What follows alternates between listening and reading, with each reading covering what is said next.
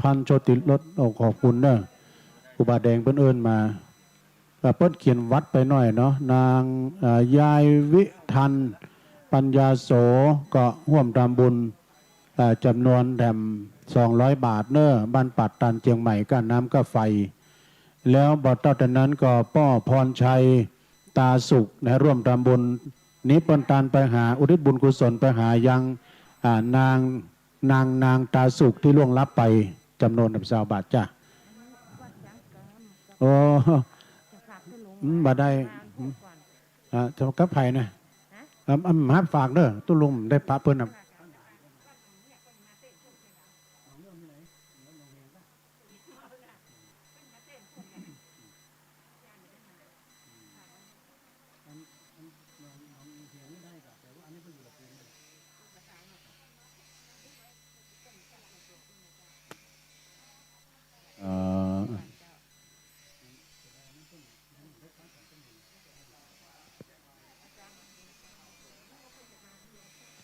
เอาโยมจะปูจา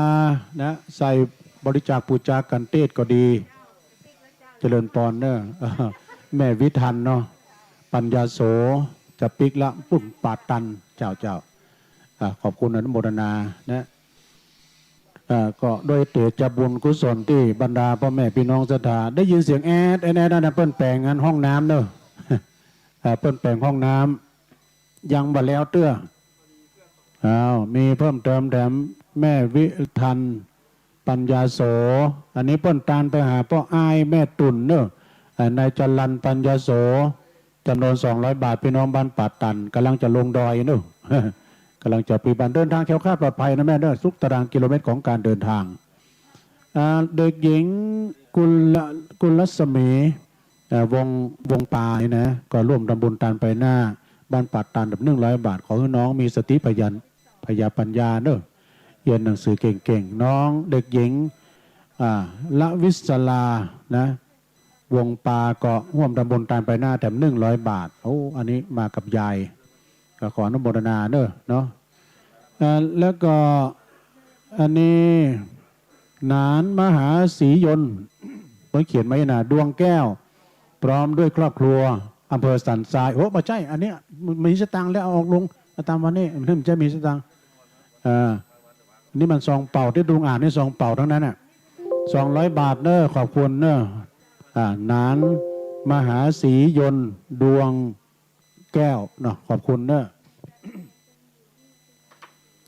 ขอบุญกุศลได้ปกปักรักษาอย่างมูลศรัทธาทั้งหลายได้อยู่เย็นเป็นสุขอายุมั่นขวัญยืนเนอะเจริญไปด้วยจตุรพิธพรใจอันมีอายุวันนะสุขภาละปฏิภาณธนสารสมบัตินะเจริญยิ่งขึ้นไปในวันนี้ก็ศรัทธาญาติโยมมีโอกาสแล้วก็ร่วมบุญกุศลกันก็ขออนุโมทนาในสายบุญตะกี้ก็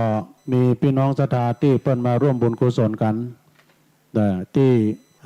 กองประชาสัมพันธ์บางทีก็บ่ได้อ่านรายนามรายชื่อก็มีก็บางทีก็ยังเขียนบัแล้วด้วยก็มีนะอยู่ในซองก็มีก็จะพยายามอาจารย์ท่านพระครูอภิวัฒนวิกรมก็บอกว่าขอพยายามอ่านให้เพิ่นได้ยินทางบ้านนี่นะก็ยังซองก็ยังแกะบัแล้วตุ้ลุงอ่านซองเป่าอ่านไปเจจะเอาซองเป่าไปจอมหีบนะเมาะซองนี้อยู่ในหีบแล้วเนาะก็จะไปลืมเนื้อศรัทธาญาติโยมในวันที่9ก็ขอประชาสัมพันธ์บางทีเปิ้นนอนลุกเจ้าเปิ้นบัดตันฟังตุลุงก็ขอประกาศวันที่9 มกราปีหน้าบุญนะทางคลื่นสีขาวทางคลื่นวัดไฟเห็น104.5 104เนาะก็ขอเชิญพี่น้องศรัทธาเปิ้นจะมีการ104.50นี้เปิ้นจะมีการทอดผ้าป่าเนอะเป็นครบรอบปีเขาก็ไปกินไปทานกันนะโดยเขาจะมีการทำบุญห้องส่งใหม่โดยนะแล้วก็มานึกถึงบุญคุณของท่านอาจารย์พระครูสมุวิสุวัตวรกิจโจ เปิ้นก็ได้มีความตั้งใจเผยแผ่ธรรมตั้งงานขึ้นก็ได้ผลเป็นอย่างดีเพราะฉะนั้นก็ขอบรรดาพ่อแม่พี่น้องสถานเนาะยังไกลอยู่สายบุญสายกุศลไปร่วมบุญกุศลด้วยกันเนาะในวันที่9 มกราโดยทีมงานของคำธรรมะคลายเครียดนะไปกินไปตานกันคุณพิสมัยสุริโยดรและก็ทำงานนี่ก็วันที่31นี่ก็ไปปักกันที่อุทยานธรรมพระสุนทรมุนีเนอะที่ลำปางเนาะที่ท่านพระมหาสมชาตินี้เพิ่งจะมีการเจริญพระพุทธมนต์สวดมนต์ข้ามปีสร้างบารมีข้ามพศคือสวดมนต์ข้ามปีนี่ก็เขาดาวกัน เขาดาวทำแฮปปี้นิวเยียร์นะไปเขาดาวทำกันที่นั่นเนาะแล้วก็ในวันเดือนธันวานี่14 ถึง 18นี่ก็ขอประชาสัมพันธ์งานพระราชทานเพลิงศพครูบาเนอร์ที่วัดหนองป่าคั่งนะหนองป่าคั่งแม่ครูก็จะได้ไปช่วยงานที่นั่นตัวหนองป่าคั่งนี้เพิ่นจะมีงานปล่อยล้อเนอะไปร่วมทำบุญกันการส่งสการการข้าบครูบาอาจารย์โอ้ครูบาอาจารย์ก็เสี่ยงบุญกันไปเนาะที่เปิ้นได้มรณภาพไปก็ไปช่วยเปิ้นนะสดาญาติโยมมีครูคนดีมีชื่อนี่ล้มหายตายจากไปก็มีดังเช่นแม่ชีนะสันสนีเสถียรสุดอีกอ่ะเนาะผู้ก่อตั้งนะเสถียรธรรมสถานเพิ่นก็ได้เสียชีวิตไปด้วยวัย68 ปีนะนี่ก็เพิ่นค่อมวอดในวงการที่ว่าเผยแผ่ธรรมเหมือนกันเด้อเพิ่นได้ละสังขารได้เสียชีวิตไปก็แสดงความเสียใจตัวเองเนาะแล้วก็บัดเท่าแต่นั้นเสาหลักของทางคณะพระสงฆ์เฮาโดยเมตตาบารมีธรรมในพระเดชพระคุณเจ้าพระคุณสมเด็จมหาราชมังคลาจารย์เนาะวัดปากน้ำเปิ้นก็ได้ละสังขารไปโดยวัย96ก็แสดงความอาลัยเสียใจกับพี่น้องเจ้าพุทธเฮาเสาหลักเปิ้นเป็นกรรมการมหาเถรสมาคมแล้วก็เปิ้นก็ได้เป็นโครงการหมู่บ้านรักษาศีล5นะแล้วก็หลายโครงการเป็นผู้ปฏิบัติหน้าที่สมเด็จพระสังฆราชโดยเนาะอดีตก็เป็นเจ้าคณะใหญ่หนเหนือโดยหลายตำแหน่งเนาะเปิ้นก็ได้ละสังขารไปแสดงความเสียใจเสาหลักของพระพุทธศาสนาเฮาเนี่ยนักสดาญาติโยมเนาะครูบาอาจารย์เฮาก็เสี่ยงบุญไปปีนี้รู้สึกว่า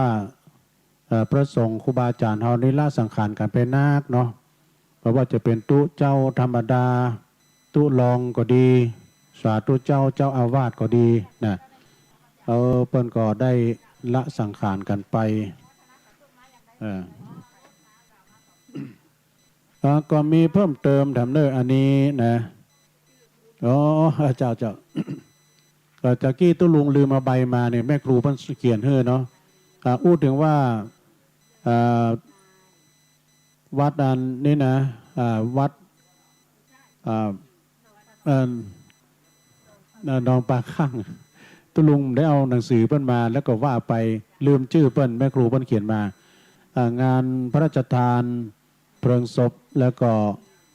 ของท่านพระครูสุพัฒนกิจโสพลนะเปิ้นได้ละสังขารไปแล้วก็โดยวัย60พรรษา39วันที่14นั้นจะได้อาราธนาสรีระร่างสังขารอะไรดวงวิญญาณของท่านนั้นขึ้นสู่บนปราสาทนกหัสดีลิงวันที่18นั้นก็เป็นวันพระราชทานเพลิงศพเวลา 15:00 นเนาะก็ต้องแจกบอกบางทีนี่เปิ้นลุกมาบัดเจ้าบัดตันตุลุงก็ประกาศถึงวันเนาะประกาศงานข่าวสารงานบุญต่างๆแล้วก็บุญนั้นเนาะนั่นได้ยินเปิ้นได้เปิดเด้อเมืองฝางบุญก็พวกเจ้าก็ประกาศ เอาเลยโยมจะร่วมทำบุญเจิญฮะตามเจตนาศรัทธาของท่านเน้อโอ้ยแม่มาร่วมทำบุญแด่มแล้วมีนายบุญเมจาชาลีเนาะก็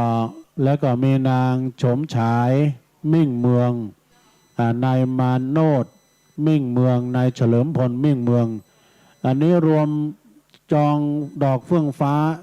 320 บาทเนาะแม่เนาะสาธุเนอปุตโตแม่เจ้าสีอย่างอ่ะมีหลายสีนะสีเหลืองสี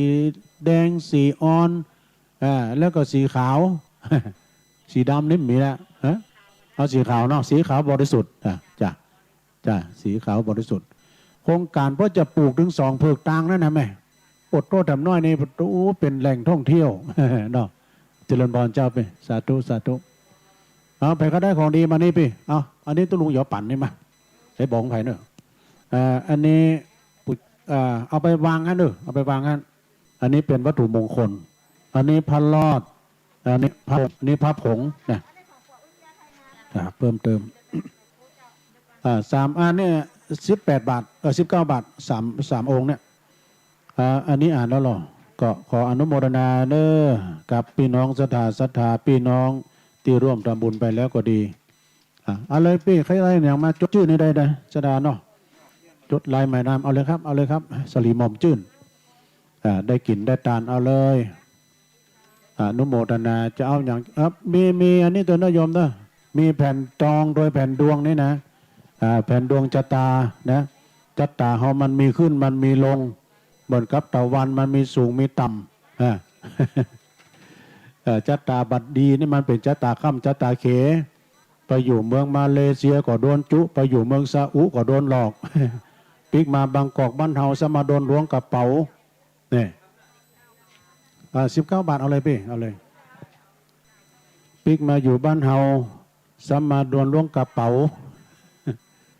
เอายิบไปเลยเจ้ายิบจากนั้นก็จะมาเขียนดวงชะตานะคือแผ่นดวงมหาลาภแผ่นดวงมงคลก็เชิญได้คำเดียวสดาญาโยมนะพี่น้องที่อยู่ทางบ้านทางจองเนอะโอกาสนี้คนก็ดื่มมีหลายเตื้อก็กำลังทยอยกันมาจะได้เมตตาบารมีธรรมอาจารย์ท่านพระครูชลทานพิทักษ์ได้อู้เอิญนะเกี่ยวกับความเป็นมาในการสร้างพระธาตุเจดีย์พระธาตุเจดีย์42 เมืองก็ดีแล้วก็ความเป็นมาจะได้มอบเวรประเคนใหม่ให้อาจารย์ท่านพระครูชลทานพิทักษ์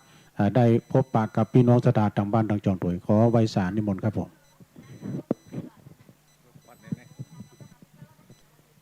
ขอแตบไต้ไหว้สาบารมีธรรมของพระเดชพระคุณหลวงพ่อพระครูนิวิทย์ศรีละสังวรเจ้าคณะอำเภอเวียงปะเป้าที่เคารพอย่างสูงครูบาอาจารย์พระเถรานุเถระเจ้าคณะพระสังฆาธิการจุตนจุองค์ที่อยู่บนม่อนพระเจ้า42 เมืองในขณะนี้เฮาท่านทั้งหลายได้ฟังตุเจ้าเปลี่ยนกันวันค่ำกว่าจะย่างนี่ปุ๊บ10 โมงเมื่อคืนมื้อแต่ละโตนก็มีวาทะหลายอย่างวาทศิลป์ในการหลายคนบักเกยหันตุลุงยองตัวเนี้ยที่เอาแว่นก้างหัวนี่นะใส่ผ้าเม็ดสีขาวนี่ตุลุงยองตนขึ้นไปบนอนันตันพระครูอภิวัตธนวิกรมวัดปากทางเจริญตุลุงยงอันนี้ยองอันนั้นยง ตุลุงดอยแห่มตนอยู่แต่เนี้ยไปมาแต่หม้อน้ำยากับคุมสลาแปลงห้องน้ำอันนั้นตุลุงดอยวัดดอยจอมพ่อแห่มตนนึ่งท่านมหาสมชาติตะกี้ก็ปั่นปอนอยู่แต่ใต้สลาเนี่ยหมู่นี่เป็นผู้ที่อู้จ่าตั้งสถานีวิทยุท่านทั้งหลายฟังหลายขึ้นส่วนกับผมอาตมาภาพนั่นบัลลัมได้แต่ส่วนมากจะเตดแล้วก็สวะโตนอื่นต่อไปแถมวันนี้มีโยมชื่อว่าโยมนางมีชัยพินโยภาสพร้อมกับโดยครอบครัวอันนี้เปิ้น อยู่บ้านปางปอยแม่คะอำเภอฝางจังหวัดเชียงใหม่เปิ้นฝากปัจจัยใส่ในซองมาบอกฮู้ว่าต่อใดเป็นต่อใดเปิ้นฝากว่าขอท่านอาจารย์พระครูพิวัฒนาวิกรม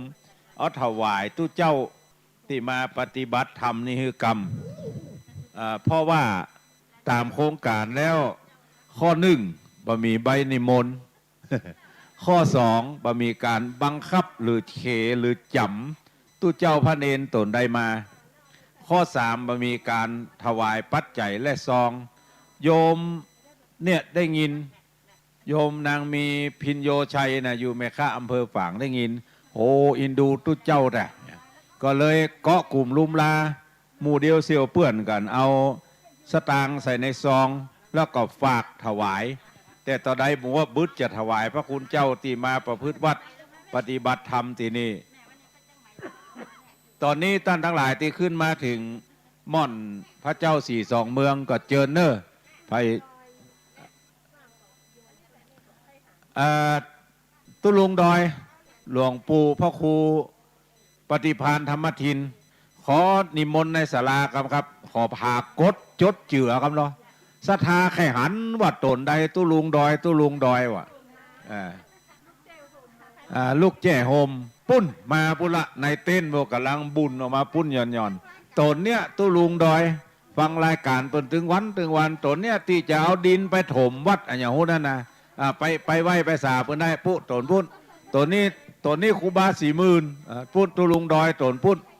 ไปหาเปิ่นเลยเนอะหมู่ที่ฟังวิทยุถึงวันนี่นะ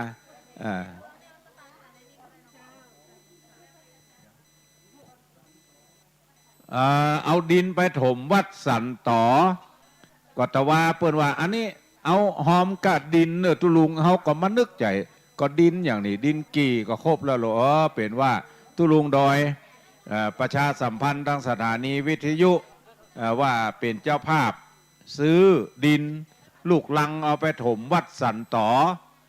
จะบูรณะปฏิสังขรณ์วัดสันต่อคือมันดีมันงามแถมตอนนี้ก็เจอเนอร์ศรัทธาที่ต้องการปะตุลุงดอยแฮมโตนึ่งเป็นหลวงพ่อเจ้าคณะอำเภอเวียงป่าเป้าวันนี้ได้เดินทางมาให้กำลังใจคณะสงฆ์อำเภอเวียงป่าเป้าที่มาประพฤติวัดปฏิบัติธรรมก็ถ้าว่าทำภารกิจส่วนตัวแล้วก็นิมนต์มาถวายการต้อนรับทำสามีจิกรรมกับหลวงพ่อได้นะครับตะกี้ตุลุงยองทิ้งท้ายเอาไว้ว่าเฮืออาตมาภาพมาเล่าความเป็นมาของการสร้างสปะบนนี้นะก็ตามที่ได้จากครูบาอาจารย์รุ่นก่อนเนี่ยว่ามันมีความเป็นมาจะได้พ่องนะท่านหลวงพ่อรองเจ้าคณะอำเภอท่านพระครูพิพิธสุตธรรมวัดบ้านร้องตำบลแม่เจดีย์ใหม่ได้อนุเคราะห์ให้ข้อมูลกับผมอาตมาภาพมาช่วงหนึ่งและหลังจากนั้นมาก็ได้ทำเป็นจดหมายเหตุว่านับตั้งแต่วันที่ได้จากกันตั้งหั่นมามันเป็นจะได้แถมพ่องนะก็จะได้เอามาเล่าต่อจากที่อาจารย์พระครูพิวัฒนาวิกรมเล่าไปหนทีตั้งสถานีวิทยุไปยกหนึ่งละประเดี๋ยวนี้จะเอามาเล่าให้พี่น้องทั้งหลายฟังแถมยกหนึ่งโดยว่าเมื่อปี2520หลวงพ่อพระครูพิสารนครกิจอินสมอนันโทเจ้าวาดวัดเฟยไฮเจ้าคณะอำเภอเวียงป่าเป้าได้มีดำริที่จะสร้างพระพุทธรูปเอาไว้จุดสูงสุดของอำเภอเวียงป่าเป้าเขตจังหวัดเชียงรายแล้วก็เขตรอยต่อจังหวัดเชียงใหม่เปิดห้องว่าม่อนนี้เป็นม่อนผีปั่นน้ำม่อนผีปั่นน้ำถ้าไปทางใต้ก็ไหลไปเป็นน้ำแม่กวงถ้าขึ้นทางเหนือก็ไหลไปเป็นน้ำแม่ลาวเปิดมีวัตถุประสงค์เพื่อจะให้เป็นสัญลักษณ์หมายและให้เป็นกวนกำลังใจแก่เจ้าหน้าที่ตำรวจ แต่ก่อนนี่ตู้ยามตั้งอยู่ข้างนี่ท่านทั้งหลายตั้งหน้านี่ตู้ยามตำรวจตู้ยามเม็ดโหนะพอต่อมาเปิ่นย้ายลงไปที่เม็ดโหมันใกล้บ้านคนหน่อยน้อยอยู่นี่มันไก่บ้านคนบ่มีไฟฟ้าบ่มีน้ำประปามันยุ่งยากหลวงพ่อก็เลยคิดจะมาสร้างเอาสัญลักษณ์เป็นสิ่งที่หมายเมืองแก่ผู้คนสัญจรที่ผ่านไปมาก็จึงได้สั่งการให้หลวงพ่อพระครูสุตตะธนวัฒน์ท่านพระมหาทรัพย์นรินทร์โทเจ้าอาวาสวัดป่างิ้วสมัยดำรงตำแหน่งเป็นเจ้าคณะตำบลป่างิ้วสมณศักดิ์ล่าสุดก็คือหลวงปู่พระสุนทรปริยัติวิกรมอดีตที่ปรึกษาเจ้าคณะอำเภอเวียงป่าเป้าคือไปปะที่วัดเฟยไฮเป็นการด่วนเมื่อหลวงพ่อพระครูสุตตะธนวัฒน์เดินทางไปถึงหลวงพ่อพระครูพิสารนครกิจก็ได้แจ้งวัตถุประสงค์และเหตุผลของการห้องตัวหลวงพ่อพระครูสุตตะธนวัฒน์เข้าไปปะฮือฟังโดยละเอียดพร้อมฮืออำนาจในการตัดสินใจแทนทุกอย่างระหว่างที่ดำเนินการหลวงพ่อพระครูสุตตะธนวัฒน์ก็จึงได้ติดต่อประสานงานเชิงหาลือกันกับหลวงพ่อพระครูมงคลศรีละวงศ์เจ้าวาดวัดบุพารามข้างเมื่อดำรงตำแหน่งเจ้าคณะอำเภอดอยสะเก็ดสมณศักดิ์ล่าสุดก็คือหลวงปู่พระเทพวิสุทธิคุณที่ปรึกษาเจ้าคณะภาค7ที่ปรึกษาเจ้าคณะจังหวัดเชียงใหม่ทั้งสองท่านนี้มีความหันร่วมกันพิจารณาว่าสถานที่ใดที่จะเหมาะสมเอามาสร้างสัญลักษณ์เชิงพุทธก็ปากันไปที่ศาลเจ้าแม่นางแก้วต่างคนต่างตนต่างพิจารณาว่าที่นี่เหมาะสมที่จะตั้งพระพุทธรูปก็เลยปากันขึ้นมาทางเหนือนี่แถมน้อยหนึ่งมาม่อนเนี่ยม่อนพระเจ้าสี่สองเมืองนี่คำว่าม่อนพระเจ้าสี่สองเมืองนี่มีมรูนก่อนเป็นม่อนผีปั่นน้ำคือเปิ่นแบ่งน้ำกันที่นี่ไปทางเหนือเป็นแม่ลาวไปทางใต้เป็นแม่กวงก็ได้ตกลงต่างวาจากันว่าถ้าจะอั้นเฮือต่างเจียงไฮ้แปลงศาลาต่างเจียงใหม่เฮือเซาะพระเจ้ากับแปลงฐานพระเจ้าถันสุกกะชีอย่างนี้นะแล้วก็หลวงพ่อพระครูสุตตะธนวัฒน์ก็ได้ติดต่อประสานงานกับแม่เลี้ยงไพบูลย์ผู้ประเสริฐโยมขหบดีบ้านป่างิ้วผู้อุปถัมภ์บำรุงวัดป่างิ้วมาโดยตลอดก็ช่วยบอกบุญกับผู้มีจิตศรัทธาบริษัทห้างร้านต่างๆร่วมกันบริจาคตลอดถึงช่วยกันจัดหาวัสดุอุปกรณ์การก่อสร้างเป็นปูนเป็นเหล็กเป็นทรายเป็นไม้ก็ได้รับการตอบรับเป็นอย่างดียิ่งกำลังลักในการก่อสร้างในสมัยนั้น บ่มีแห่งพาหนะอันเป็นรถเป็นลาอย่างสักอย่างอาศัยแรงงานของพระภิกษุสามเณรวัดป่างิ้วและวัดต่างๆในสมัยนั้นอันประกอบไปโดย 1. หลวงพ่อพระครูพิสารนครกิจหลวงพ่อพระครูสุตตะธนวัฒน์ 3. พระมหาประเสริฐกลิ่นทรง 4. พระมหาพนมสุรีแจ่ม 5. พระมหาวิเชียรอภิปุญโญ 6. พระมหาอินทร์สวนอัคคธรรมโม 7. พระมหาคมสันทิตะธรรมโม 8. พระมหาวีรพลมหาวิริโย 8 ท่านนี้มรณภาพไปหมดละบ่เหลือสักตนละ 9. พระมหาประสงค์กาวี 10. พระมหาขนองเพชรสุวรรณ 11. พระมหาบุญชูเขมาจารี 12. พระมหาพนัสใจสุข 13. พระมหาสีวันวาที 14. พระมหาวิรัตศรีวิรัต 15. พระมหานรงค์พันคำ 16. อันนี้จะเป็นสามเณรแล้วเนอะสามเณรประยัดดีอาย 17. สามเณรประทวนทวีบุญ 18. สามเณรเซนโพธิปัจจุบันก็หลวงพ่อพระครูพิพิธสุตธรรมรองเจ้าคณะอำเภอเวียงป่าเป้า 19. สามเณรบุญเลิศบุญรอมปัจจุบันพระราชปริยัติวาทีอยู่กรุงเทพมหานคร สาวสามเณรแถมคงขยันสาวเอ็ดสามเณรเลื่อนอาญาสาวสองสามเณรสุนทรกาวิลาศสาวสามสามเณรบรรจบพรหมกบสาวสี่สามเณรทะจวนสิริคำสาวห้าสามเณรวิสิทธิ์วิไลวงศ์สาวหกสามเณรแจ็คทวีรัตน์สาวเจ็ดสามเณรถนอมนำปัญญาสาวแปดสามเณรบุญเรืองมุงเมืองสาวเก้าสามเณรกฤษดานันตา30สามเณรอินจันบุญเรือง31สามเณรประยัดใจดีอันนี้เสียชีวิตไปแล้ว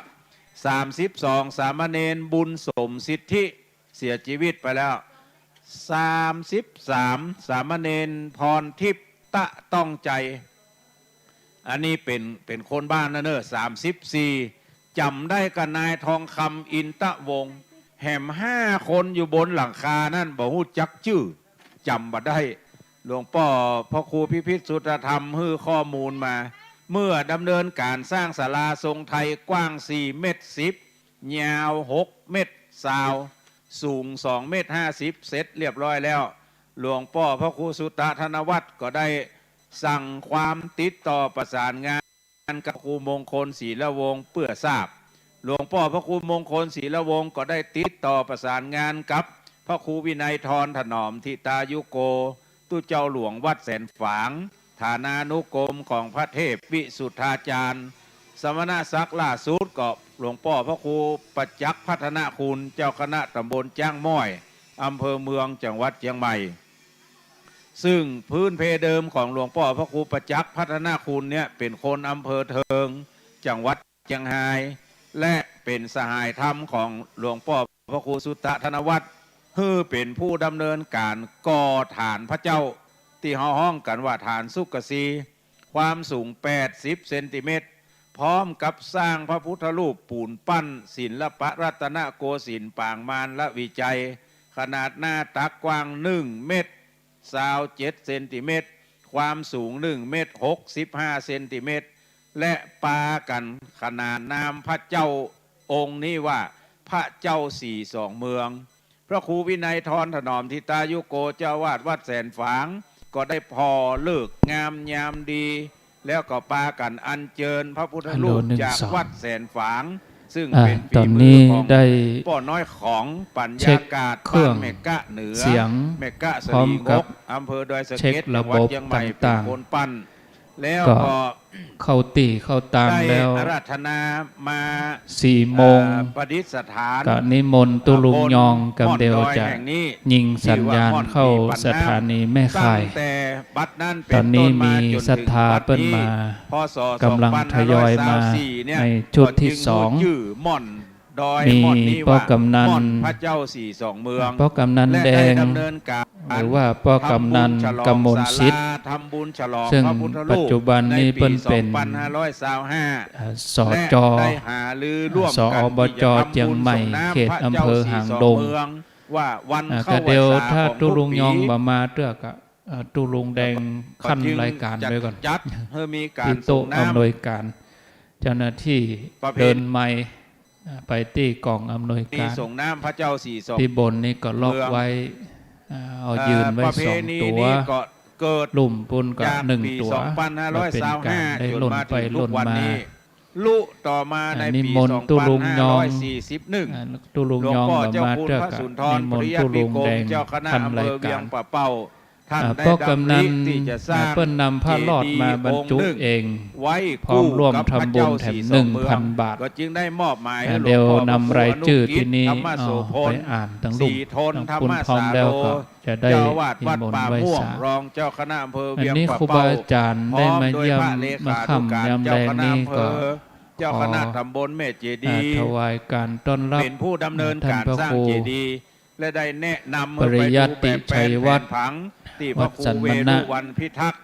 หลวงพ่อพระคณะตำบลแม่เจดีย์จังหวัดลำพูนเพราะลุกจากเชียงรายท่านก็ลวดมาเยี่ยมมาเอี่ยวได้ยินข่าวว่าค่ำนี้ท่านพระครูปริยัติจะสนทนาธรรมตัวเองพระเดชพระคุณหลวงพ่อเจ้าคณะอำเภอในสมัยนั้นร่วมสนทนาธรรมตัวสักคืน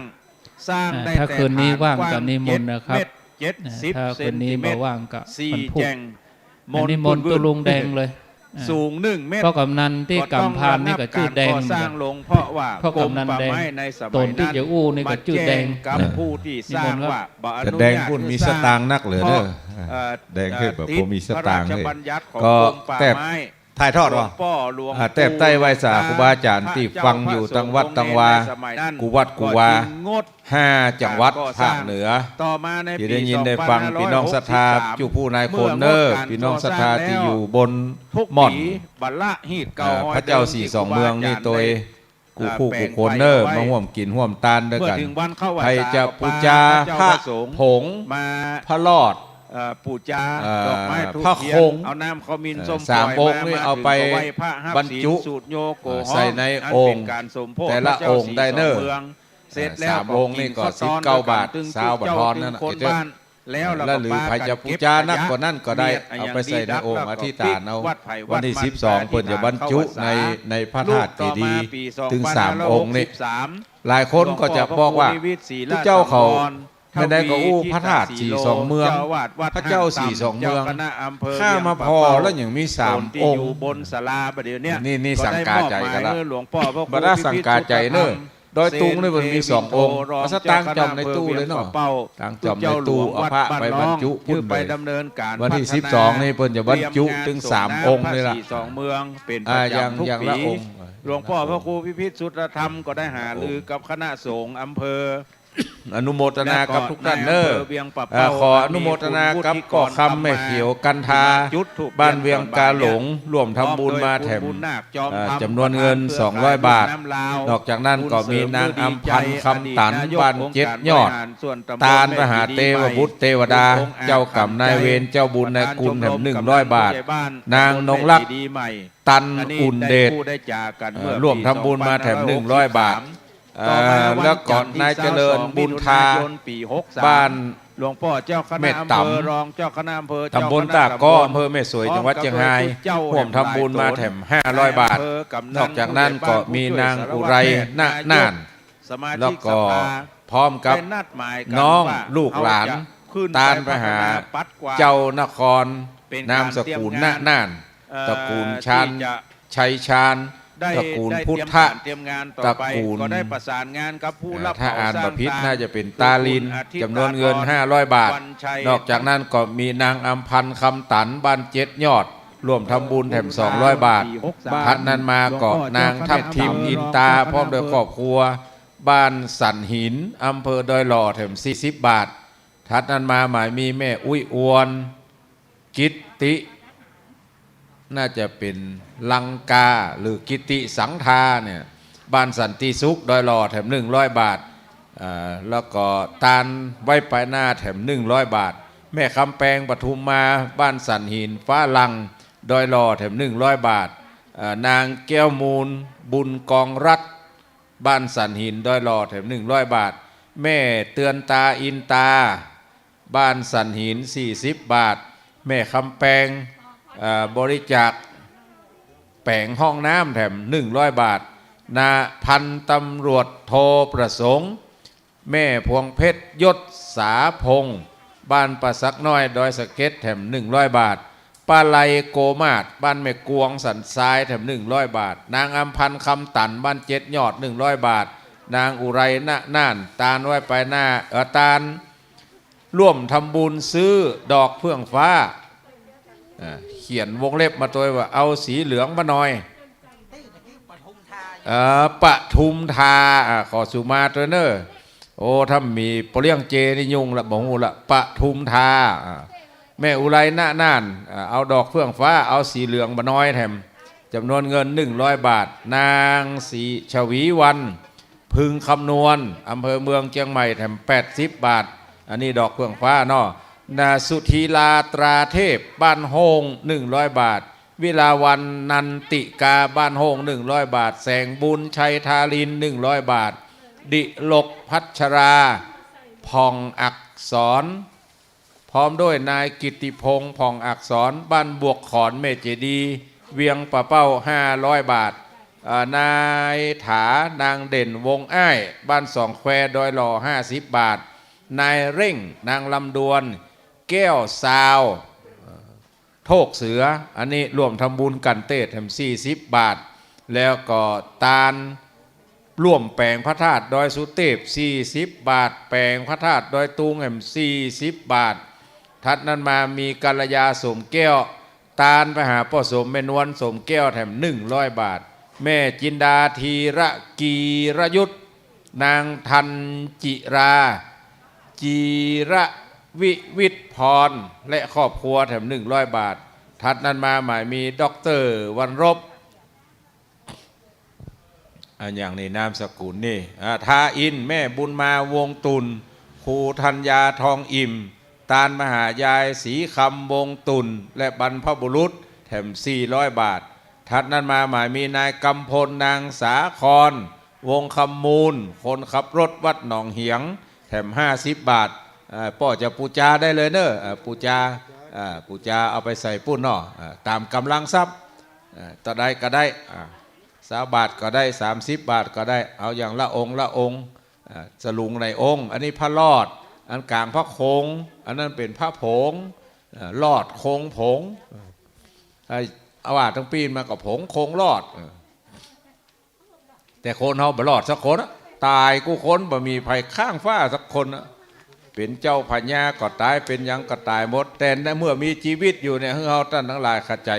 เร่งทำบุญไว้ไปหน้า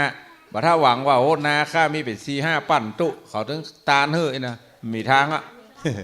เหลือแหวนซุปมือตายแล้วเขายังถอดไปเหรอเอาตังใส่ในหีดเอาตังใส่ในหีดตังใส่ในหีดแหวนซุปมือก็ถอดไปเหรอแล้วก็โฉนดที่ดินก็อย่างกาเอาไว้ในหีดติดขแจแน่นแท็กทีวีกาวิทยุกาอีแม่ชอบฟังตู้เจ้าเขาเตดนะตอนเปิดตายไปเปิดอยู่ข้างหีดแอบอยู่ฮั่นก็จะเผาแต่อันนี้กูจะเอาไปฟังอยู่นู่นอินดูอีแม่วะบเรือนสักอย่างเขาถึงมือสักอย่างเพราะนั้นจิตยังดังสาบขัดใจทำเนี่ยบุญมีโอกาสทำนักทำน้อยผมว่าเปิดมีงานเงินนักเปิดก็ทำนักเขามีน้อยก็ทำไปตามน้อยน่ะไม่ใช่ว่ามี100 ตาลเนี่ยถึง100นะแล้วจะเอาอย่างมากินกระเดียวก็กล้าไฟกระเดียวก็ทกสกระเดียวก็สหกรณ์กระเดียวก็ชมรมผู้สูงอายุกระเดียวก็โอ้มาสปะกะปิน้ำปลาอย่างมีในแม่มันหมดลูกมันถึงมาเอาสักอย่างสมาชิกก็แม่มันออกคือผงซักผ้ากล้าไฟแม่มันออกคือบดลูกมันเหมือนอย่างสักอย่างเพราะนั้นจะไปหวังอย่างกับเขาเถอะตาลเนี่ยเมื่อจิตยังดังสาบในท่านทั้งหลายตาลนักตาลน้อยว่ากันแห่งกรรมก็ขออนุโมทนากับท่านทั้งหลายเนื้อที่มาห่วมกินห่วมตาลด้วยกันตั้งแต่เมื่อเจ้ามาละจนถึงบัดเดี๋ยวนี้หลายผู้หลายท่านก็มาฟังเทศเขาจะเทศอยู่เวลา10 โมงแล้วก็เทศเวลาบ่าย 2เทศ2 กันนอกนั้นก็อู้เอ่ยกันไปเยอะท่านทั้งหลายอยู่ทั้งบ้านตะกี้มีก็คนโทรมาตุบางคนก็ตุบางคนก็พระครูบางคนก็ตุลุงบางคนก็ท่านอาจารย์วิทยุอย่างดักแซบอันนี้มันดักไปนั่นท่านทั้งหลายคือพักเครื่องอินดูเครื่องเปิดมาตั้งแต่วันที่7ละตึงแบบปิดกำเตื้อกลัวมันฮ้อนถ้ามันฮ้อนแก่ละมันบดีละมันใจการมาได้ก็พักไม่ได้พ้องพักแล้วก็ประเดี๋ยวนี้มันเย็นละเมื่อมันเย็นก็เปิดทำไมอนุโมทนาขอบคุณครับแม่เอ้ยปัญญาไวบ้านสันหินฝรั่งแห่ม160 บาททัดนั้นมาพิษครอบครัวสารพีครอบครัวพิชยะพินโยครอบครัวคัตติยะเป็นเจ้าภาพดอกเครื่องฟ้าแถม30 ต้น 1,000 บาทแล้วก็ห่วมสร้างขั้นใดภาคทางเหนือนี่แถม 1,000 บาทห่วมสมทบกองทุนไฟฟ้าแถม 1,000 บาทและนอกจากนั้นก็มีแม่สมศรีสิทธิกิจบ้านนันตารามหมู่ 2อำเภอสันทรายตำบลสันทรายอำเภอฝางจังหวัดเชียงใหม่ได้ร่วมทำบุญแถม100 บาทก็ขออนุโมทนาในกุศลและเจตนาที่ท่านทั้งหลายร่วมกันทำบุญครั้งนี้ตัวเนิ่นนอกจากนั้นก็มีนางเอ็มออนนางสาวสุพนัญญานะร่วมทำบุญแถม200 บาทอันนี้แม่ครูไม่ได้เขียนด้วยเนาะนี่เขียนนะอันนี้ไม่ได้อ่านกัน อันนี้บ่ได้อ่านอันนี้เอาไปเขียนกับเนอเพราะว่าอันใดก็ดีเขียนดีนานเฮ้ยทัดนั้นมาหมายมีนางคายอินตะนำบ้านเวียงกาหลงร่วมทำบุญสร้างห้องน้ำแถม100 บาทนางวิไลใจดีร่วมทำบุญสร้างห้องน้ำแถม200 บาทแล้วก็นางสาวขวนพัชรภาจริยะสกุลธรรมนางสาวปัญญนัทจริยะสกุลธรรมร่วมทำบุญแถม100 บาทก็ขออนุโมทนาในกุศลและเจตนาที่ทุกท่านร่วมกันทำบุญในวันนี้โดยเฉพาะอย่างยิ่งแล้วการทำบุญสุนทานทุกบาททุกสตางค์ของพี่น้องทั้งหลายเนี่ยบ่ได้ เอาไปเพื่อการอื่นเอาไปเพื่อการก่อสร้างตั้งบนม่อนพระศรีสองเมืองนี่ตึงโมดทุกบาททุกสตางค์พระเจ้าพระสงฆ์อันมีหลวงปู่พระครูปฏิภาณธรรมทินหรือที่เฮาท่านทั้งหลายหู้จักกันว่าตุลุงดอยเวลาออกอากาศเนี่ยหลายคนแต่เจ้าปากันมาเมื่อไงตุลุงสมาหมดตอนเนี่ยเมื่อไงติดภารกิจตนใดตุลุงดอย มาพอตุลุงดอยบาหันสักกรรมมูมาตอนนี้ได้หันจัดหลายตนใดตุลุงยองตนใดท่านมหาสมชาติที่อยู่ลำปางก็มาพอมากอยกันก็ขออนุโมทนากับแม่อุ้ย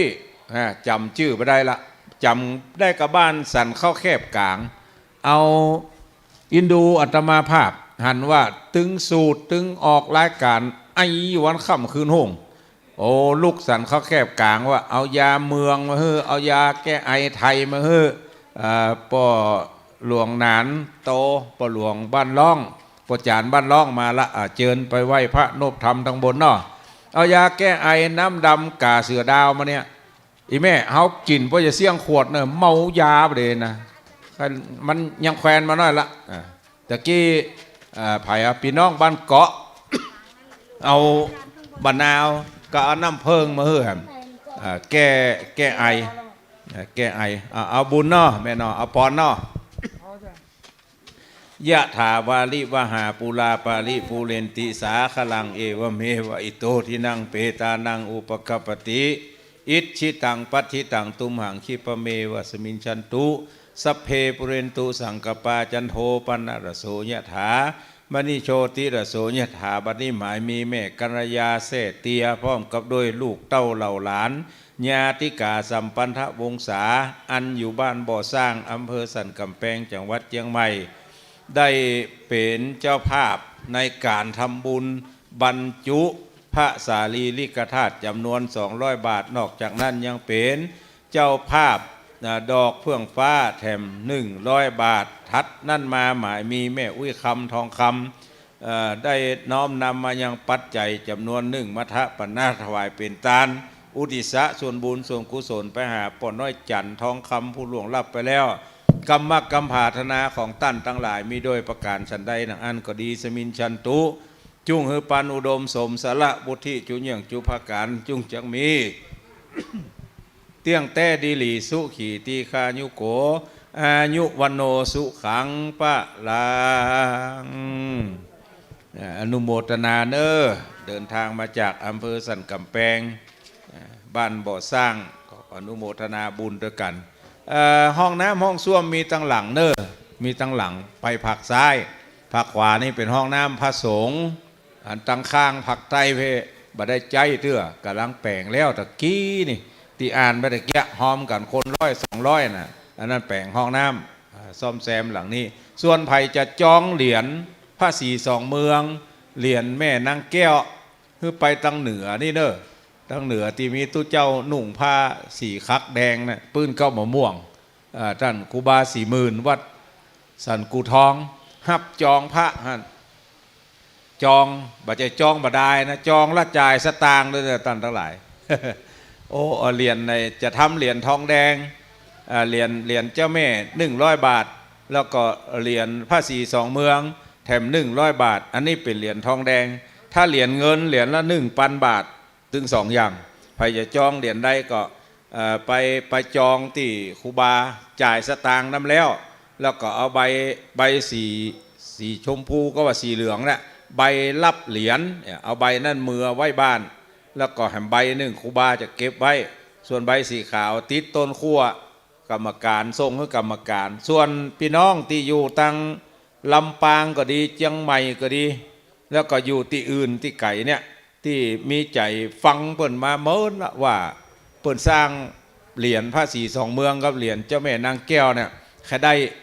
ไว้สาไว้กับบ้านกับจองติดเนื้อตนตัวลดลาไป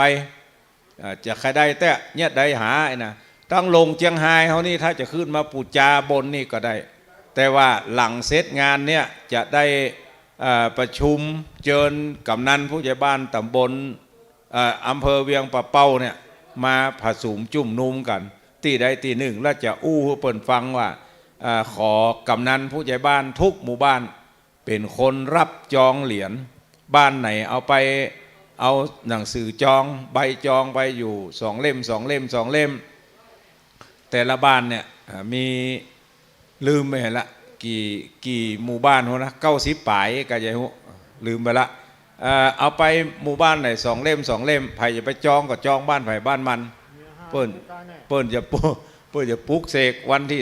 18 มีนาคม 2565เมื่อคืนเมื่องายนี่จะทำพิธีบวงสรวงเทวดาอาหัก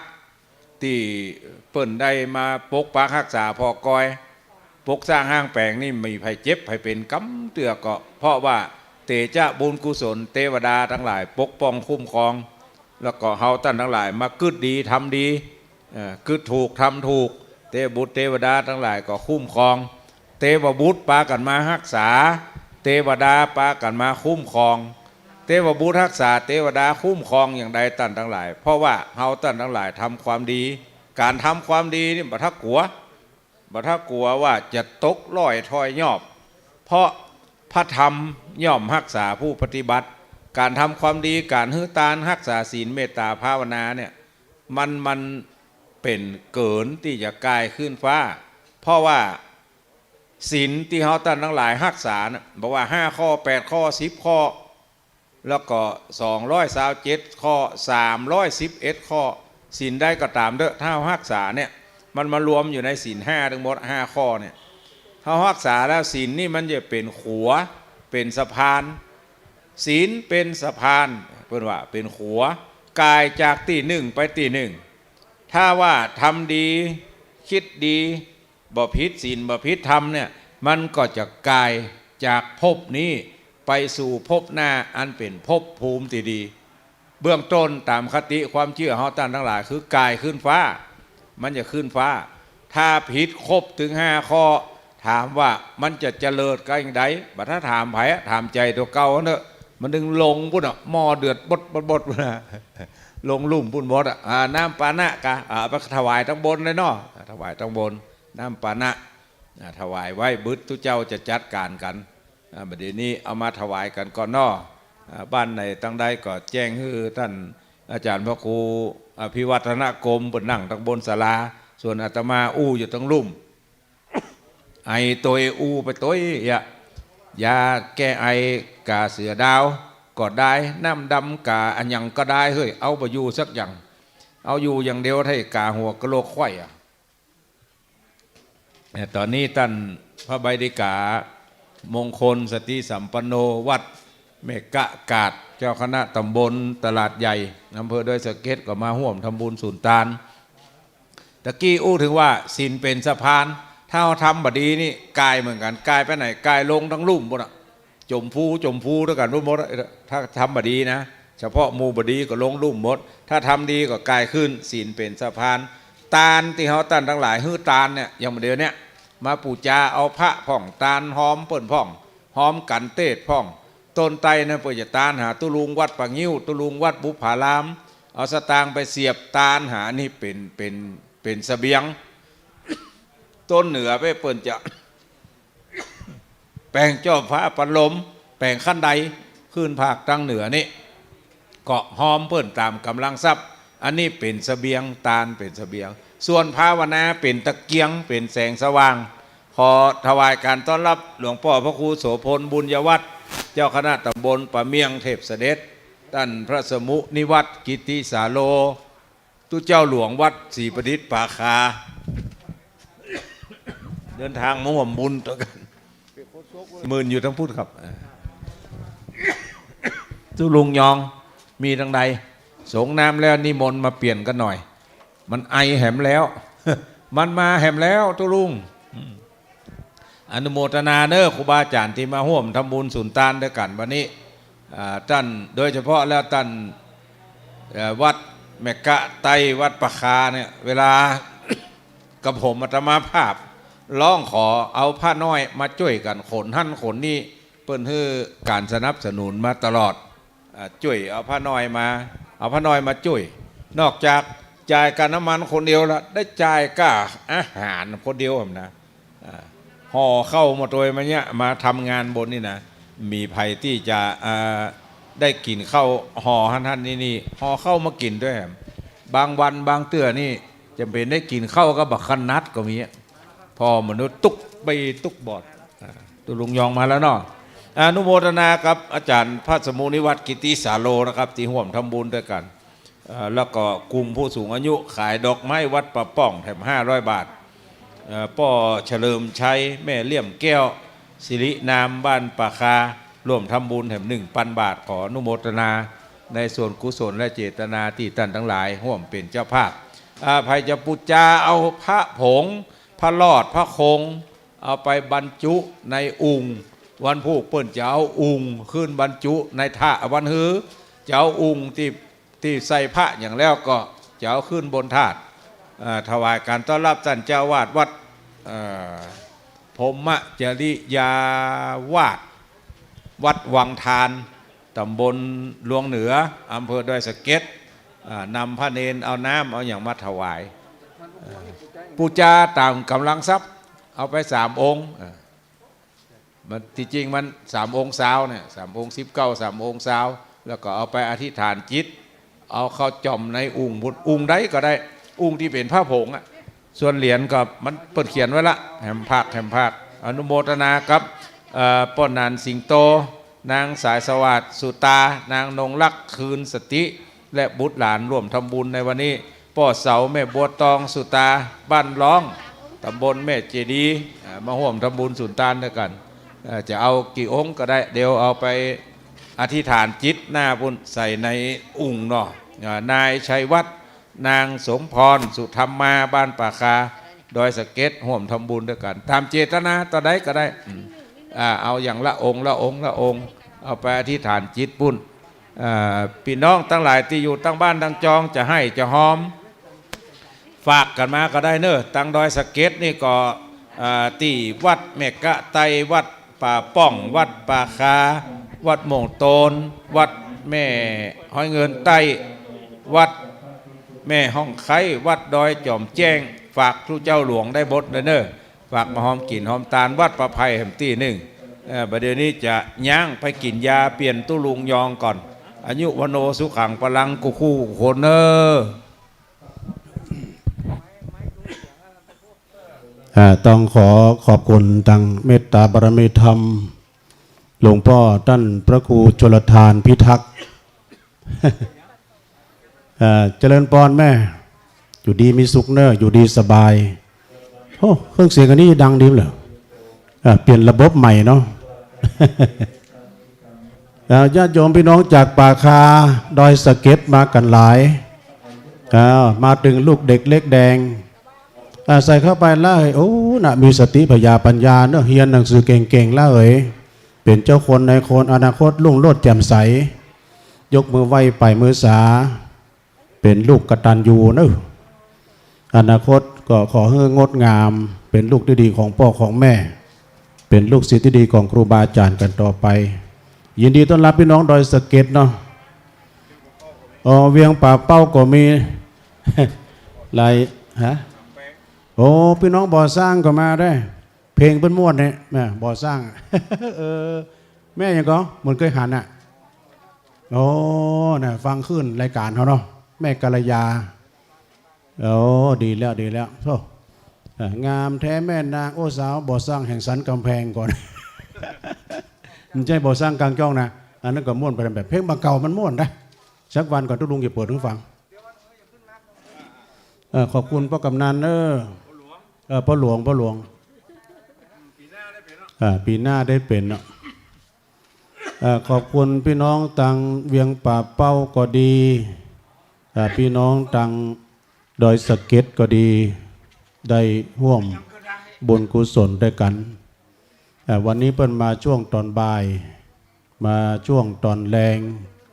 วันพุกวันฮือถ้าเป็นไปได้หัวใจงานอยู่ที่วันที่12นึวันพุกนี้ก็แม่นเหมือนกันเพราะว่าวันพุกนี้เป็นวันเสาร์แล้วเนาะ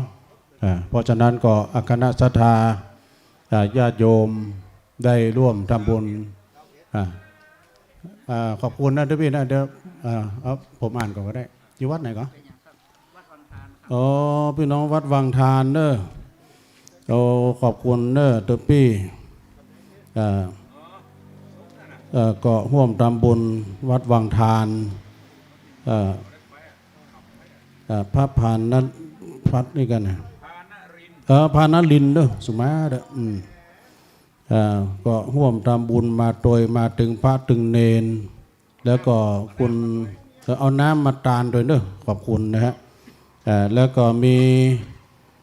คุณยุวภาพรเนื้อนุ้ยเนาะร่วมทำบุญมาโดยขอบคุณเด้อแม่ก็ได้ร่วมทำบุญขอบคุณโหวัดโหวาก็รู้สึกว่ามากันเรื่อยๆมีวัดใกล้วัดไกลงามใจมันหันมาชี้จะหอนเลยเครื่องมันดังแล้วไปวันนี้เดี๋ยวซ้อหามุมก่อน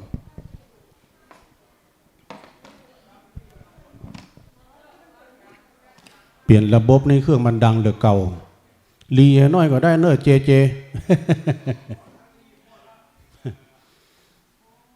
ตะกี้ก็คณะของพี่น้องศรัทธาต่างบ้านต่างจองพี่น้องต่างช่วงเจ้านี่คนนักคนหลายเปิ้นมาร่วมทำบุญกันหลายบ้านหลายจองจองเหรียญนะโยมเนอะถ้าท่านผู้ใดที่จะจองเหรียญก็ไปที่ครูบาเจ้า40,000ครูบาเจ้า40,000เปิ้นก็จะรอรับสายทานน้ำจิตน้ำใจของญาติของโยมที่จะร่วมบุญกุศลในการสั่งจองเหรียญแล้วก็ไม่ใช่ว่าไปจดแล้วก็แล้วนะต้องเอาใบจองไปตัวเป็นหลักฐานเอาใบจองไปเป็นหลักฐานนี่แผ่บุญแผ่กุศลเนาะสดาญาติโยมทั้งหลายอย่างค่ำคืนนี้ก็จะมีรายการขอประกาศคุณโยมพิสมัยเปิ้นฝากบอกแฟนคลับรายการแฟนคลับรายการธรรมะคลายเครียดคืนนี้เปิ้นจะงดคืนนี้เปิ้นงดเนอะธรรมะคลายเครียดนะแต่ว่าที่นี่เปิ้นจะมีวันพุธกะตะกี้เปิ้นโทรวันนี้นี่วันพุธเนาะเจว่าวันพุธว่ะเปิ้นจะงดวันพุธแต่วันนี้นี่จะมีธรรมะเป็นทีมจะจัดรายการบนเนี่ยนะดำเนินรายการโดยท่านอาจารย์ท่านพระครูโสพลปริยัติเปิ้นจะได้จัดรายการทางบนเนี่ยเนาะก็พี่น้องก็หันถึงภาพหันถึงได้ยินถึงเสียงถึงภาพก็ถ้าฟังกันแต่ประเดี๋ยวนี้ก็ได้ยินอยู่ก็เนาะถ้าถ่ายทอดเสียงแล้วก็เพราะฉะนั้นคณะศรัทธาสาธุชนญาติโยมทั้งหลาย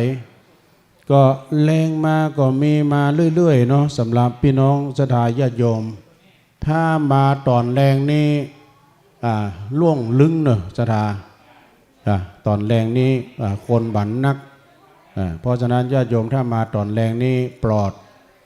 แต่ตะกี้ตอนเมื่อไงนี่ก็คนนักแต่เขาก็นั่งกันระยะห่างบ่ใช่มาจุ่มนุมกันมีโฮงตาลโดยอาหารการครบฉันนี้ก็มีโฮงตาลของกินก็นักก็หลายเนาะมาตามหน้าบุญพี่น้องที่มาแล้วเนาะขณะที่เตียวขึ้นบนดอยนี่ขอแนะนำว่าเอาแมสออกเลยมันหายใจฟืดมานั่งพักสักกำเนาะขึ้นตั้งบนแล้วก่อนนั่งพักสักกำเดี๋ยวไปจิบน้ำยาตุ้ลุงเล็กเนาะ น้ำยาตุลุงเล็กนี่ตะกี้คนมากินก็ติดอกติดใจเป็นน้ำยาสมุนไพรนะเป็นว่ายาล้างไตแก้เจ็บหลังเจ็บแอวก็ตั้งบริการกินฟรีเนาะดื่มฟรีก็หลังจากนั้นเนี่ยพี่น้องไผ่ไข้เขียนรายชื่อรายนามจะลึกบันทึกชื่อลงที่แผ่นอันทองนะก็เจิญได้เนาะแผ่นทองเขียนชื่อนามสกุลวันเดือนปีเกิดเราลงไปนะเจิญนี่ไม่เอาอย่างมาเลยเขียนชื่อเสียงเรียงนามเนาะโอ้เป็นหน้าบุญวันนี้ตะกี้ได้ฟังเทศฟังธรรมฟังเทศฟังธรรมจากท่านพระครูเอาบริจาคอะไรไปได้ห่วมเขียนในซองฮะนะแต่ถ้าใครจะสั่งจองเหรียญไปที่ปืนต้นบะม่วงที่ท่านพระครูท่านพระอาจารย์ปลัดจำนันพุ่นเด้อจะได้ลงบันทึกชื่อไว้นะ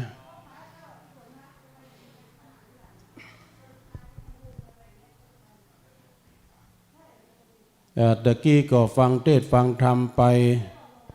โดยเมตตาบารมีธรรมอาจารย์ท่านพระครูวรธรรมนาถภาคตอนบ่ายโอ้ปนเทศธรรมก็อย่างน้ำไหลเนอะอันนี้เป็นมรดกธรรมได้ฟังเทศฟังธรรมกันช่วงตอนเจ้าก็ได้ฟังนักเทศจากเมืองพะเยาอำเภอป๋งได้เทศนาไปได้สาระอันเป็นประโยชนะแล้วก็องค์เทศนาก็ได้บุญสองต่อมาเทศนาแล้วก็ยังมาหอมด้วยนะแล้วก็ยังได้ร่วมทำบุญเพิ่นปาศรัทธามาด้วยอย่างพี่น้องทางพะเยานะฟังท่านพระครูท่านอาจารย์ทีธเนศเนาะเทศนาธรรมก็ทุกเจ้าตัวหนุ่มตัวน้อยแต่มีน้ำเลี้ยงเสียงปากเทศน้ำเทศธรรมได้ดีต้องขออนุโมทนาเด้อในวันพรุ่งนี้ก็มีเหมือนกันเด้อศรัทธาญาติโยมก็ฟังเทศฟังธรรมวันพรุ่งนี้เข้าใจว่าคนจะมานักมาหลายตัวเพราะเนื่องจากว่าเป็นวันเสาร์นะก็ขอเชิญเด้อทยอยกันมาตะกี้แม่อุ้ยอวนกิติลังกามาจะดีขึ้นดอยบ่ได้วะฝากเมียงมาให้ตุลุง ขอบคุณยายอวนนึถ้าตะปิกถึงบ้านแล้วจ้ะตังยายอวนเปิ้นมาตะกี้ก็ฝากทำบุญโดยก็ขึ้นบนดอยบ่ได้ เป็นอย่างเนาะในวันพรุ่งนี้นะศรัทธาญาติโยมก็จะได้ฟังธรรมเทศนาวันที่11วันพรุ่งนี้ช่วงเช้าก็จะได้ฟังเทศเวลา10 โมงถึง11 โมงก็บ่ใจไปที่ไหนอันนี้ก็เป็นนักเทศขึ้นสีขาวเฮานะอาจารย์ท่านพระปลัดจำนันสุทธิโรนะเปิ้นก็วัดสันกูทองก็จะได้มาเทศนาธรรมเทวทูตทั้ง5นะเทวทูตทั้ง5นี่ก็ได้แก่ตัวเฮาท่านทั้งหลายอยู่ในตัวเฮาเนี่ยนะเทวทูตทั้ง5นี่ก็ฉะนั้นก็ท่านอาจารย์พระครูท่านอาจารย์ครูบาศรีหมื่นจะเทศภาคตอนเช้าและก็ภาคตอนบ่ายนะก็จะได้ฟังท่านพระครูเทศนาจากพระครูสังวรศิลาภิรักษ์นะช่วงตอนบ่ายก็อดทาดาฟังกันเด้อธรรมสังเวชคำสอน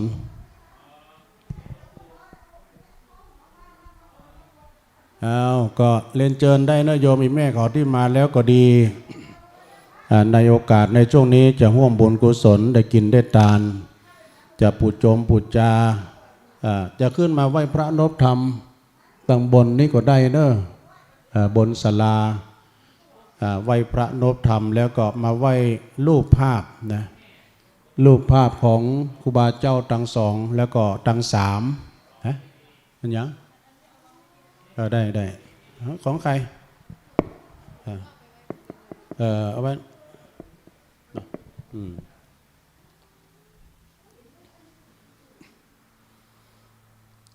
สำหรับพี่น้องศรัทธาที่มาแล้วถึงขึ้นบนที่บนดอยนางแก้วจุดแรกนะญาติโยมจะไปประมาทกาดจะไปตกณที่ห้านนี้เปิ้นจะมีจุดคัดกรองเนอะมีจุดคัดกรองบางบางทีจะมีเปิ้นสแกนวัดอุณหภูมิวัดไข้เฮาตัวแล้วก็เปิ้นก็จะมีเจลล้างมือตัวเนอะมีเจลล้างมือตัวแล้วก็มีแมสตัวถ้าภายมีแมสก็เอาได้เอาฟรีนะปลอดภัยไว้ก่อนเพื่อตัวของท่านเองนะเพิ่นจะมีจุดคัดกรองไปอย่างนี้เนาะเพราะว่าสถาญาติโยมมีถึง2 ภาคเนอะถึงภาคซ้ายภาคขวาถึงแม้ว่าบ่มีคนเขาก็ทำเองนะมีอสมเขาก็จัดการเองเอาหน้าผากไปตะท่านเจริญพรจ้ะสาธุโยมได้ร่วมบุญกุศลด้วยกันก็ภาคตอนบางคนนี่ถ้ามาตอนเจ้านี่ตอนกินข้าวงายแล้วคนจะแน่นหน่อยแต่ถ้ามาตอนบ่ายโอ้ยมันโล่งดีเฮ้ยโล่งอกโล่งใจปลอดภัยด้วยประการทั้งปวงข้อห้ามจะไปเอาหน้าผากไปตะแหงของเพื่อนจะก้นแต่ว่านี่แม่ก็มาทำบุญเนาะว่าเอาถามว่าตุลุงอีแม่เพิ่นตายไปเมินแล้วฮอดตานขันเข้าได้ก็ได้อยู่สดาญาติโยมเด้อตายไปเหิงเมินนั้นเป็น20 ปีบางคนก็ว่าห้องเพิ่นลุกมากินก้าเพิ่นไปสวรรค์แล้วเพิ่นไปเกิดแล้วการไปห้องเพิ่นมาเพิ่นปีกมาแต่เหมาะอย่างนี่ก็ครูบาอาจารย์เพิ่นก็ถึงบอกไว้นอสดาเนาะก็ทำไปเถอะนะตานขันเข้าขันน้ำอย่างหนึ่งก็ได้ความกตัญญู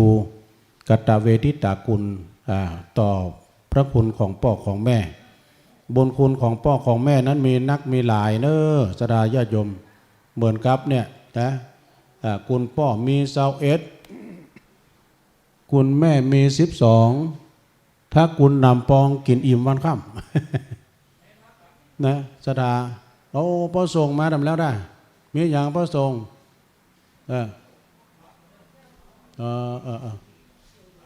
ฮะครูบาแดงมีตำพุ่นเนอะไปดีกะอันนี้ญาติโยมหลายบุญคุณของพ่อของแม่มีนักหนาป่าป้านเนาะเพิ่นถึงว่าพระคุณพ่อแม่นั้นเป็นทุลภบุคคลบางคนนั้นพ่อตายแม่ตายบ่เคยตานขันเข้าหาเปิ้นสักเตื้อนะเรามาคืดพอว่าเปิ้นตายละเข้าละของให้ต้งนาเลือกสวนไรนามีเป็นอันมากอันหลายก็ยังบ่กึดบ่ฮอดถึงเปิ้นนะแต่บางคนนั้นก็มากึดฮอดเติงถึงคุณพ่อคุณแม่เฮานี่ถ้ามีพี่ไตแม่มาปลูกบะลำไยไว้มาซื้อนาซื้อที่ซื้อหนไว้เฮาไปมีกินมีอยู่อย่างอี้วะเนี่ยบางคนนั้นก็จะกึดกินกึดตาลครบวันตายอีแม่ก็ดีครบวันเกิดอีพ่อก็ดีเพื่อก็จะทำบุญเนาะทำบุญไปหาหรือบางอันเนี่ยเปิ้นก็จะทำบุญนะอย่างวันเนี้ยนะเปิ้นมาตานขันเข้าก็ยังได้อยู่ตานขันเข้าไปหาตังญาติกาวงศาเป็นพ่อเป็นแม่ของเฮานะใจยะปะกุลที่เปิ้นล้มหายตายจากตานไว้ก่อนน่าดีเนาะบางคนนี่ไปดูเมื่อดูหมอเวลาพ่อแม่ตายไปโอ้พ่อหมอพ่อมดเปิ้นก็จะบอกว่ามันโดนมัดอยู่โดนมัดอยู่ที่หั่นที่นี่เปิ้นก็จะว่าไปบางทีก็ไปถามเปิ้นว่าเปิ้นไปอยู่ทางใดปุ้นเปิ้นไปอยู่สวรรค์ชั้น7ก็มีนะแล้วเปิ้นข้าได้อย่างข้าได้เต่านีดเอาไปนีดต่อ ยังจะนีดต่ออันนี้กรรมตลบของอันครูบาเนอะครูบาปูนเปิ้นอยู่อันละปูน เป็นกรรมตลบเป็นอู้ม่วนกันฉะนั้นบุญคุณพ่อแม่นี้ประเดี๋ยวนี้หันมาหาได้ยากเหมือนกันเด้อเอาแต่หันข่าวเนาะข่าวตึงมื้อตึงวัน บางครั้งบางที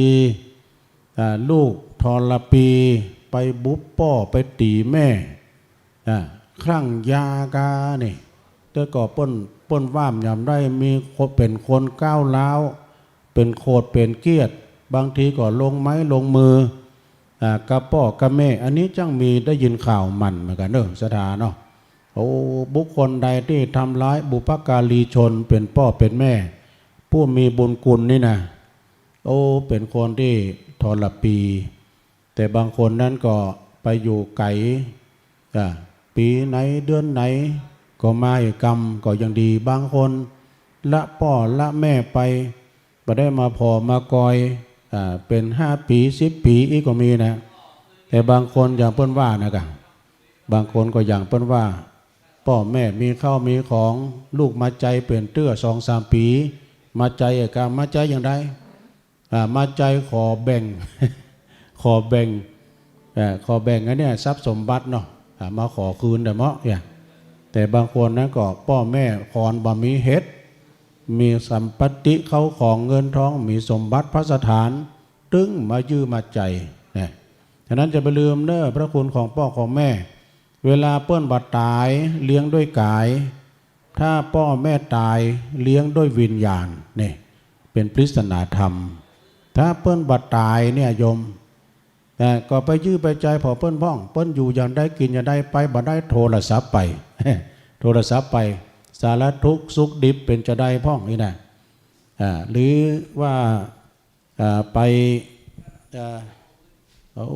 เดี๋ยวกันเด้ออันนี้เจริญพรไว้ชาครับโทรมาเป็นกำลังใจให้ครับผมขอบคุณน้องเบลเนอวันนี้เสียงชัดเจนดีเนอะแล้วมันก็มีสะดุดไปห้องนิดๆหน่อยๆช่างเทคนิคช่างเทคนิคแปลงดีละตะกี้มันขาดหายครับตะกี้มันขาดหายครับ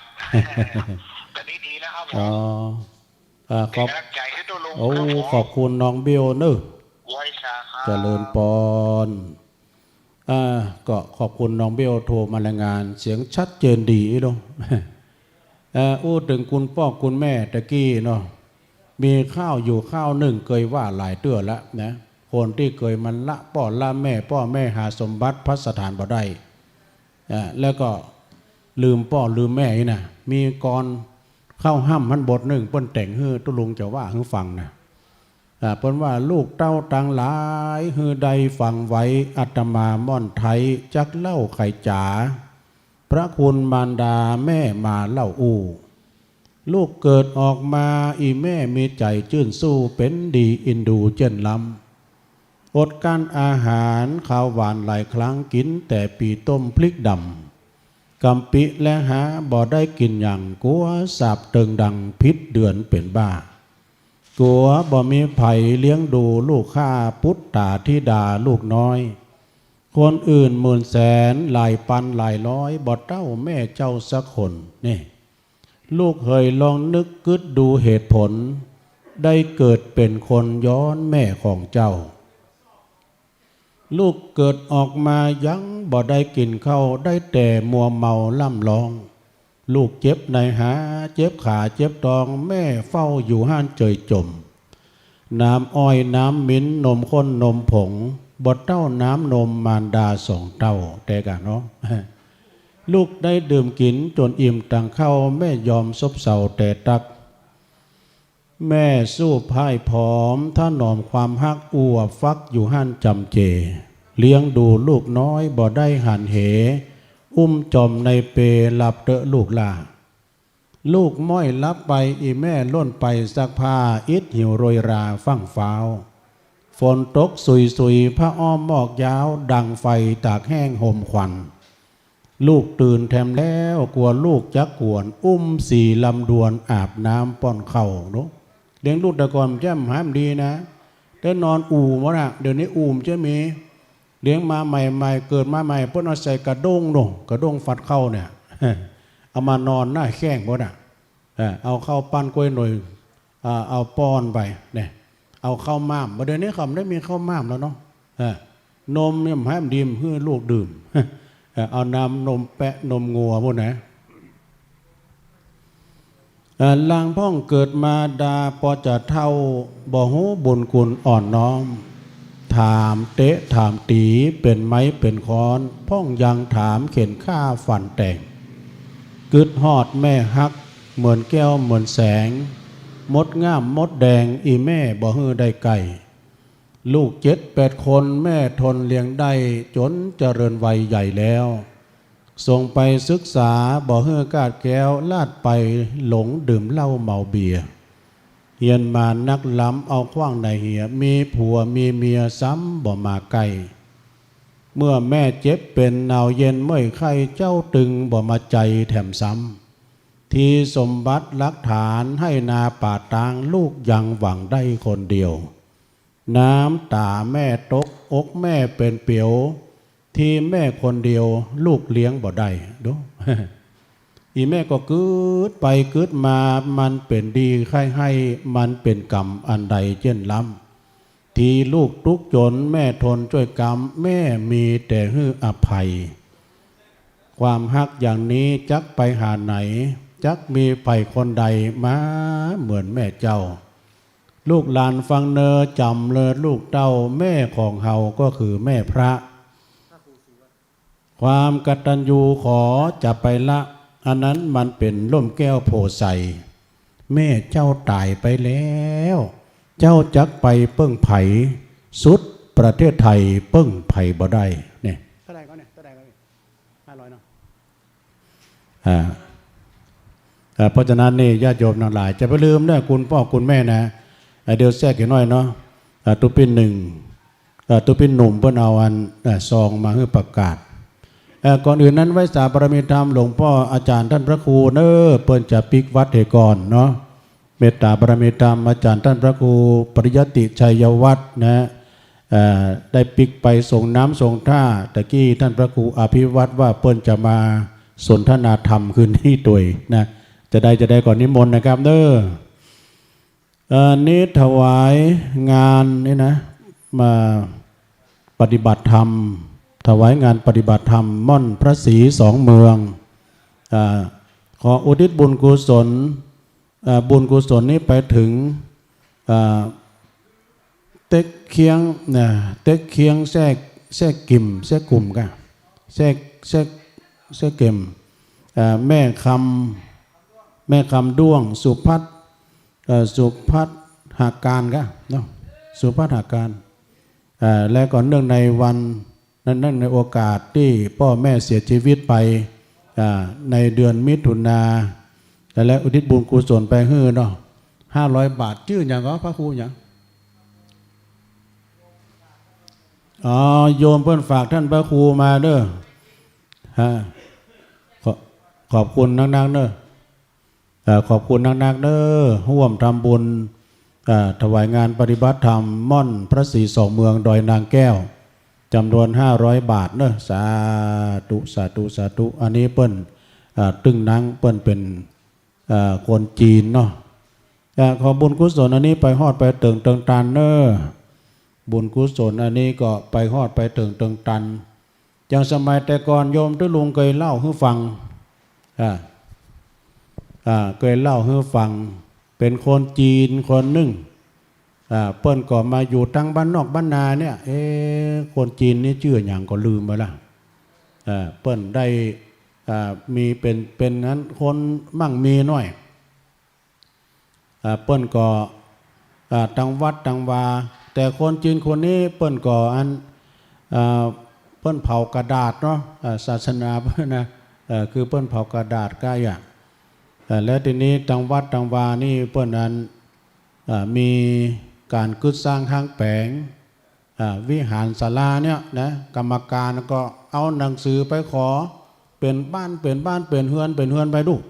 สมัยแต่ก่อนนี่มันมีผ้าป่ากฐินนะไปขอเปิ้นก็บางคนก็เอาสังกะสีแผ่นหนึ่งบางคนก็เอา2 แผ่นบางคนก็5 แผ่นตามสถานะของไผมันแล้วก็ไปเข้าเดินทาง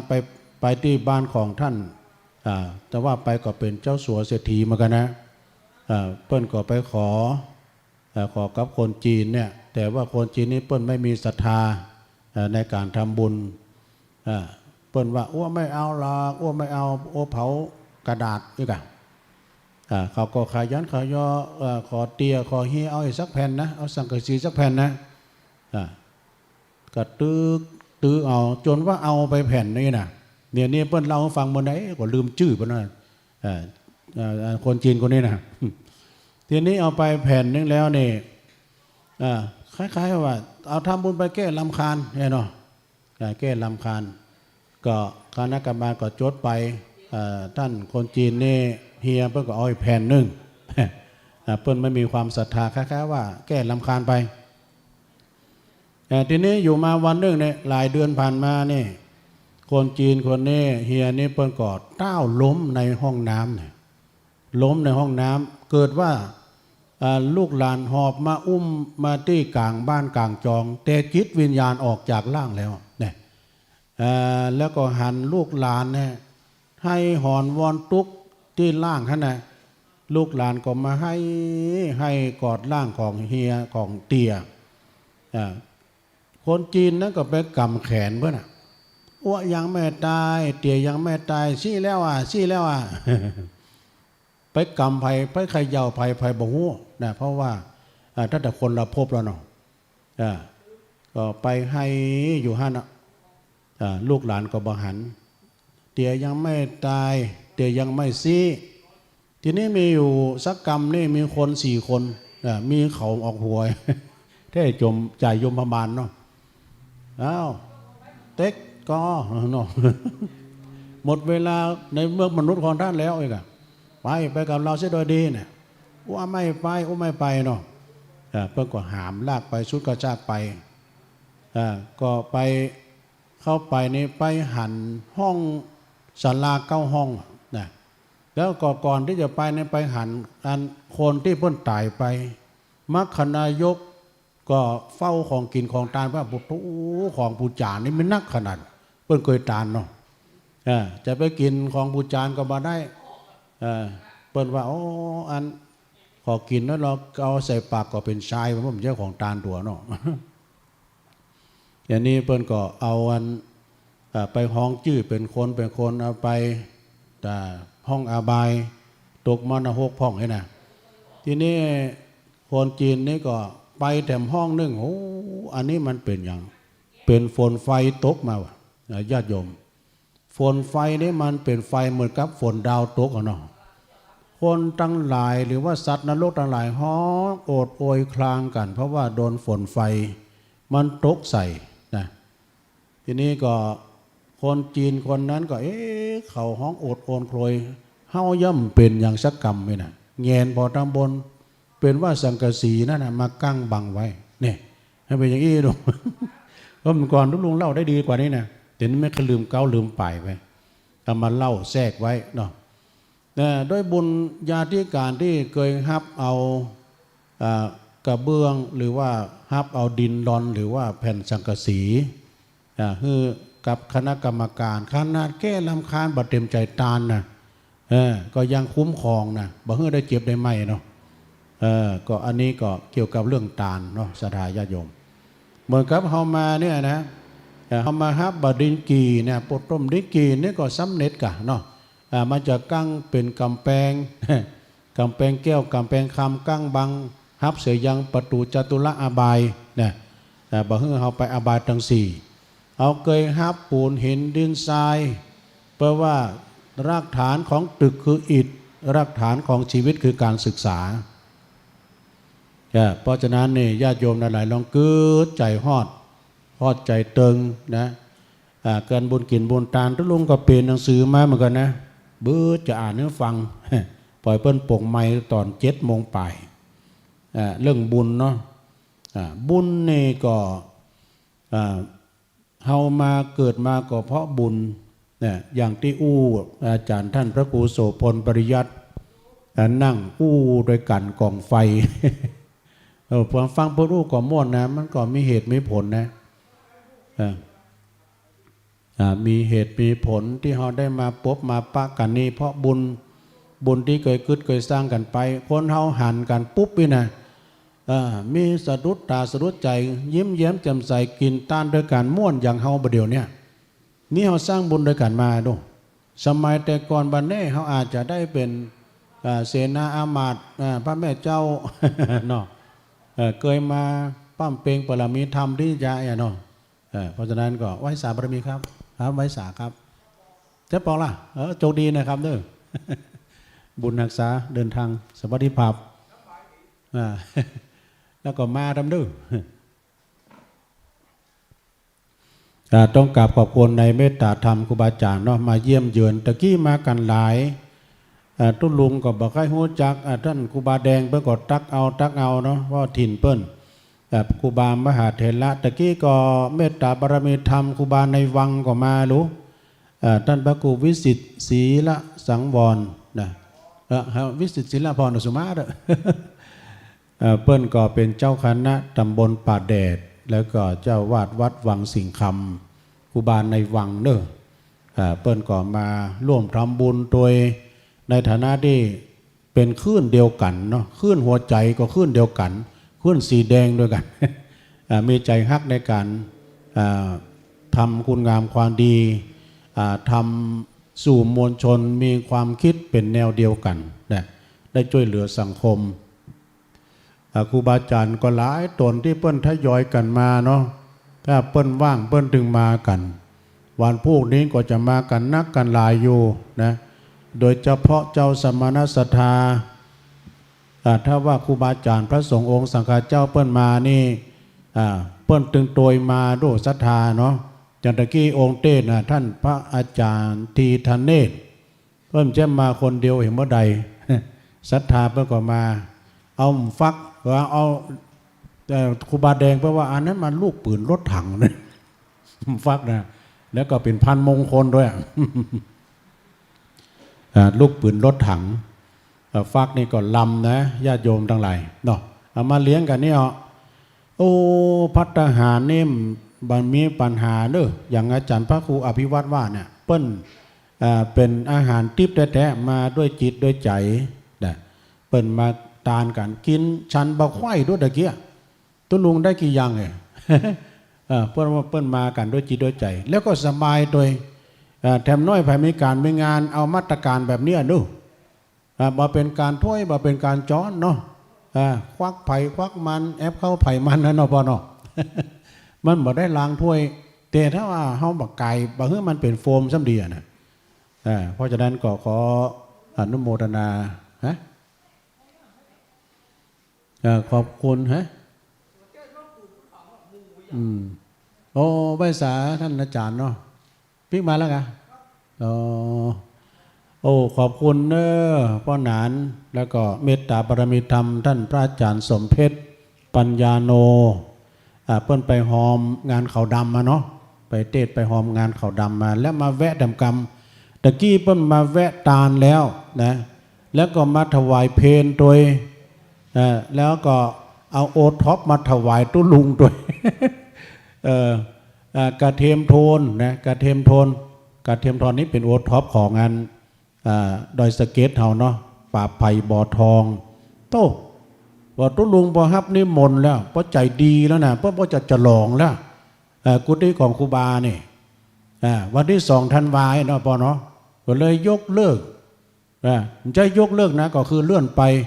อาจจะเป็นปีหน้าพุ่นนะเนาะอาจารย์สมเพชรส่งน้ำธาตุพุ่นครูบาเพิ่นก็ครูบา40,000ซะว่าฝนตกบ่ทั่วฟ้าฝนตกบ่ไกวใบไม้ เป็นอย่างเนาะท่านพระอาจารย์สมเพชรนี่เปิ้นดูแลครูบาเด้อเมตตาบารมีธรรมหลวงพ่อพระครูท่านพระครูเปิ้นเป็นเจ้าคณะตำบลนะฮะท่านพระครูเปิ้นเป็นเจ้าคณะตำบลเนี่ยบทจะลืมมันก็ลืม พุทธิธรรมรักษ์สุมาเด้อพุทธิธรรมรักษ์อันนี้เปิ้นเป็นเจ้าคณะตำบลนะ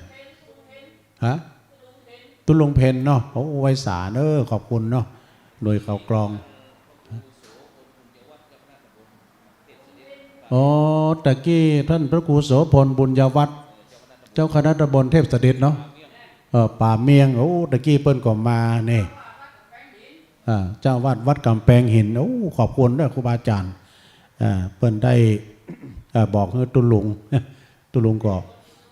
มากันนักกันหลายตะกี้ทุกครูบาอาจารย์เพิ่นมาเยี่ยมเยือนเนาะขอบคุณพ่อนานพ่อนานก็ทำบุญโดยตะกี้ก็ทำละมาเดือนนี้ก็ทำแต่ครับอ๋อ ทำบุญรอบสอง ขอบคุณเนอะ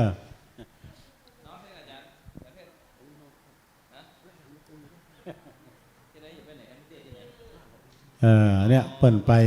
เทศแล้วเปิ้นไปงานข่าวดำมาขอขอบคุณเนอะท่านอาจารย์วันนี้ก็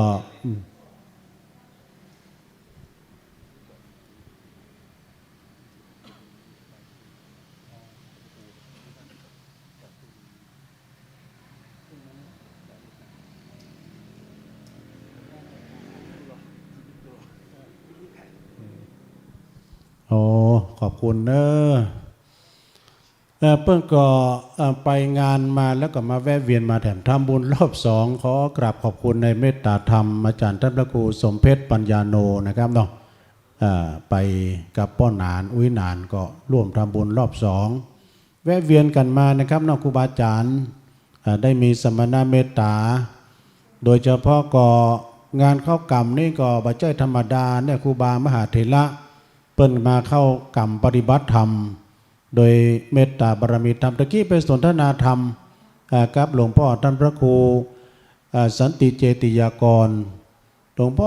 ก่อนเนี่ยข้าก็ยังตุเนี่ยเลี้ยงวัวเลี้ยงควายเนี่ยสมัยแต่ก่อนนะเปิ้นก็ตุกมาเก่าที่หลวงเปิ้นว่าน่ะโอ้ไปที่ไหนแล้วก็เปิ้นก็มาไฟใจในการเรียนน่ะร่ำเรียนศึกษาเรียนแล้วก็ศึกษาแต่เต้ามาจนได้เป็นครูเนาะเป็นครูสอนตังหงเฮียนตุพระเนาะวัดศรีโสดาเนี่ยเปิ้นเล่าประวัติโอ้ก็โชคโชนเหมือนกันเนอะไฟในการเฮียนจนได้ดิบได้ดีแต่เวลานี้เปิ้นบอกว่าจะวางไม่แล้วไอ้โด ก่อนนี้เปิ้นเทศบรรยายแล้วมันคิดลืมนะสัญญาไม่แน่นอนแต่บางเรื่องบางทีนั้นก็มันก็เป็นธรรมดาเนาะสัจธรรม สูงแล้วต่ำดำแล้วขาวยาวแล้วสั้นเนี่ยนี่ก็คือสัจธรรมจัตติจัลลาพยาธิมรณะนะการเกิดแก่เจ็บตายเป็นธรรมดาอันนี้ใส่เข้ากันนี่เจริญปอนเจริญอันนี้แม่ยายพรไงเนี่ยยายพรนะผูกนี่รักใครหรอพูกมาเนาะแล้วนี่รักมาอยากผูกเน้นรักเพิ่นจะมาวันพูกยายพรจะมาวันพูกกะมาตัวแม่บุญยวงพระครูวัดประภัยมาอยากเรียกเพิ่นมา2 รอบก่อนพระครูป่าไผ่บ่อทองเพิ่นมาแล้วนะกับพ่อหนานเป็นที่อยากชัดเจนดีกว่ายายพรนั่นออกตัวจ้าเด็กยายพรเนอะเจริญปอนเจ้าฮัลโหลแม่โทรหาพระอาจารย์ก็หนูห้ามนะวันผู้แม่เขาจะเข้าไปรถมีที่จอดก่อนสูงแม่กิมหลันกะแม่เจ้านายไม่ใช่แล้วก็มีที่รถจอดก่อนตุลงมีกะที่รถจอดมาเจ้าเห็นหน่อยไหมเนาะมีกะออกบ้านไปสัก7 โมงป่ายไงไปถึงพูดสัก8 โมง9 โมงนี่กันเนาะได้กะแม่ฟองกันนี่ใช่นะแม่เจ้านายนะพระอาจารย์ยาวัฒนะนิโกแม่เจ้ากันแม่ห่อข้าวต้มมาด้วยนะข้าวต้มผสมข้าวกำข้าวต้มกล้วยข้าวต้มผัวนะเหมาะกะปล่อยแม่ฟังเลยแม่เลยมาอู้หน้าบ้านเนี่ยเป็นยังวิทยุดังได้กะแม่จะมาหลายก็จะมากันหลายก็มาตัวอีพี่ลูกสาวเนี่ยป้างาอย่ากะเอาอ่อนหนูเนยไปเหี่ยแม่เมาอะไรให้แม่ขับรถให้ไปดีเนี่ยได้แม่ห่อข้าวต้มมันยังบะซุกเลยนะก็ปมาซุกได้ดีกันเนาะได้ว่าถูกกันพวกปักกันนี่ใช่เดี๋ยวจะหันแล้วจะพวกปักกันเด้อไม่ได้นะแม่โทรหาท่านเปิ้นก็อยู่เนี่ยเปิ้นอยู่นี่ละเปิ้นได้ยินละ ได้ยินถึงเมืองละเพิ่นได้ยินสา แล้วก็ ธุ เมื่อฟังวันแรกมากัน เออ เดี๋ยวตู้ลุงยองขอปรากฏโตหน่อยเนาะ เออเจริญพรเจริญพรพุกปะกันก็วันพวกนี้ก็สายบุญตังสันปัดตองสายด้อยลอโอ้วันพวกนี้วันที่11ญาติโยมทั้งหลายตามปกตินี่วัดวัดท่านพระครูอภิวัฒนวิกรมเนี่ยวัดปากตางเจริญนี่เพิ่นจะมีงานทุกปีงานสวดมนต์ข้ามปีงานสวดมนต์อิติปิโส108จบนะแต่ปีนี้เพิ่นก็จัดอยู่จัดภายในเด้อเพิ่นก็โปร่งวางให้ท่านรองเจ้าวาดเนาะตุปีต้อมพร้อมด้วยคณะศรัทธาพ่อหลวงเขาจัดกันภายในนะเพิ่นยังจัดอยู่เน้อก็มีศรัทธาเพิ่นรับสั่งครบหมดแล้วนะก็ขออนุโมทนาท่านพระครูเพิ่นก็โปร่งวางนะเอามาเป็นการตอนนี้ตอนนั้นเพิ่นก็ปอตัวเพิ่นศรัทธาปากตางเจริญนี่เพิ่นมีเป็น200-300พุ่นนะก้าบ้านเปิ้นนี่ก็ถึงนักแล้วขอบคุณว่านานเด้อโชคดีบุญรักษาเด้อป่อพี่น้องต่างป่าไผ่บ่อทองท่านพระอาจารย์เพิ่นจะปิกแล้วเด้อเนี่ยสดาญาโยมอย่างตึงมื้อตึงวันกู้ปีเนี่ยอาจารย์ครับตุลุงก็ไปช่วยงานที่วัดม่อนฤาษีเพิ่นก็จะมีข้าวกำเนาะข้าวกำปริวาสกรรมแล้วก็สมมติว่าคืนนี้นะญาติโยมคืนวันที่11เนี่ยเพิ่นก็จะมารับบิณฑบาตมาอันสวดมนต์นะสวดมนต์รอบพระราชเจดีย์เนี่ยเป็น300-400บ่ญาติโยมดำผืดทุกเจ้าเพื่อจะมาสวดมนต์สวดอิติปิโส108จบนะพี่น้องดังเวียงป่าเป้านี่ก็ถึงไปหันประจักษ์แก่สายตาเนาะแต่ว่าเป็นงานที่ยิ่งใหญ่นะแล้วก็ประเด็นนี้เปิ้นจัดภายในอยู่นะวันที่11ธันวาทุกเดือนเนาะนี่ก็เป็นข่าวสารงานบุญนะญาติโยมก็วันพรุ่งนี้ตะกี้ครูบาดอยหลวงปู่ท่านพระครูปฏิภาณธรรมทินว่าวันพรุ่งนี้จะมีดนตรีนะพื้นเมืองนะตุนะจะไว้ทางใดดีจ้าเนี่ยไว้หลายทั้งบุญตะหม้อน้ำยาเพิ่นว่าเพิ่นจะมีดนตรีเนอะชมรมน้อยหนานนี่นะโอ้ม่วนเนอะวันพรุ่งนะไผมานะจะได้พอได้ฟังดนตรีชมรมน้อยหนานเพื่อจะมาดิดสีตีเป่าสีสล้อซอซึงเนี่ยม่วนนะแบบบักเก่าโถจูหม้อน้ำยาตุลุงเล็กพอดี ได้บุญด้วยเนอะแล้ววันพรุ่งนี้ก็เป็นวันเสาร์โดยวันหยุดราชการเนาะตอนนี้ค่ำแรงมาแล้วเนอะตุพี่ตุน้องหลวงพี่หลวงพ่อหลวงตาเปิ้นกำลังสละสลงส่งน้ำกันเบิดก็จะได้มารวมกันเนาะทำกิจวัตรทำวัดสวดมนต์โอ้ยเปิ้นสวดมนต์ก็ม่วนสวดมนต์นี่ตอนเจ้านี่ก็ทำวัดเจ้าแล้วก็มีการสวดธรรมจักรปวัตนสูตรแล้วก็เปิ้นก็ตั้งจิตอธิษฐานแผ่เมตตาให้กับสัมภสัตทั้งหลายนะอันนี้เป็นกิจวัตรหัวใจงานเนอะหัวใจงานนี่ก็คือมีการไหว้พระสวดมนต์เจริญจิตตภาวนานะซึ่งก็ได้รับเมตตาครูบาอาจารย์พระมหาเถระโดยเฉพาะก่อท่านพระครูวัดอันปูนนะเกตการามหลวงพ่อสันติท่านพระครูสันติเจติยากรนะแต่กี้อู้กันประจบเปิ้นก็อู้เรื่องก่อนนะสมัยแต่ก่อนเปิ้นอยู่ไม่วางเนี่ยข้าก็ยังตุนั่นเนาะก่อนเป็นละอ่อนก็เลี้ยงควายเปิ้นก็ได้เลี้ยงควายมาแล้วเนี่ยแล้วก็เปิ้นได้ใฝ่ใจในการเฮียนห้ามเฮียนก็เลยมาเข้าสู่ร่มภาคกาสาวพัฒน์มาบวชอย่างอาจารย์ท่านพระครูชลทานนี่ก็ฟังชีวิตโชคโชนไปแบบจิตภาวันวิทยาลัย ไปฝึกปุณณปุตร3 เดือนโตฝึกอย่างอุกฤษเลยนะเปิ้นว่าจนว่าติดมาเป็นนิสัยประเดี๋ยวนี้นะเปิ้นเริ่มยุ่มยั้งเริ่มคักมันทั้งหันมาก็แล้วแต่ที่เปิ้นจะไปประชุมไปอบรมผมก็เคยไปไม่ใช่ไปจิตภาวันนะไปพุทธมณฑล ก่อนที่เปิ้นจะไปวิปัสสนาจารย์10 วันเหมือนกันเนอะที่ฟิวเจอร์พาร์คเลยค่ะ เอานั้นนี่มีทุกเจ้าอยู่100 ป่ายเปิ้นส่งเป็นตัวแทนเป็นอำเภอไปค่ะเมินละหายไปกำ2 กำ 5ที่หายไปเพราะอย่างเปิ้นงดหมูลีมได้วะ ก็เลยหายไปตัวน้อยนั่นก็อบรมจะดีอยู่ในห้องแอร์กันเนอะเนี่ยก็เป็นประสบการณ์แต่ละรูปแต่ละตนแต่ละองค์ไปเนาะแต่ว่าที่มารวมกลุ่มรวมตนรวมตัวกันที่นี่ก็มาด้วยบุญด้วยจิตใจใฝ่ในการช่วยเหมือนกับท่านพระครูสันติเจติยากรเนี่ยเปิ้นโหมใจฮัก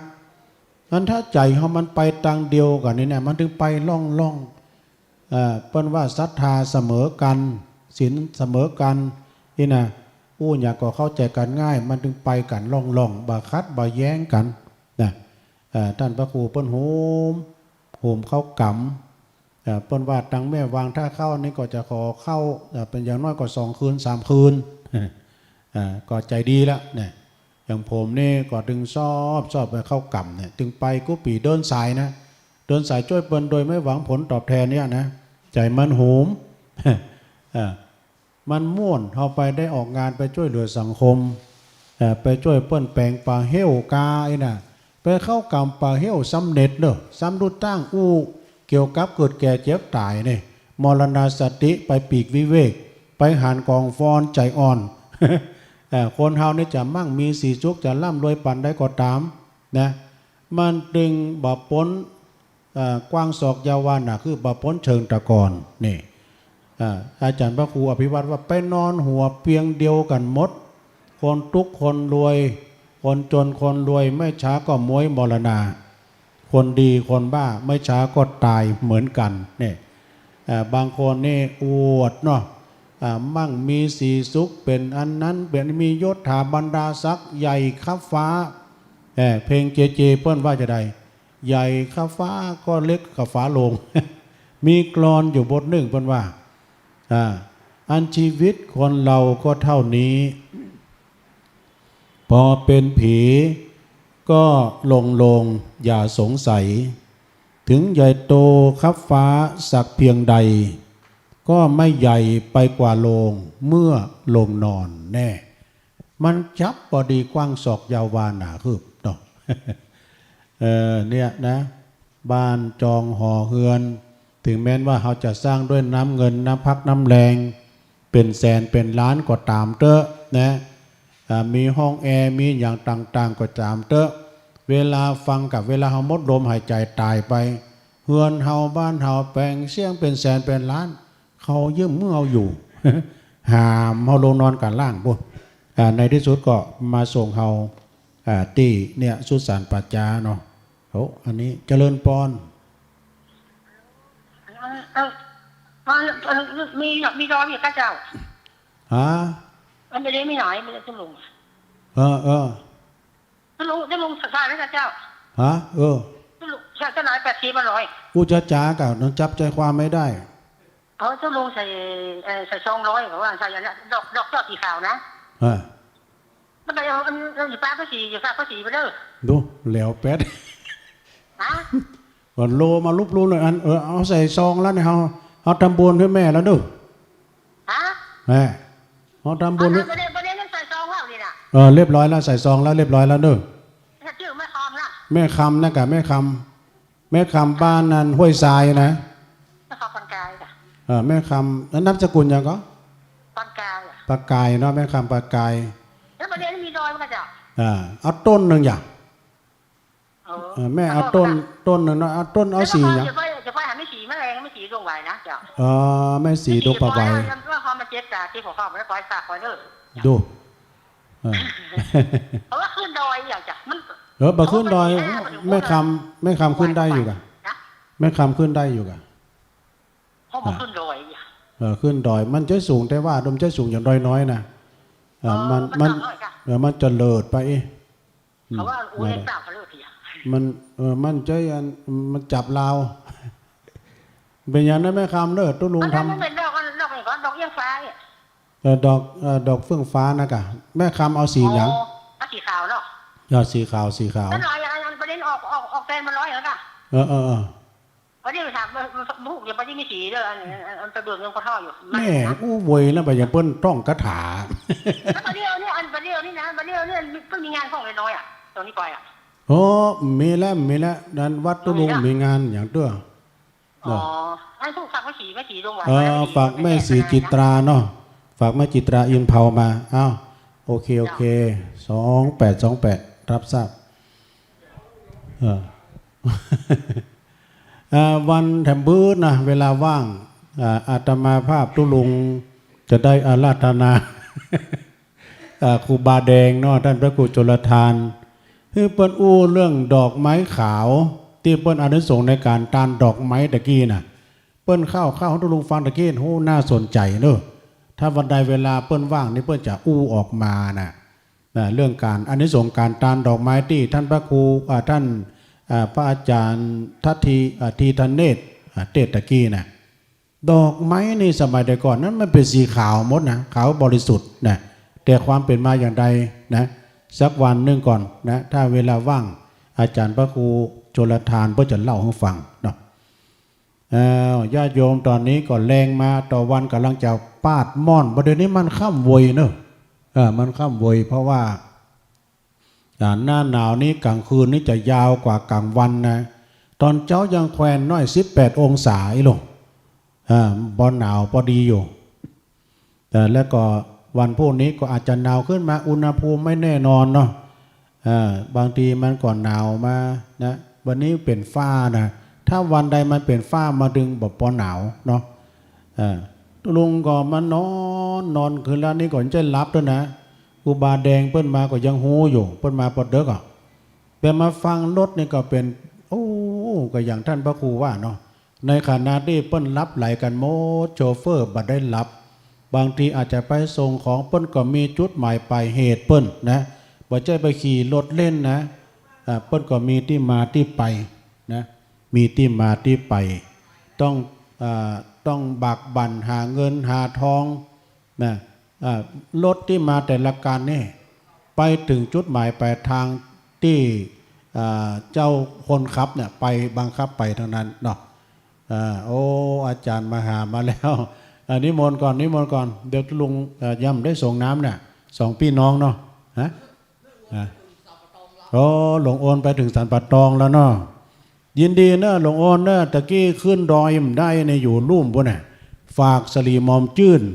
ฝากเมียงมาเฮือตุลุงตัดนี่กล้องเนอะนักต่อไปตุลุงจะไปส่งน้ำกันนะจะได้มอบเวรประเคนใหม่เหลือแถมไปกึ่งเป็นชั่วโมงพวกยังบ่ได้สวดมนต์ทำวัดเตือนนะโอกาสนี้พี่น้องทางบ้านทางจองก็ฟังท่านมหาไปก่อนเนอะความหูปนนักเปลี่ยนทำ6 ประโยคก่อนนะตุลุงก็เปลี่ยนเปิดจบประโยคเก่าตุลุงจบประโยคกล้วยนิมนต์ครับผมตุลุงเพิ่มให้2 ประโยคนะปริยันธรรม4 ประโยคนะสถาตั้งหลายไหวสาบารมีธรรมครูบาอาจารย์หลวงปู่พระครูปฏิภาณธรรมทินบารมีธรรมของท่านพระครูชลทานพิทักษ์ว่ากันเล่นติ๊กชนประธานจันลำชนประธานเห็นไหมเหมือนว่าเล่นแต่มันได้บดีนะจะว่าชนประธานติ๊กท่านพระครูอภิวัฒนวิกรมครูบาเจ้า40,000พระสงฆ์องค์สังฆเจ้าครูบาอาจารย์หลวงปู่หลวงพ่อทุกรูปทุกองค์เนอะที่ได้ร่วมปฏิบัติธรรมปฏิบัติศาสนกิจกันที่นี่หลวงปู่ท่านพระครูสันติเจติยากรหลวงปู่ได้เมตตาศรัทธาญาติโยมแต่เจ้าทุกคนก็คงจะได้ฟังร่วมกับอาตมาไปโดยฟังแล้วมันเป็นสิ่งที่ทำให้เรามีกำลังใจแห่งนักหนาเนาะหลวงปู่อายุขนาดนี้แล้ว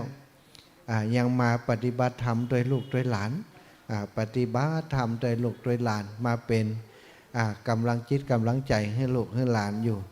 ลาติสำคัญติตุลุงเป็นอูตะกีเต้าได้กำหูกับหลวงปู่นักเนาะแต่เจ้านี่นะหลวงปู่เปิ้นว่าคนเฮานี่บักแก่เกินการศึกษาบักแก่เกินห่ำเกินเฮียนคนเฮาห่ำเฮียนมาเต่าใดบ่สำคัญว่าติคณะนี่ติเฮามีอยู่นี่เฮาจะห่ำเฮียนไปทางหน้าจะใดแต่ก่อนห่ำเฮียนมาแล้วอาจจะลืมแต่บัดเดี๋ยวนี้สิ่งที่เฮาจะต้องห่ำเฮียนต่อไปก็จำเป็นทุกชีวิตทุกวัยจะต้องมีการเฮียนหู้อยู่ตลอดเวลาเฮียนหู้เรื่องอะไรอย่างพ่องยิ่งเฮาอายุนักก็เฮียนหู้เรื่องที่จะปล่อยเรื่องที่จะปลงเรื่องที่จะวางสถาทั้งหลายอีปล่อยอีแม่ลองคิดพอนะความหู้อย่างอื่นนี่ความหู้ในการประกอบอาชีพสัมมาอาชีพอย่างต่างๆบางทีบัจจัยเรื่องยากเนาะการความหู้ที่จะเป็นคนมีสตังค์นะเป็นเศรษฐีมหาเศรษฐีเนี่ยเดี๋ยวนี้มันมีความหู้คนที่เป็นเศรษฐีนี่ก็เอามาเล่าให้ฟังจากเดิมบ่มีอย่างสักอย่างเพราะอย่างเปิ่นถึงได้เป็นเศรษฐีคนจีนสมัยก่อนเสื้อผืนหมอนใบมาอยู่ประเทศไทยมาอยู่เมืองไทยบ่มีหยังศรัทธาแต่พอมาอยู่เมืองไทยแล้วกลายเป็นคนที่มีธุรกิจนะเป็นเจ้าของกิจการใหญ่โตมากมายในประเทศไทยของเราเพราะอะไรอย่างโอ้โยมแม่คำปันผาเนาะปันกาพร้อมกับครอบครัวบันห้วยทรายตาลี่ดอยหล่อบันดอยหล่อ1 ต้นเนาะโอ้หอมบุญโอ้สีขาวล่ะสีขาวอ้อดอกเฟื่องฟ้าเนาะ1 ต้นก็จะต้องขวัญขวายเนาะสถานทั้งหลายขวัญขวายในการทำการเฮียนคนที่เป็นเศรษฐีเนี่ยพ้นภัยก็ตามบัดเดี๋ยวนี้ถ้าอยากจะเป็นคนมีตังอยากจะเป็นปเลี้ยงเอียงคำอยากจะมีกิจการมีธุรกิจเปิ้นก็จะต้องศึกษานะว่าคนที่เป็นเศรษฐีเนี่ยเปิ้นมีความคิดจะใดเศรษฐีมีความคิดจะใดเศรษฐีเปิ้นมีความคิดจะใดในการลงทุนก็ดีในการยะนั่นยะนี่ก็ดีเศรษฐีนี่บ่จะเป็นกันง่ายๆเนอะคนมีตังปเลี้ยงเอียงคำนี่นะ1ต้องมีบุญญาบารมี2ต้องเป็นคนมีความตั้งใจต้องมีความเด็ดเดี่ยวคนอยากจะมีตังนี่กึดอย่างเดียวเนี่ยจะได้จะฮือมีตังเนี่ยจะได้จะฮือมีตังได้10แล้วจะเอา10เนี่ยไปเป็น100เป็นปันจะได้เปิ้นกึดอยู่ตลอดเวลาสมัยก่อนนี้บ่มีเทคโนโลยีบ่มีอะไรอย่างที่จะศึกษาหาความรู้คนที่เป็นเศรษฐีได้เนี่ยเปิ้นก็บ่เล่าให้ใครฟังสถานแต่ว่าคนบัดเดียวนี้เนี่ยโอ้คนที่เป็นเศรษฐีเนี่ยเปิ้นมาเล่าให้ฟังนะเปิ้นบอกว่าอย่างคนที่เปิ้นทำเป็นคนรวยเนาะเป็นคนรวยสตีฟจ็อบส์เนี่ยคนเป็นคนรวยเกี่ยวกับทำเว็บไซต์ก็ดีทำiPhone iPad อย่างต่างๆนี่ก็ดีเนี่ยเปิ้นเริ่มต้นจะใดเปิ้นเริ่มต้นจะใดเริ่มต้นง่ายก็ว่ายากไอ้หน่ออีปอเอาวางไว้ก่อนเนาะก็เดี๋ยวอีปอจะเอามาถวายเนาะโอ้ดีจังเลยอันเนี้ยต้องสถากึดอะไรอย่างก็ได้อันนั้นนะไม่กวาดบ่พอใจหู้ได้จะใดนี่เหรอโอ้บ่ได้ประกาศสักหน่อยก็เอามาโอ้ตุลุงอยู่บนเนอะตุลุงแดงปั่นปอนให้อีปออีแม่ก็อีแม่ปล่อยแม่ขึ้นบนนะขึ้นไปบนเลยเนอะตุลุงอยู่หันตุลุงอยู่บนหันเนอะกราบพระไหว้สาก่อนเนอะเอาไปลูกขึ้นไปตัวยาที่อยากไปขึ้นกันไปบนเลยเนอะอนุญาตให้ขึ้นไปทางบนได้โอ้ศรัทธาญาติโยมเนี่ยศรัทธาเฮ้ยที่นี่บัจจัยวัดนะบัจจัยสำนักสงฆ์นะเป็นสถานที่สร้างสิ่งสำคัญเนอะเจดีย์พระธาตุเจดีย์42 เมืองมีพระเจ้า42 เมืองอยู่ที่นี่ศรัทธาญาติโยมโดยกำลังบุญแต่เปิ่นหู้เปิ่นกึดเอาคนเดียวว่าสิ่งจำเป็นต้องใจตีหม่อนพระ42 เมืองมีอะไรอย่างพ่องวันก่อนครูบาอาจารย์เปิ่นประกาศไปว่าตอนนี้เนอะอยากจะให้อีปออีแม่ช่วยกันในเรื่องของอันภาชนะในการตีเรื่องกาแฟก็ดีนี่เขาบ่มีโฮงตานเรื่องน้ำเรื่องท่าเรื่องกาแฟเนอะตอนนี้ขาดน้ำตอนนี้ขาดในเรื่องของกาแฟแล้วก็ถ้วยจ้อนอย่างต่างๆก็อยากจะรบกวนไผ่นักไผ่เดินทางมาก็มีแก้วกาแฟเป็นกระดาษติดตัวมาสักคนเล็กคนน้อยเนาะคนสัก10 สัก20ก็ยังแควนนี่นะ โอปรากฏว่าเสียงที่ประกาศไปครูบาอาจารย์อู้จาออกไปเนี่ยศรัทธาญาติโยมพอได้ทราบได้รับทราบแล้วก็พากันเอาอันแก้วกาแฟที่เป็นกระดาษเนี่ยศรัทธามาให้มาหอมตอนนี้คิดว่าต้องใจตลอดปีนี่ก็บ่หมดกันฮะเนาะเพราะว่ามีนักมีหลายศรัทธาญาติโยมได้ทราบข่าวก็เอามาแม้กระทั่งอันถ้วยจ้อนอย่างนะถ้วยจ้อน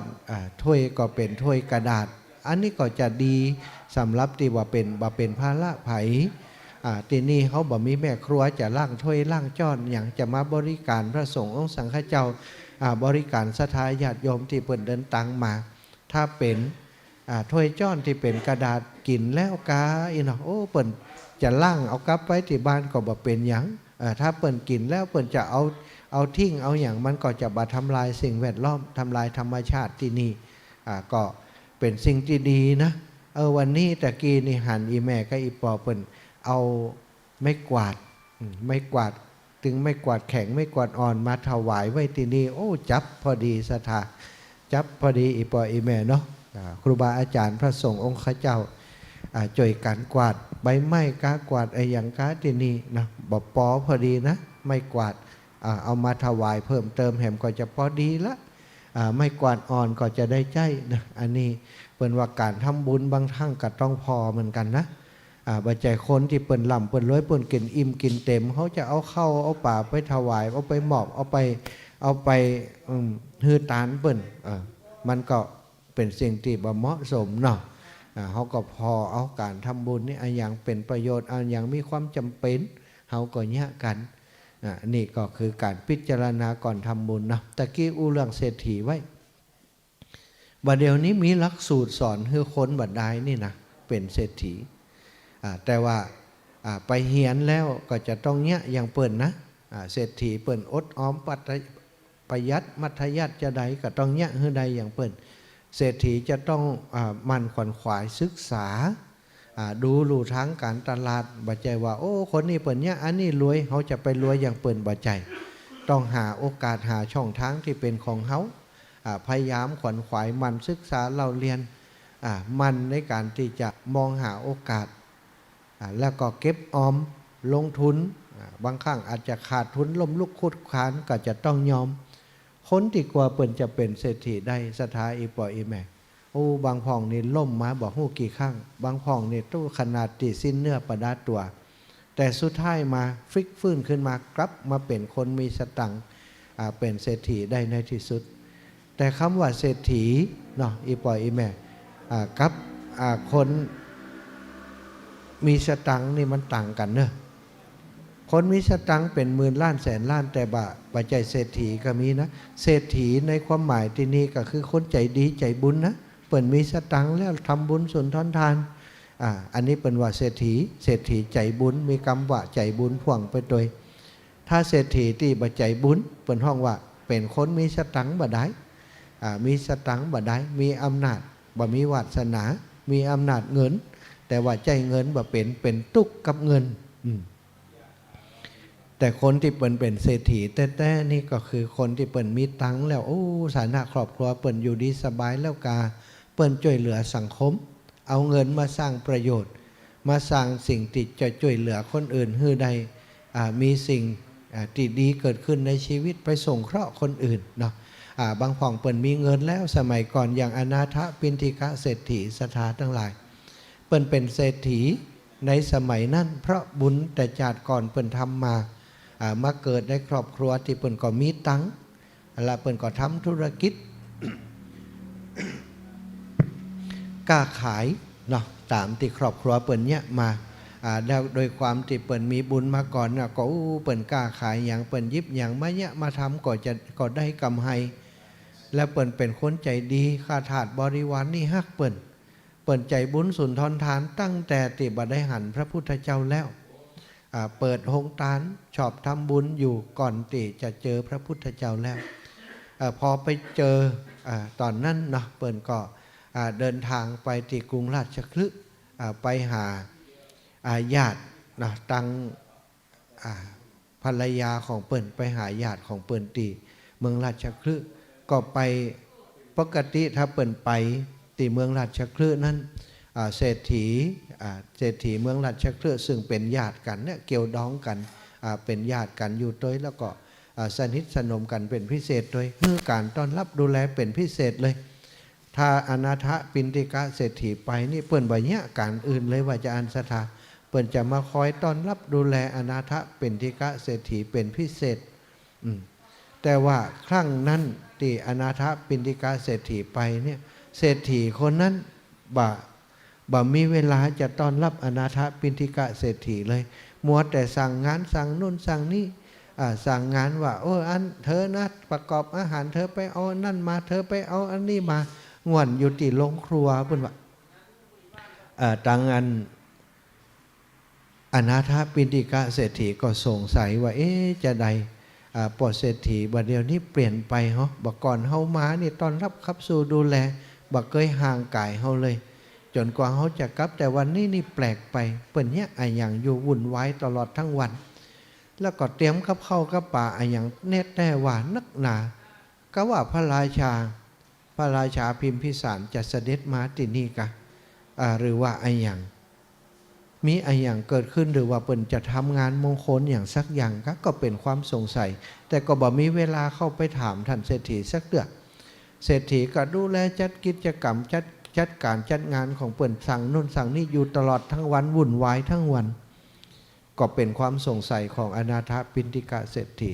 จนตกเวลากลางคืนว่าเวลากลางคืนเสร็จกิจการอย่างต่างๆบอกหมายงานทั้งหมดทุกอย่างพร้อมเรียบร้อยแล้วสำหรับกับข้าวปลาอาหารที่จะปรุงจะทำคนงานอย่างต่างๆก็จัดการดูแลกันเรียบร้อยบัดได้ห่วงอย่างแล้วสถานที่ที่กว้างลึกกว้างลึกได้จัดอาสนะวางไว้เป็นอย่างดูแลแล้วจะต้อนรับคนประมาณ 400-500 คนอนาถปิณฑิกะตกบัลแลงมานั่งนั่งจ่ากับท่านเศรษฐีก็เลยได้ถามว่าท่านเศรษฐีกุดเตือเนี่ยเฮามานี่ท่านจะต้องนั่งก็เฮาสนทนาก็เฮาแต่วันนี้หันท่านวุ่นวายวันค่ำเฮาก็บอกกล้าถามท่านว่าท่านวุ่นวายอย่างบัดเดี๋ยวนี้พระราชาเปิ้นจะเสด็จมานี่ก็ว่ามีงานอย่างท่านยังบอกให้เฮาทราบเขาจะได้ร่วมบุญด้วยท่านนั้นเศรษฐีมิตรสหายของอนาถปิณฑิกะเศรษฐีก็บอกว่าท่านอนาถท่านเศรษฐีใหญ่เขาขออภัยเนอะที่บ่ได้ตู้จ่าต้อนรับขับสู่ดูแลท่านเพราะว่าวันพุกนี่นะจะมีงานใหญ่เพราะว่าบัดเดี๋ยวนี้เฮาได้ไปนิมนต์พระสัมมาสัมพุทธเจ้านิมนต์พระสัมมาสัมพุทธเจ้ามาฉันเสด็จมาฉันภัตตาหารพร้อมกับพระภิกษุสาวกตั้งหลาย500 รูปที่บ้านของเฮาที่นี่วันนี้เลยสั่งงานคนตั้งหลายกว่าว่าอันนั้นจะขาดตกบกพร่องไปบ่อยากจะให้อย่างมีสิ่งที่ขาดตกบกพร่องไปในงานวันพรุ่งนี้ที่จะถวายเข้าป่าอาหารโภชนาภิกขาหารแด่พระสัมมาสัมพุทธเจ้าและสงฆ์สาวกก็ได้บอกไปอย่างอนาถปิณฑิกะเศรษฐีได้ยินคำว่าพระพุทธเจ้ารู้สึกขนลุกถึงตัวว่าศรัทธามีความรู้สึกว่ากรรมนี่เป็นกรรมประเสริฐก็ถามว่าตะกี้นั่นท่านว่าอย่างก็อีปอบเจริญปอนเนออีปอบมาจากที่ไหนกันก็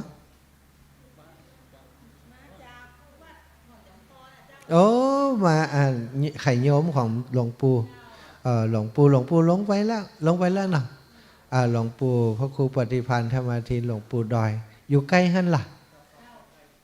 ไกลหันกับอากาศดีหันเนาะอากาศดีวัดดอยหลานน้อยน่าฮักหลานน้อยน่าฮักเด้อดีแล้วเนาะหลวงปู่บอกกันว่านี่ขาดไม่กวาดคนเดียวเนาะไปฉีดวัคซีนจังไหมปีกมาลูกสาวไปส่งเนาะดีลูกสาวเป็นคุณครูก็ไปส่งอีปอบมาเนาะขยมเป็นลูกศิษย์ของหลวงปู่นะหลวงปู่พระครูปฏิภาณธรรมทินพระธาตุจอมเพาะ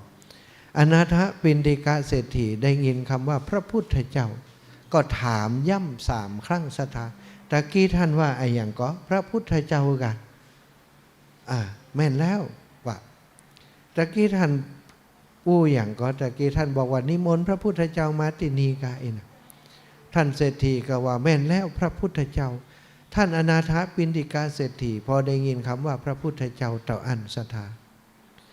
โอ้จิตใจมันเกิดปิติขึ้นมาอย่างท่วมท้นถึงกับขนลุก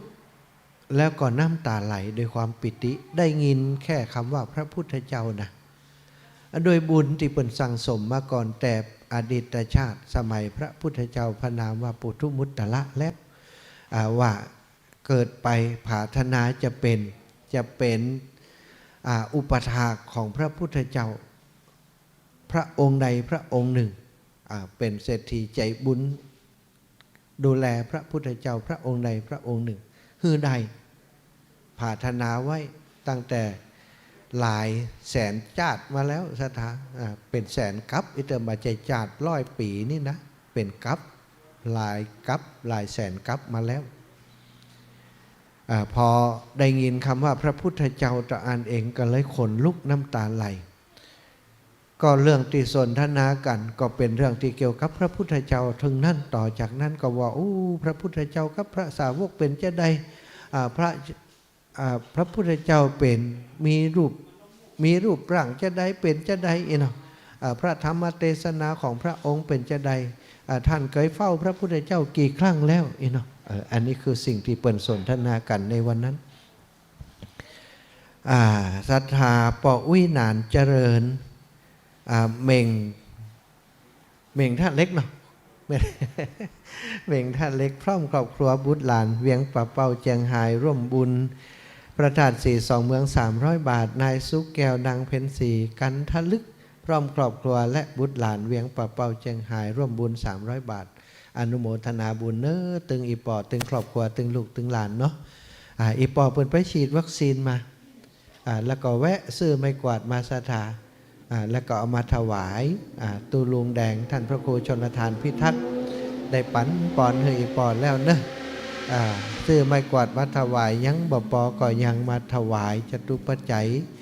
ทายธรรมต่างๆเนาะร่วมบุญร่วมกุศลสร้างพระธาตุสลี42 เมืองในกองทุนพระธาตุ42 เมืองที่นี่บัจจัยว่าจะสร้างกับพระธาตุนะศรัทธาอีปออีแม่ตอนนี้ครูบาอาจารย์เป็นก่อกึดงานไปตั้งนาเป็นอย่างเรียบร้อยแล้วบันไดตีขึ้นยากลำบากเนี่ยก็จะแปลงแฮมใหม่จะให้มันขึ้นง่ายน้อยคือบันไดป.9 เนาะบัดเดียวนี้มันป.2 3 9พุ่นนะมันก็บ่ได้จังหวะการเดินเนาะบัดเดียวเพิ่นก็จะแปลงบันไดนาคใหม่อันนี้ตุลุงแดงจะเป็นเจ้าภาพเก้าเนาะแล้วบ่แล้วนี่อยู่ติดตุลุงแดงแล้วก็ตุลุงดอยหลวงปู่พระครูปฏิภาณธรรมทินเนี่ยก็มีดำริที่จะปลูกดอกเฟื่องฟ้าไว้ติดถึง2 ฝั่งแล้วก็กึดว่าอนาคตต่างหน้าถ้าศรัทธาญาติโยมเปิ่นเอาต้นเฟื่องฟ้ามาถวายปูจาพระธาตุสลี42 เมืองที่นี่เรื่อยๆมีนักมีหนาก็จะเอาไปปลูกตลอดเส้นทางตีจากเวียงป่าเป้ามาตีบ่อนพระ42 เมืองจากเชียงใหม่มาตีบ่อนพระ42 เมืองอาตมาคิดว่าปณิธานของครูบาอาจารย์ของหลวงปู่จะประสบความสำเร็จศรัทธาเพราะว่าเป็นความตั้งใจดีเป็นความตั้งใจตีดีตีงามแล้วก็บัจจัยเพื่อประโยชน์ของตัวเองเพื่อประโยชน์ของคนทั้งหลายที่เดินทางผ่านไปผ่านมาที่นี่พอมาหันดอกเฟื่องฟ้างามเนาะถ้าเป็นดอกเป็นจะงามศรัทธาทั้งหลายบางต้นนี่ถ้าดอกออกดอกนี่จะบะหันใบเลยนะถ้าสีเหลืองก็เหลืองเต็มต้นถ้าสีแดงก็แดงเต็มต้นเนาะซึ่งต่อไปในอนาคตต่างหน้าคนติดเตียวผ่านไปผ่านมาที่นี่เปิ้นก็จะได้หันดอกเฟื่องฟ้าก็คือมันตึงบอกมีกรรมอย่างจะเต่านะเป็นราชินีของดอกไม้เจริญรุ่งเรืองเฟื่องฟ้าเนาะศรัทธาทั้งหลายอีปอยอีแม่เปิ้นมาให้มาหอมเพิ่มในเรื่องนี้ก็เลยได้จ๋าอนุโมทนาให้เปิ้นได้ปิติใจเนาะที่ได้ร่วมบุญเด้อร่วมบุญเป็นเจ้าภาพดอกเฟื่องฟ้าแห่มตะกี้ถึงท่านอนาถปิณฑิกาเศรษฐีกับท่านเศรษฐีจากกันเรื่องราวของพระพุทธเจ้าก็ถามว่าพระอัครสาวกเป็นจะใด พระสาวกทั้งหลายเป็นจะใดจริยาวัดของเปิ้นเป็นจะใดท่านเศรษฐีก็อู้ไปยิ้มไปอู้ด้วยความสุขมีความสุขจิตสุขใจที่ได้สนทนากันถึงเรื่องของพระพุทธเจ้าท่านอนาถบิณฑิกะเศรษฐีศรัทธากินข้าวปอบลำนะ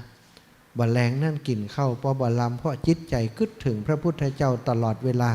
อยากจะเข้าไปกราบพระพุทธเจ้าวันนั้นเลยแต่ท่านเศรษฐีก็ห้ามไว้ว่าโอ้ยังไปบ่ได้เตือนเนอะบ่ต้องไปรบกวนพระองค์วันนี้ล้อแหมสักกรรมบ่ได้วันผูกบ่เจ้าแล้วพระองค์ก็จะเสด็จมาติบ้านของเฮานี่ละท่านก็จะได้เข้าไปถวายบังคมไปกราบพระบรมศาสดาไปอยู่ใกล้พระองค์ได้ไปสนทนาธรรมวันผูกขอเวลาแห่งบักกี่ชั่วโมงตาอันอดเอานะหลังจากกินข้าวปะน้ำจำข้าวแรงกันแล้วสนทนากันพอสมควรแล้วท่านอนาถปิณฑิกะเศรษฐีก็เข้าไปพักในเรือนพักเรือนรับรองติตันเศรษฐีเปิ่นจัดไว้ฮือสถานเข้าไปโอ้ก็ไปกืดบัดแทนที่จะนอนรับสบายแต่นอนตึงบัดรับกึดถึงเรื่องตีอันเปื่อนเศรษฐีเปื่อนเล่าให้ฟังเรื่องของพระพุทธเจ้ากึดถึงพระภาคของพระองค์กึดถึงจริยวัตรของพระองค์อยากจะเข้าอยู่ใกล้อยากจะฟังธรรมของพระองค์ตั้งแต่ตอนนั้นเลยก็กึดอยู่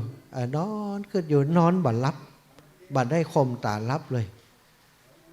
นอนก็นอนบัดลายมื้นตาเพลอถ้าบันเฮาเป็นว่ามื้นตาเพลออยู่หันรับตาลงตึงบัดได้กึดถึงพระพักของพระองค์ว่าเป็นจะใดเนาะคนเฮาเนี่ยศรัทธาเหมือนกับ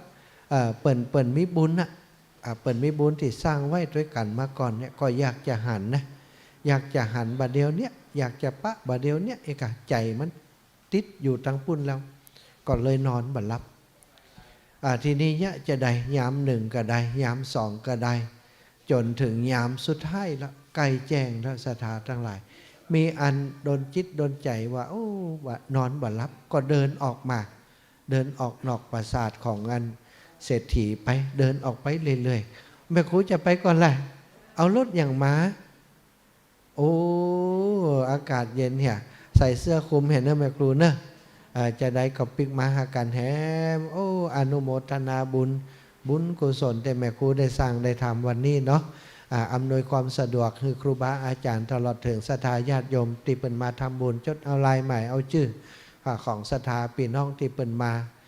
เป็นบุญเป็นกุศลนักหนาเน้อปกป้องคุ้มครองแม่ครูให้เดินทางโดยกลับโดยสวัสดิภาพปลอดภัยวันผู้กลับมามาพบกันแฮมมาจ่วยกันแฮมก็นอนบ่หลับก็เดินเนาะสถานเดินไปก็ปรากฏว่าเดินออกไปจากปราสาทออกไปก็ไปถึงประตูเมืองว่ะความจริงประตูเมืองตอนนั้นเปิ่นยังแบบเปิดแต่นะตอนนั้นพระพุทธองค์เปิ่นยังพักอยู่นอกเมืองอยู่สถานทั้งหลายก็ทำให้ท่านอนาถบิณฑิกะเศรษฐีเนี่ยเดินออกไปแล้วประตูเมืองนี่ปรากฏว่าเทวดาแล้วก็ที่เปิ่นเป็นเทวดาเฝ้าประตูเมืองอยู่เนี่ยลักเปิดประตู ด้วยอำนาจของเทวดาด้วยอำนาจของบุญที่อนาถบิณฑิกะเศรษฐีจะได้เข้าเฝ้าพระพุทธเจ้าในเจ้าวันนั้นเทวดาก็เป็นใจนะสถาช่วยกันลักเปิดประตูยามก่อนรับบ่ฮู้เรื่องนะอนาถบิณฑิกะเศรษฐีก็เลยได้เดินออกไปเดินไปก็จิตใจก็คิดถึงเรื่องของพระพุทธเจ้าอย่างเดียวอยากจะหันพระพักของพระองค์อย่างเดียวเดินไปเนาะเดินไปก็สะดุ้งตื่นตัวตื่นอันตกใจขึ้นมาว่าตอนนี้เขาอยู่ที่ไหนนี่ปรากฏว่าเดินออกมาจาก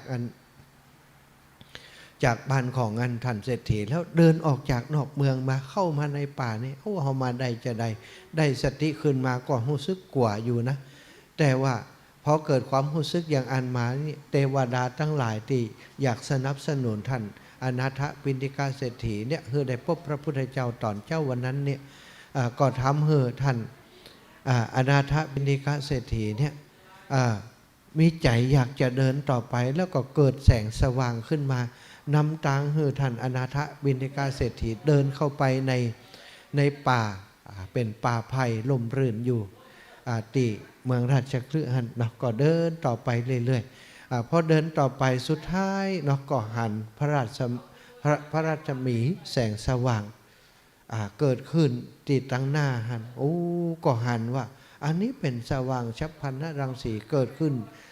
แยงตาส่องเข้ามาตั้งตาของท่านอนาถปิณฑิกเศรษฐีแต่เป็นแสงที่นุ่มนวลเป็นแสงที่สัมผัสแล้วมีความสุขเป็นแสงที่สัมผัสเข้ามาในสายตาและสงบเย็นบัจจัยเป็นแสงที่แย้งตาแต่ประการใดสถานทั้งหลายอนาถปิณฑิกเศรษฐีก็เดินไปตามแสงนั้นสุดท้ายก็ได้ไปพบกับองค์พระสัมมาสัมพุทธเจ้าโอ้สิ่งมหัศจรรย์เกิดขึ้นสถานองค์พระสัมมาสัมพุทธเจ้าก็หู้ด้วยพยานของพระองค์ก่อนแล้วว่าวันนี้มหาอุบาสิกาผู้ยิ่งใหญ่ที่จะอุปถัมภ์พระองค์นั้นจะได้มาพบพระองค์พระองค์ก็ตื่นบรรทมแต่เจ้าเลยมารอเพื่อจะได้ตอนรับจะได้พบกับอนาถปิณฑิกเศรษฐีเหมือนกัน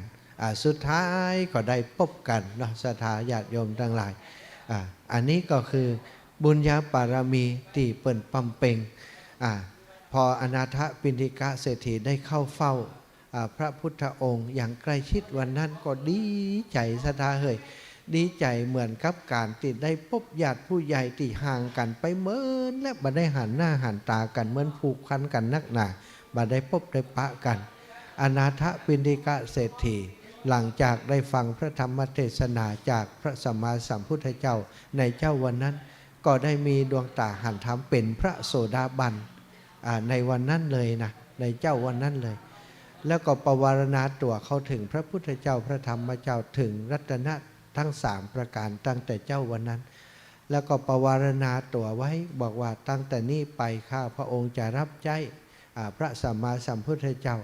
พระพุทธองค์ประสงค์อย่างก็จะหามาเพื่อจะรับใช้แม้แต่ชีวิตก็จะถวายต่อพระพุทธองค์ได้แล้วก็ทรงก็ได้นิมนต์พระพุทธเจ้ามาเผยแผ่ประกาศพระศาสนามาโปรดสัตว์ที่เมืองสาวัตถีในเจ้าวันนั้นเลยศรัทธาอันนี้คือเศรษฐีใจบุญนะตะกี้เล่าถึงเรื่องเศรษฐีการเป็นเศรษฐีบ่ใจง่ายแต่ว่าเศรษฐีบ่เดียวนี้ส่วนใหญ่ก็เป็นนักลงทุนเป็นปอเลี้ยงเอียงคำเป็นคนมีตังค์บ่ได้บ่เหมือนเศรษฐีสมัยก่อนเศรษฐีสมัยก่อนเปิ่นมีตังค์เปิ่นสงเคราะห์เปิ่นทำนุบำรุงพระพุทธศาสนาสงเคราะห์พี่น้องประชาชนเปิดโรงทานอย่างอนาถปิณฑิกเศรษฐีเนี่ยที่ได้ชื่ออนาถปิณฑิกะนี่เพราะว่าปิณฑิกะเนาะคือก่อนเข้าปิณฑิกะหรือว่าก้อนเข้าหรือว่าเข้าเนี่ยสถานเป็นก้อนเป็นก้อนเป็นห่อเนี่ยเอาฮือกับคนอยากคนจนตลอดตั้งแต่เป็นเศรษฐีดูแลทรัพย์สมบัติแดนปอดแดนแม่มาก็ได้ชื่อว่าอนาถปิณฑิกเศรษฐีความจริงเปิ่นชื่อสุทัตตะนี่สุทัตตะคนที่เปิ่นมีการฝึกฝนที่ดีมาแล้วสุแปลว่าดีทัตตะคือคนที่ฝึกฝนอบรมเป็นลูกที่ดีได้รับการฝึกฝนที่ดีมาแล้วสุทัตตะเศรษฐีแต่คนตั้งหลายหู้จักเปิ่นว่าอนาถปิณฑิกเศรษฐีอย่างหมู่เฮานี่ก็อนาถปิณฑิกเศรษฐีเท่านั้นบางคนถามว่าสุทัตตะเศรษฐีนี่เป็นไผบ่ฮู้จักอีน่ะถ้าถามว่าอนาถปิณฑิกเศรษฐีแล้วฮู้กันหมดอันนี้เนาะอันนี้เศรษฐีสมัยก่อนคนมีตังค์สมัยก่อนอีปออีแม่อย่างการสร้างพระธาตุสลีสีสองเมืองนี่ก็มีครอบครัวเศรษฐีใจบุญนะเปิ่นก็มาอุปถัมภ์ครูบาอาจารย์มาเป็นเจ้าภาพลักเจ้าภาพเข้าฮือกับครูบาอาจารย์เปิ่นตุยเนาะก็มีครอบครัวของโยมแม่จันฟองกิ่วแก้วพร้อมบุตรธิดาลูกหลานของเปิ่นเนี่ยก็เป็นเจ้าภาพใหญ่เจ้าภาพลักเลยประวารณาว่าขาดอะไรอย่างก็บอกเนาะแล้วก็บริษัทจำกัดเพชรอินทรีย์ทรานสปอร์ตบริษัทเข็มมรัฐทรานสปอร์ตอุปถัมภ์การก่อสร้างบัจจัยก่อสร้างแต่พระธาตุสลีสีสองเมืองนี้ต่ออันนะสถาน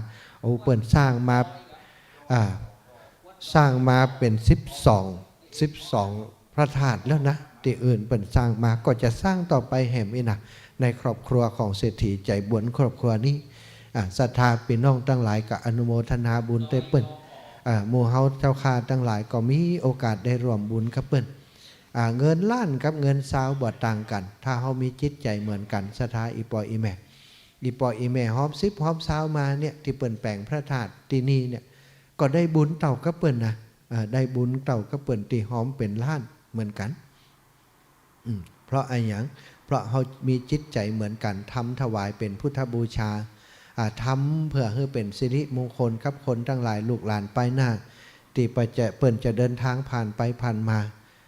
ที่ผ่านไปเชียงใหม่ก็จะผ่านที่นี่สถาบัดเดียวนี้ผ่านไปเชียงใหม่เปิ้นรังเตือเปิ้นกับมาจอดพักรถที่ใกล้ๆที่นี่อาตมาที่มาร่วมงานกับครูบาอาจารย์ที่นี่ก็ได้ต้อนรับศรัทธาญาติโยมหลายคนนะที่เปิ้นเดินทางผ่านไปผ่านมาหันเปิ้นปักธงอย่างนี้มีธงมีตุงอย่างปักนี่เปิ้นมีการมีงานอย่างฮะเปิ้นก็ป้ากันมาแวะที่นี่ศรัทธาพอมาแวะก็หันเปิ้นสร้างพระธาตุอยู่ก็มาไถ่ถามแล้วก็ร่วมทำบุญเปิ้นก็บอกว่าวันหน้าถ้าเจ้าผ่านไปผ่านมาที่นี่นะ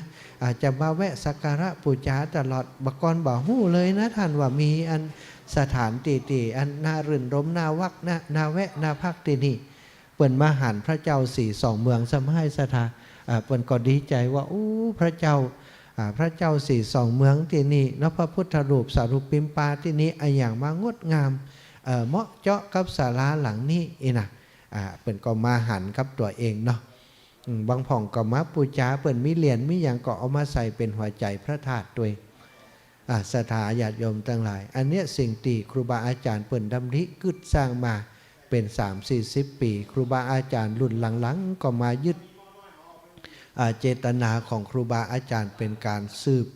สืบสานเจตนาของครูบาอาจารย์เพื่อจะสร้างศรัทธาประสาทะให้พี่น้องประชาชนเนาะได้มีโอกาสสักการะบูชาอันนี้น้ำเอาน้ำดื่มมาเนาะ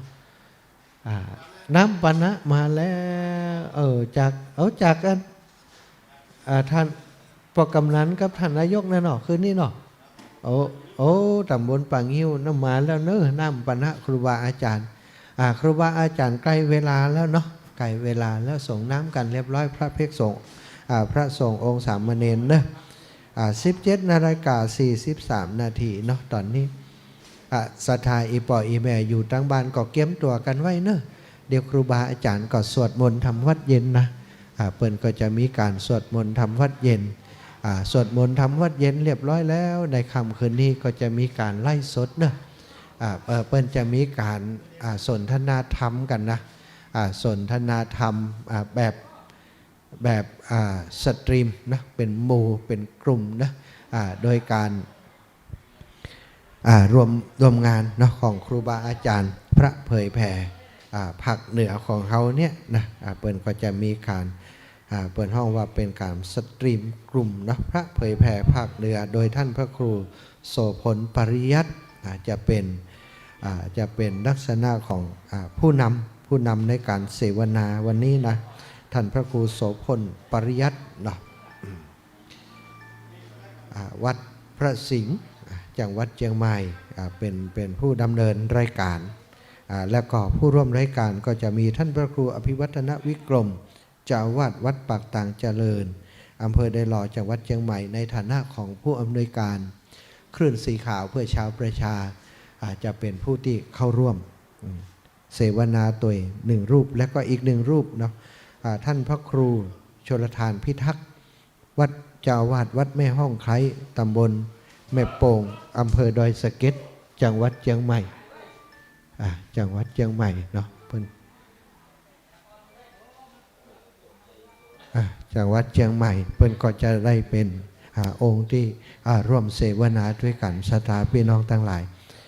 เวลาที่จะเสวนากันนะเวลาที่เสวนากันก็คือหลังจากที่สวดมนต์ทำวัดเรียบร้อยแล้วนะก็จะมีการเริ่มการเสวนาประมาณเวลา20 นาฬิกาเนาะ20 นาฬิกาเป็น2 ทุ่มเป็นต้นไปเนาะอาจารย์เนาะ2 ทุ่มเป็นต้นไป2 ทุ่ม ถึง4 ทุ่มเนาะโอ้ทางวิทยุเครือข่ายคลื่นสีขาวนะอีปออีแม่ว่าโอ้เปิดสตรีมเนี่ยจะได้บัต้องพอที่สตรีมได้ หรือว่าอยากจะหันหน้าหันตาของครูบาอาจารย์ที่สนทนาธรรมถ้ามีลูกมีหลานที่เขาเปิดเน็ตเป็นเนาะเปิด Facebook ก็ดีเปิด YouTube ได้ก็เข้าไปดูอย่างอันก็ได้เนอะแต่ส่วนที่บ่มีก็ฟังจากรายการวิทยุที่ออกอากาศอยู่ปัจจุบันนี่แหละก็จะได้ฟังครูบาอาจารย์ได้อูจากันวันนี้ประเด็นอย่างต่างๆที่จะยุอูจาก็จะเป็นประโยชน์กับศรัทธาญาติโยมทั้งนั้นเนาะเป็นการเผยแผ่พระพุทธศาสนาอีกรูปแบบหนึ่งต่อไปในอนาคตต่างหน้าเนาะการสื่อสารการจัดรายการทางวิทยุที่ครูบาอาจารย์เปิ่นได้แจ้งไปว่าเดือนเมษาเนี่ยคลื่นความถี่ที่เรามีอยู่เนี่ยจะถูกลดกำลังส่งลงมาก็อาจจะมีปัญหาที่หับสัญญาณบอกค่อยชัดหับสัญญาณบอกทั่วถึง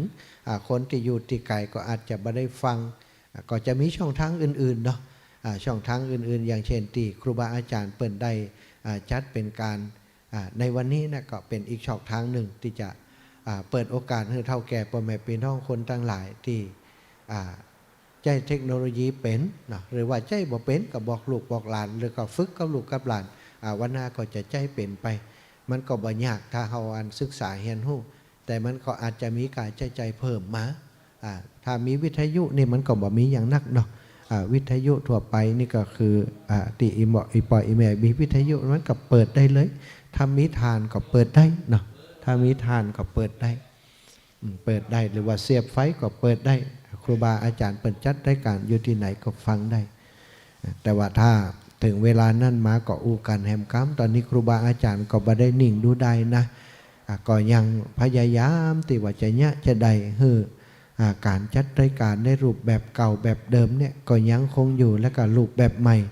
สามารถจะพัฒนาทำให้ศรัทธาญาติโยมเข้าถึงได้ง่ายที่สุดเนาะตอนนี้เวลาไกลเข้ามาแล้วตุลุงท่านพระครูท่านอาจารย์ท่านถ้าพร้อมก่อนนี้เนอะครูบาอาจารย์พระภิกษุสงฆ์องค์เนรเนอะจะใกล้เวลาจะได้เวลาที่เราจะมาสวดมนต์ทำวัดเย็นแล้วเนาะก็เอาเจ้าภาพนับปณะคืนนี้เนอะครอบครัวนางจุรีกิตตาวงศ์นางสาวนภาพรยารังสีร้านเตี๋ยวตุนมันก็ร้านเตี๋ยวตุนก็ตุนเตี๋ยวตุนเริงปอยร้านลาบตะอู นายที่วาภูผาร้านเครื่องไม้นางสาวกรนัทเจวิตาน้องนุกเนาะแล้วคุณสุริยากิตตาวงศ์เนาะนมร้อนร้านลาบตาอูนี้เป็นเจ้าภาพน้ำเนอะบ่ได้เอาลาบมาเนอะ ถึงลาบบ่ได้กันน้ำลายปุนะตุลุงได้ เป็นนมฮ้อนเพิ่นเอามาแล้วนะครูบาอาจารย์คนละเจ้าเนาะอันนี้แหมเจ้าเนี่ยโอ้กำลังหามาแสดงว่าวันนี้หลายเจ้าเนาะครูบาเนาะลูกหลานลูกศิษย์ลูกหาครูบา3 แก้วขอซีได้ก่อน ขอบคุณเด้อศรัทธาญาติโยมอนุโมทนาบุญกับสายบุญทุกสายนะที่ร่วมกันตอนเจ้านี้ทางทีมงานของปกำนันท่านนายกตำบลป่างิ้วพร้อมคณะศรัทธาสาธุชนวันนี้พี่น้องป่างิ้วมาถึงตำบลนะมาถึงตำบลมากันทึดๆมากันจัดนักจัดหลายนะมารวมบุญมาฟังเทศตอนเจ้าก็เข้ามากันพี่น้องป่างิ้วดังตอนเจ้าแต่นั้นปกกำนันครับท่านนายกเปิ่นก็ปากันมาเลี้ยงข้าวต้มมาบิณฑบาตตักบาตรเนาะกับพระสงฆ์องค์สังฆเจ้าที่ปฏิบัติธรรมอยู่ที่ม่อนพระศรีสองเมืองที่นี่ขอบตำบลป่างิ้วนะพิษกันตะกี้ทางพูด มาถามเขามานี่เขานึกว่าเขาอูพิษเห็นว่า บัดได้วงเล็บว่าถามไผ่เนาะเขาก็เสือกกันอันนี้นะ ได้ยินเพิ่นถามทั้งพุ่นก็ตอบทั้งเพ่นนะเพราะได้อูถึงปางิ้วไปบัดตะกี้นะ ก็ตั้งปกกำนันท่านนายกทีมงานของเปิ้นตัวยนะบาใจกาดตัวปกกำนันท่านผู้ใหญ่ในตำบลป่างิ้วก็มากันเปิ้นหอมกันหมดซะทะหอมกันหมดถึงผู้นำท้องถิ่นของเปิ้นมากันเป็นหมู่เป็นคณะอันนี้คือความสมัครสมานสามัคคีเนาะการทำงานกันครั้งนี้นะการสร้างสิ่งยิ่งใหญ่ครั้งนี้สร้างศาลาพระเจ้าสีสองเมือง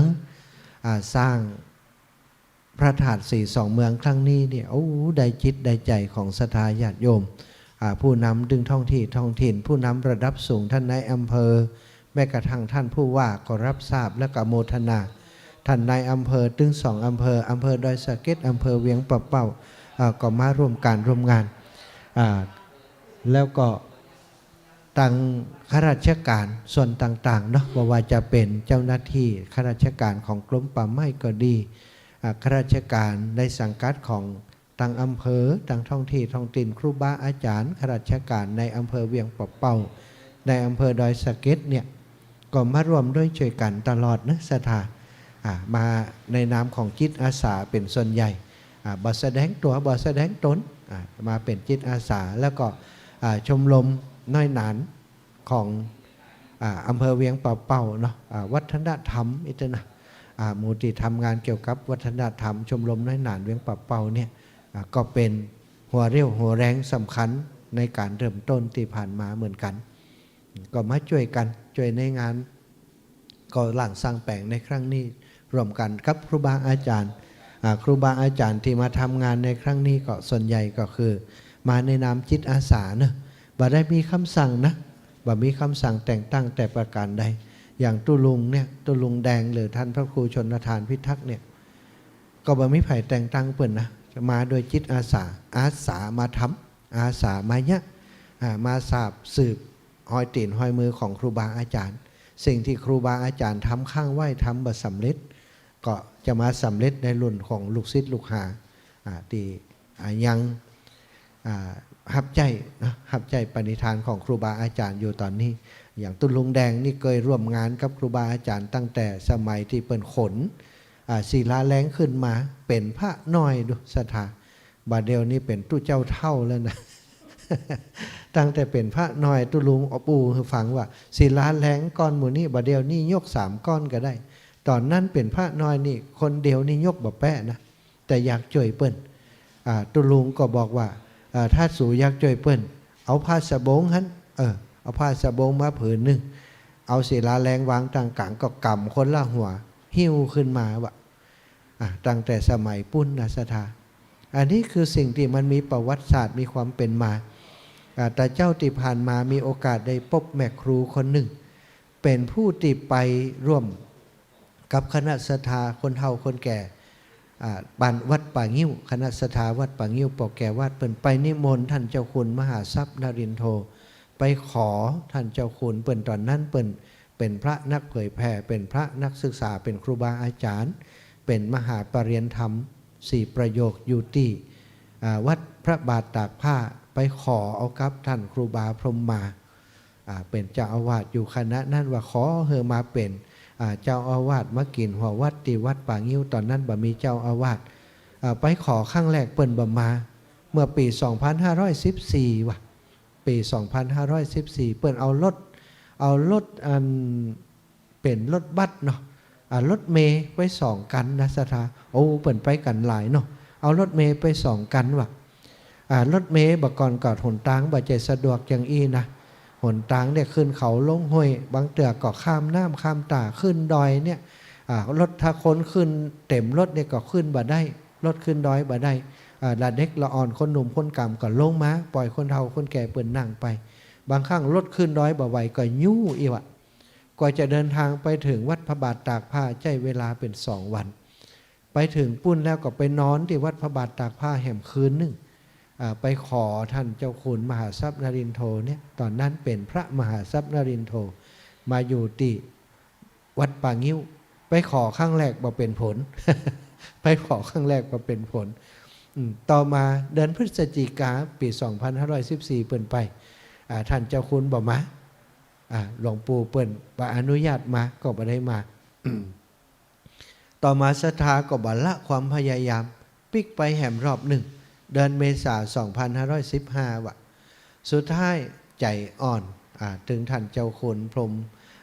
ครูบาแล้วครูบาเปิ้นก็หันความตั้งใจของศรัทธาว่าใครได้แท้เปิ้นอยากจะเอาไปเป็นเจ้าหัววัดแท้แล้วก็หันว่าท่านเจ้าคุณมหาทรัพย์เนี่ยท่านอาจารย์มหาทรัพย์ตอนนั้นเนี่ยก็สามารถจะไปฉลองศรัทธาญาติโยมไปอยู่ตังเวียงปะเป้าได้เปิ้นก็เลยมอบหมายขึ้นมาเมื่อไปครั้งที่สองคือเดือนเมษายน2515ก็ได้ฟังจากคุณครูอัญชลีเนาะอัญชลีนะแม่ครูอัญชลีเปิ้นเล่าให้ฟัง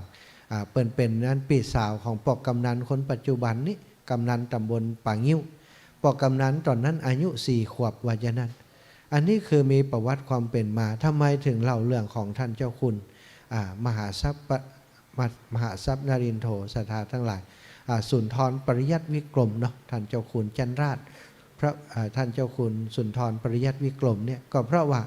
เปิ้นเป็นคนติดต้นคิดรวมกับท่านเจ้าคุณพระเทพวิสุทธิโกศลเนาะวิสุทธิคุณพระเทพวิสุทธิคุณนะนั่นก็เป็นต้นคิดในการเริ่มสร้างพระธาตุพระเจ้า42 เมืองแล้วก็มีความตั้งใจจะทางพระธาตุ42 เมืองเมื่อ40 ปีก่อนนั่นเนาะตุลุงเนาะแต่ว่าบัดสำเร็จตอนนี้ครูบาอาจารย์ได้เอารูปของพระเดชพระคุณ2 รูปกับรูปหลวงปู่ทองมาไว้ให้ศรัทธาญาติโยมสักการะที่นี่เพราะว่ามีความเกี่ยวพันกันทำให้การทำงานในครั้งนี้ประสบความสำเร็จก็ทำปฏิบัติธรรมนี่ก็อุทิศบุญกุศลให้กับครูบาอาจารย์ด้วยเป็นการสนองงานครูบาอาจารย์แม่เปิ้นจะบาอยู่แล้วเนาะแต่หมู่เฮายังอยู่ยังมีบาแปลงแหงนักจะสนองงานเปิ้นให้ประสบความสำเร็จตอนนี้ 80% แล้วศรัทธายังแหม20%ก็ประเมินแล้วนะก็จะหันแล้ววันที่18 มีนายกชัดอันนั้นคือสมบูรณ์แบบแล้ว 100% เอามาพอกันเนอะ18 มีนาตั้งอกตั้งใจกันไว้14 กุมภามาร่วมบุญกันอีกครั้งหนึ่งผ้าป่าเอาดอกไม้มาปูจามาปลูกที่ม่อนพระศรี2 เมืองนี่ถึง2 ฝั่งถนนดอกเฟื่องฟ้าฮับประจำกัดเนอะตอนนี้นะ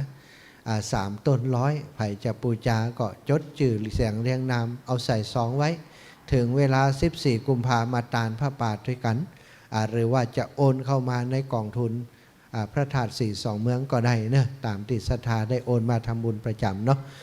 ตอนนี้ทางครูบาอาจารย์ทางบนจะพร้อมแล้วยังท่านอาจารย์ตีกองเนอะเจ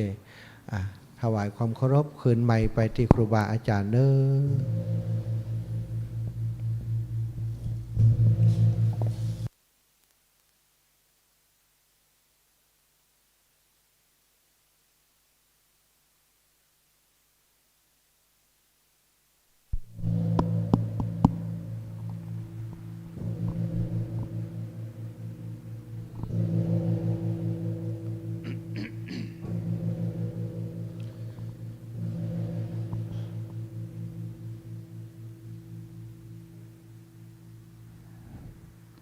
เสียงก้องเสียงกองเสียงมองต่ำเข้าเสียงตุเจ้าจะได้สวดมนต์ขอนอบน้อมเอากุลพระแก้วเจ้าทั้ง3 ประการอันมีพระพุทธพระธรรมพระสงฆ์กุลพ่อกุลแม่กุลครูบาอาจารย์กุลศีลธรรมกรรมฐานจงมาปกห่มรักษาครูบาอาจารย์พระเจ้าพระสงฆ์ทุกรูปปกห่มรักษาปออกไม่ออกศรัทธาท่านสาธุชนคนดีทั้งหลายทุกท่านขอถวายความเคารพแสดงความนับถือหลวงพ่อพระครูสันติเจติยากรเจ้าอาวาสวัดเกตกาลามอำเภอเมืองเชียงใหม่ท่านพระครูชลทานพิทักษ์เจ้าอาวาสวัดแม่ห้องไค อำเภอดอยสะเก็ดจังหวัดเชียงใหม่ท่านพระอาจารย์อรุณชุติปัญโยวัดโสพนารามตำบลดอนแก้วอำเภอแม่ริมตลอดจนถึงพระเจ้าพระสงฆ์ครูบาอาจารย์ที่มีอายุพรรษามีการศึกษามีภูมิธรรมทุกรูปทุกท่านสวัสดีน้องเนนลูกเนนวัดพระสิงห์แล้วก็สามเณรน้อยวัดฝ่ายหินตลอดจนถึงเจริญปอนศรัทธาญาติโยมที่ฟังอยู่ที่บ้านที่จองที่หอที่เฮือนก่อนที่เสียงก้องจะดังขึ้นมีโอกาสเดินไปลายพระธาตุเจดีย์ฟังที่หลวงพ่อเล็กอาสาโพสำนักสงฆ์บ้านป๊อกตำบลห้วยแก้วอำเภอแม่อ่อนได้ตั้งโรงเตรียมโรงเตรียมยาสมุนไพรมีโอกาสเดินไปทางนั้นได้หันหน้าผาประกอบกับจังหวะที่ตะวันกำลังจะตกแล้วก็มีลมโชยมาหันหน้าผาแผ่นดินก็เลยได้มุมมองผ่านพระธาตุสี่สองเมืองมุมมองผ่านพระธาตุสี่สองเมืองก็คงจะเหมือนดังใจของครูบาอาจารย์หนักแน่นดุจปัทภีกว้างไกลดุจแผ่นฟ้าเอื้อเฟื้อดุจมหาสมุทรรื่นรมดุจสายลมชีวิตนี้ช่างสุขสมนี่เอามาอยู่กันในสถานที่แห่งนี้ปลอดโปร่งโล่งหายใจโล่งก็บางครั้งก็มีกังวลพ่องโดยภาระธุระแต่ก็เชื่อมั่นในความหนักแน่นจิตใจของครูบาอาจารย์เจ้าบางรูปอยู่กับเนนสองตนบางรูปก็มีพระลูกวัดบางรูปก็อยู่ตนเดียวก็ปลงปล่อยวัดเป็นหน้าที่ศรัทธาบอกว่าอาตมาจะไปเข้ากรรมเนอะศรัทธามันไปยือไปใจวัดเนอะก็ได้ฝากบอกศรัทธาไปอย่างนั้นสละเวลามาร่วมกันประพฤติปฏิบัติด้วยจิตใจตั้งมั่นก็ขอกราบขอบพระคุณในความตั้งใจของครูบาอาจารย์วันนี้ศุกร์ที่10 ธันวาคมก็เป็นวันที่3ที่ครูบาอาจารย์ได้ร่วมกันประพฤติปฏิบัติวันพุธแถมเจ้าวันฮือแถมเจ้าถ้าเราไปเป็นนักเรียนเหมือนละอ่อนนี่เขาจะก้องหาไม่ได้จะเลิกโรงเรียนไม่ได้เสียงระฆังจะดังไม่ได้เสียงออดจะดังเลิกดีใจแต่เข้ากรรมนี่บอกใครเลิกเอามาหั่นของกินของทานเหมือนเขาจะอยู่กันให้เป็นเดือนเนาะครัวที่ศรัทธาเพิ่นเอามาทานเหมือนจะเลี้ยงครูบาอาจารย์ได้แห่งเป็นเดือนนะแต่ว่างานเลี้ยงย่อมมีวันเลิกลานี่น่าใจจะง่อมเหมือนกันเด้อเนาะวันที่12 มะค่ำก็ครูบาอาจารย์ก็เก็บเอาเป็นภาพประทับใจนะครับบัดนี้ได้เวลาที่เราท่านทั้งหลายจะได้ร่วมกันประกอบศาสนกิจวัตรประจำวันกราบนิมนต์หลวงพ่อพระครูสันติเจติยากรหลวงพ่อเจ้าวาดวัดเกตกะลามได้จุดธูปเทียนบูชาพระรัตนตรัยขอกราบใบสานิมนต์ครับส่วนจุดเทียนธูปตีหูปของหลวงปู่ทั้ง3 ภาคทางเหนือหลวงปู่พระเทพวิสุทธิคุณแล้วก็หลวงปู่พระเดชพระคุณพระสุนทรปริยัติวิกรมก็ขอนิมนต์ท่านปลัดจำนันสุธีโลนะครับได้จุดปูจากุลของพระเดชพระคุณครับส่วนดังใต้ก็ขอนิมนต์ท่านพระชัยวัฒน์นาคเสโนวัดพระธาตุดอยน้อยได้จุดปูจากุลพระเดชพระคุณหลวงปู่พระพรหมมงคลนะครับเชียงใหม่1 ตนเชียงราย1 ตนครับแล้วก็ขอกราบนิมนต์ท่านพระครูชลทานพิทักษ์ได้เป็นต้นเสียงนำสวดมนต์ก็วันนี้ไมค์ระบบเสียงยังก็เริ่มเข้าตีเข้าตางญาติโยมอยู่ที่บ้านก็ปนมมือเนอครูบาอาจารย์กำลังจุดธูปจุดเทียนเสมือนญาติโยมได้ร่วมกันถ้าใครหันภาพก็เข้าไป YouTube ของวัดไฟหินคลื่น 104.50 ได้ยินเสียงตั้งแต่ตี 2ด้วยโอ้เครื่องส่งวัดไฟหินนี่เปิด24 ชั่วโมงบ่มีการปิดคนคุมก็บ่รับเจ้า4 ชั่วโมงอาจารย์วิศวัตรเป็นว่าประกองเครื่องดับก็สะดุ้งตื่นเครื่องดับก็สะดุ้งตื่นขณะที่เขารับไหลอาจารย์วิศวัตรไปรับเรียบร้อยนะครับกับนิมนต์ท่านพระครูชลทานพิทักษ์กับท่านพระปลัดจำนันได้นำสวดนิมนต์ครับโยโสภะคะวะอะระหังสัมมาสัมพุทโธสวากขาโตเยนะภะคะวะตาธัมโม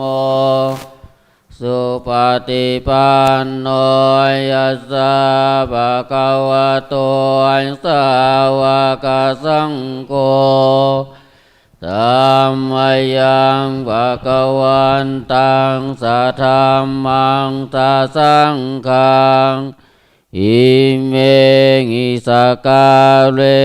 หิยะทาระหังอาโลปิเตหิปุชยามะสาธุโนพันเตภะคะวาสุจิราปรินิพพุโตปิปัจฉิมาชนะตานุกัมปมานาสาอิเมสกาเลตุกตาปนาการะปุเต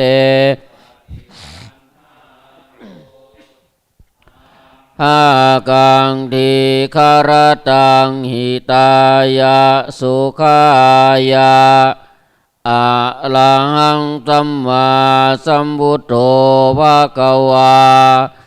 พุทธังภะคะวันตังอภิวาเทมิสวากขาโตภะคะวะตาธัมโมธัมมังนัมมัสสามิสุปฏิปันโนตัวสาวกสังโฆสังฆังนามามิอันนมยังพุทธัสสะภะคะวะโตปุพพากนามกรันเจวะพุทธานุสตินยัญจกโรมาเสนะโมตัสสะภะคะวะโต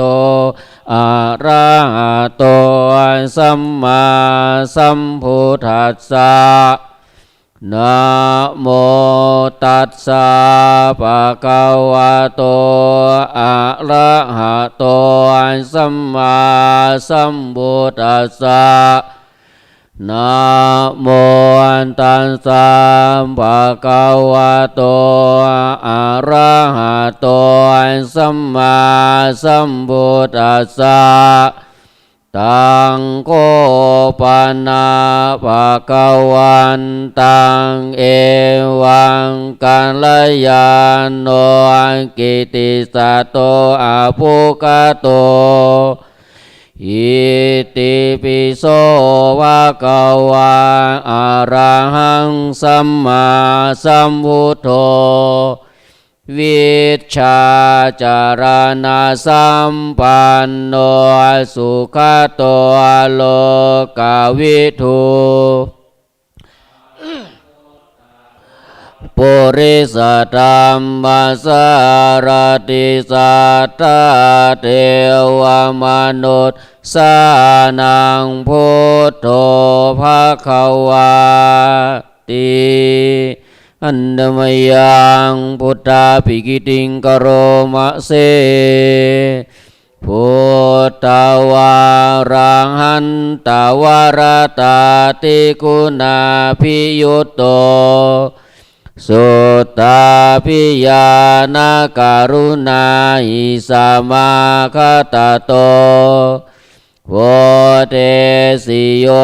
ชุชนะตังกามลังวาสุโล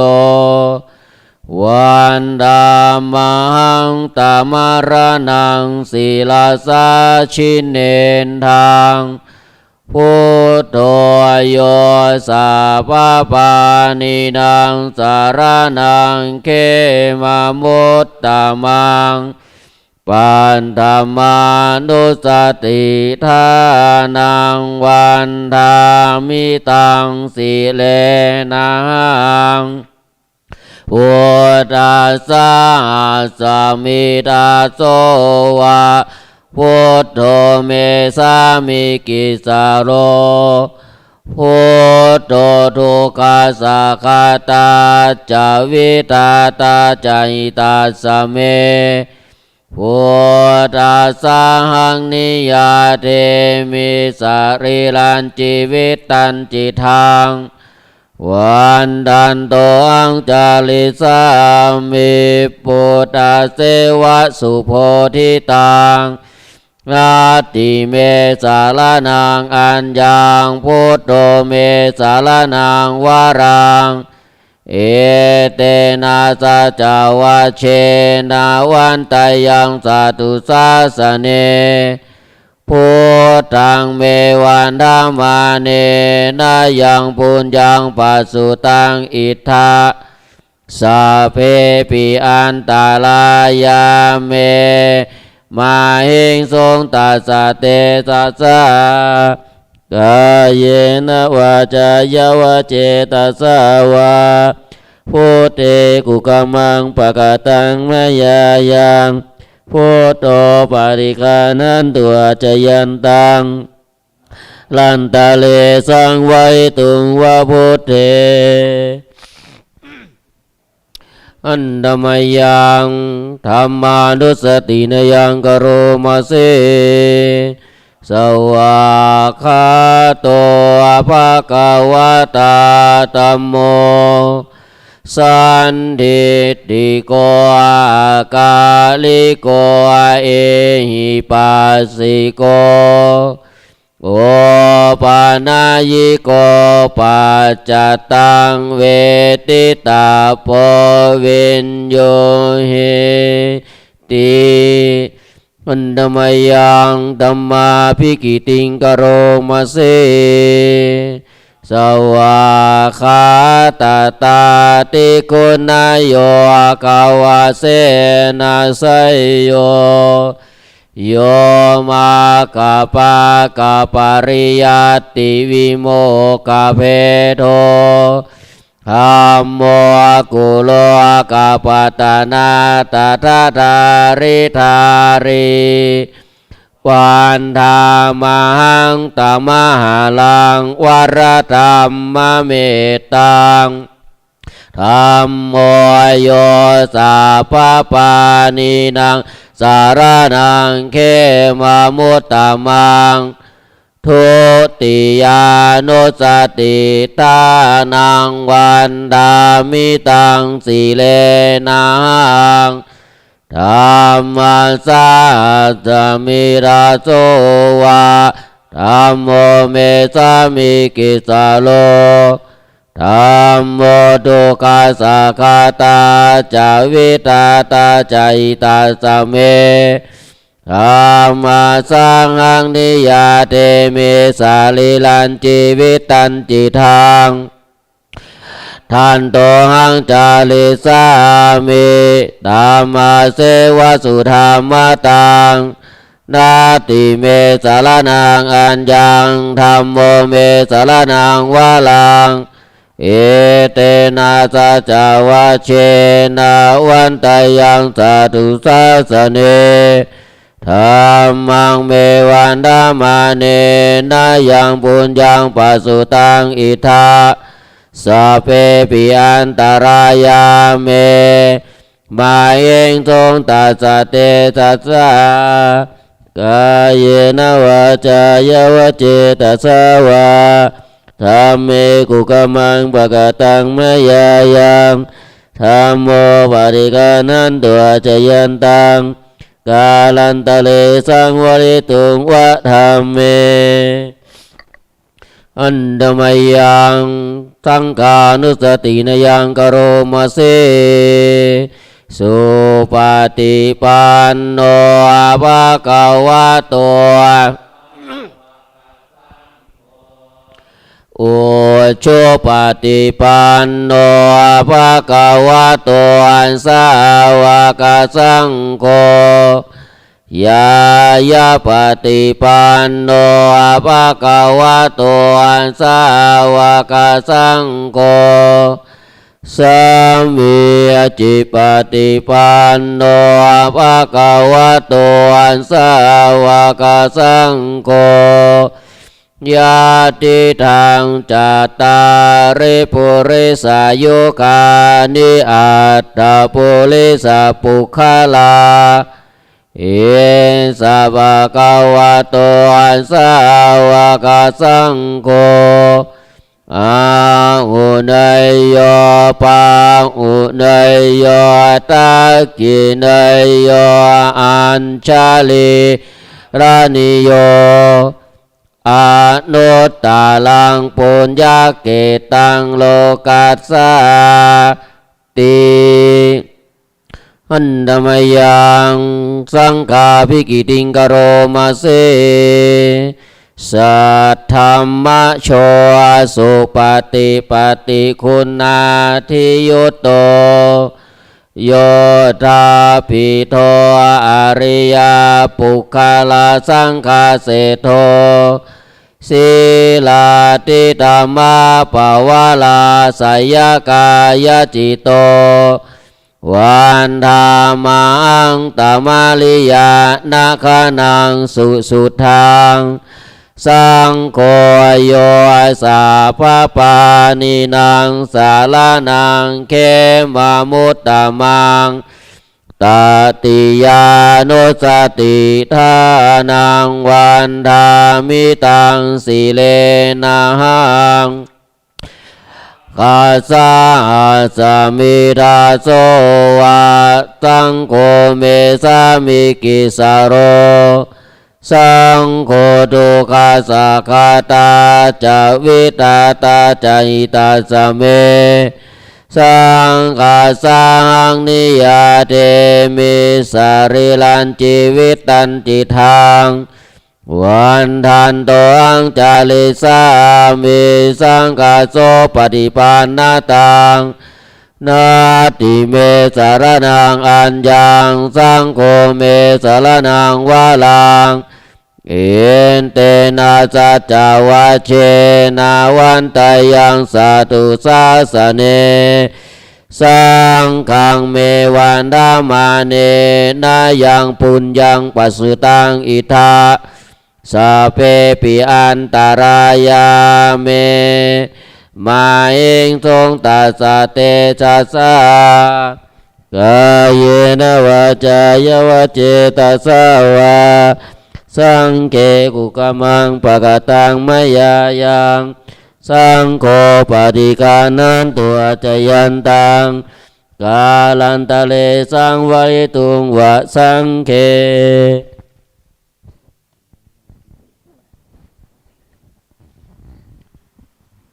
สมันตาจักวาเลสุอัทราคันฉันตุเทวตาสัทธัมมังมุนิราชัสสะสุนันตุสัคขโมกขทังนะโมตัสสะภะคะวะโตอะระหะโตสัมมาสัมพุทธัสสะนะโมตัสสะภะคะวะอะระหะโตสัมมาสัมพุทธัสสะนะโมตัสสะภะคะวะโตอะระหะมาสัมพุทธัสสะพุทธังสารนังกัจฉามิธัมมังสารนังกัจฉามิสังฆังสารนังกัจฉามิทุติยัมปิพุทธังสารนังกัจฉามิทุติยัมปิธัมมังสารนังกัจฉามิทุติยัมปิสังฆังสารนังกัจฉามิตติยัมปิพุทธังสารนังกัจฉามิตติยัมปิธัมมังสารนังกัจฉามิตติยัมปิสังฆังสารนังกัจฉามิ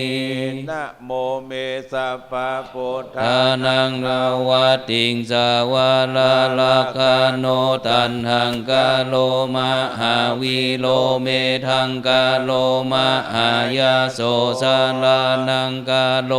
ม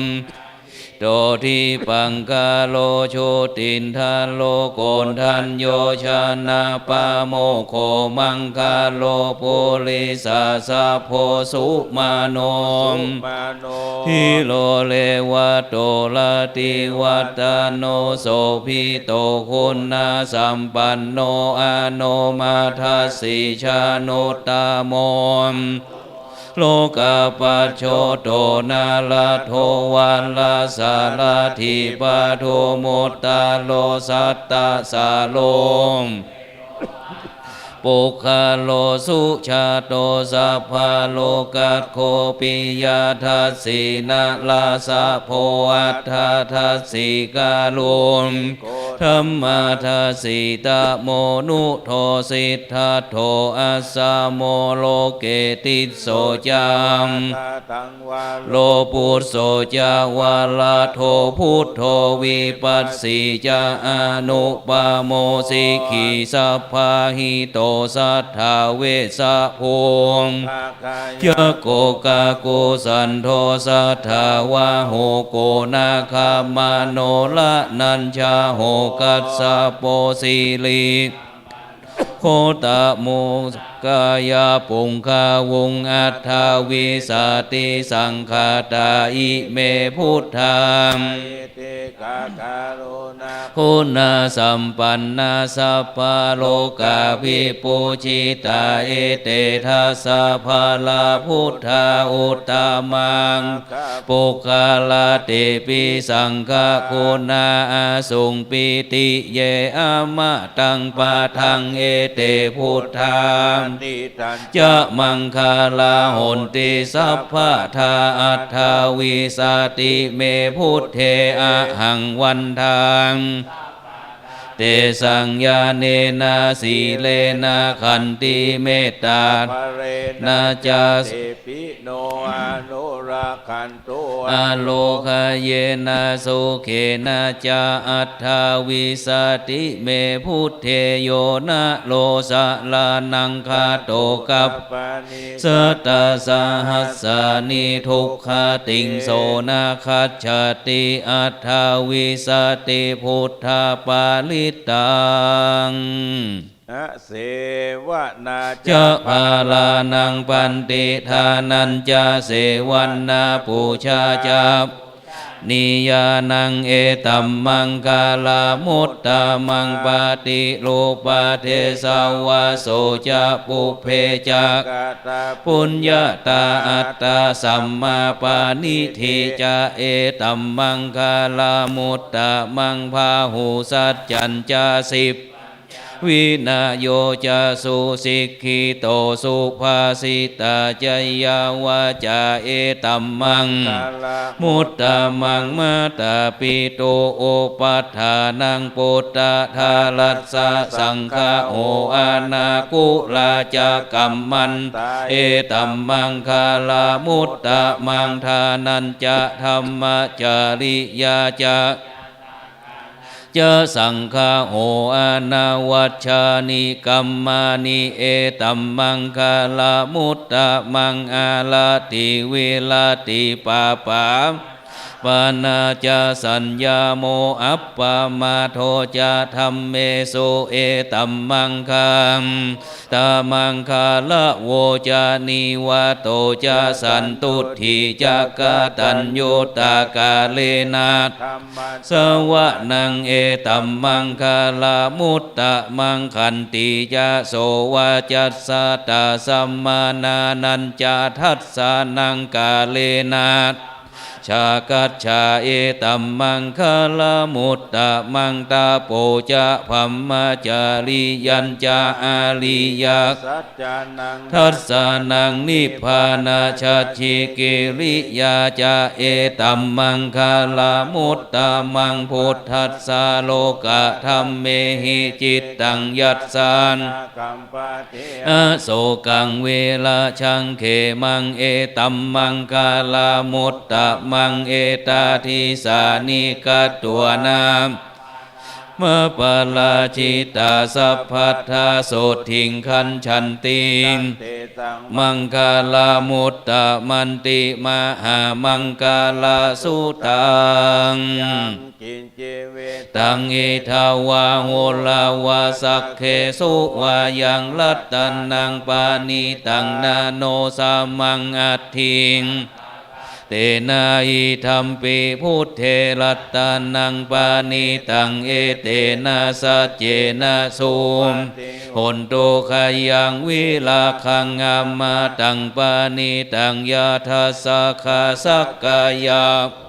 สมาหิโตนะเตนะธัมเมนะสมาธิกินจิ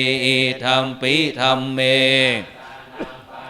ตังเอเตนะสัจเจนะสุวัตถิโหนโตยัมพุทธาเศธโธปาลิวันนะยิสุจิงทิมานันตาริกัญญามาหุสัมมาทินาเตนะสาโมนาวิชชาติอิธัมปิธัมเมตังเอเตนะสัจเจนะสุวัตถิโหนโตเยปุคคาลาอัฏฐาสาตังปัสสัทธาจัตตาลียุคานิหนติเตทักขินายาสุขาตัสสะสาวกาเอเตสุทินนานิปาลานิอิธัมปิสังเขปานิตังเอเตนะสัจเจนะสุวัตถิโหนโตเยสุปายุตตามานะสานิกามิโนโคตามาสาสานัมหิเตปฏิปัตตาอัมมาตังวิไคหะลัตถังพุทธิงพุทธะมานาอิธัมปิสังเคลัตตานังปานิตังเอเตนะสัจเจนังนังโปลานังนาวังนาทิสัมภาวังวิลัตตาจิตตายติเกภวัตสามิงเตขีนาพิชาอวิรุณนิพพันติทิลายะทายัมปาทิโปอิธัมปิสังเคลัตตานังเอเตนะสัจเจนะสุวัตถิโหนโตสัพพะโลกัสสามิงมานะสัมภาวะเยอะปะลิมานังอุทธังอโทจะติริอาสัมภาทังอเวลังอาสาปัตตังทิตัญจาลังนิสินโนวายาวตัสสาวิคาตามิโทเอตังสติงอาทิตถยาพัมมะเมตังวิหาลังทิฏฐินจานุปะคัมมะศีลวาทัสสะเนนะสัมปันโนกาเมสุวินัยเคทัง ชาตุขัพพาไสยังโปนาเลติติกาละนิยาเมสุตัง สัพเพพุทธาปราปา ตาปัจเจกานันจะยังพาลังอละหันตานันจะเตเชนะลักขังพันธานิสัพพะโส โลกยา ปะละมาลาภาสันตุถีปะละมังทานังวิสาสามยาตินิปปานังปะละมังสุขัง นิมนต์ครูบาอาจารย์จุตุนจุองค์ได้ทำสมาธิตามเตที่จะได้ทำเฮียนมาจุตุนจุองค์นะครับ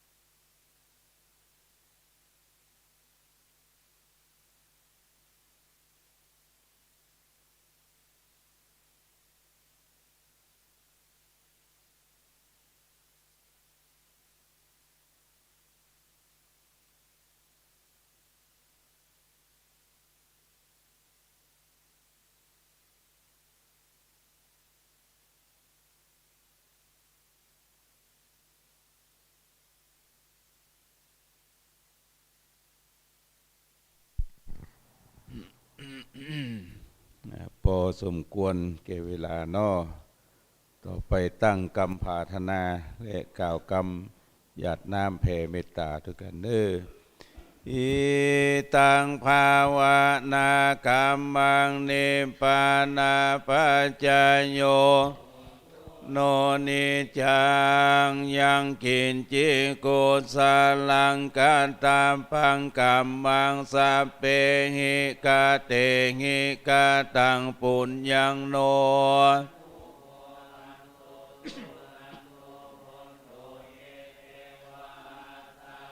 ทาเนอธิกาตาธิกายุกาสัทธาโหนตุสัพพสัตตานังสุขียัต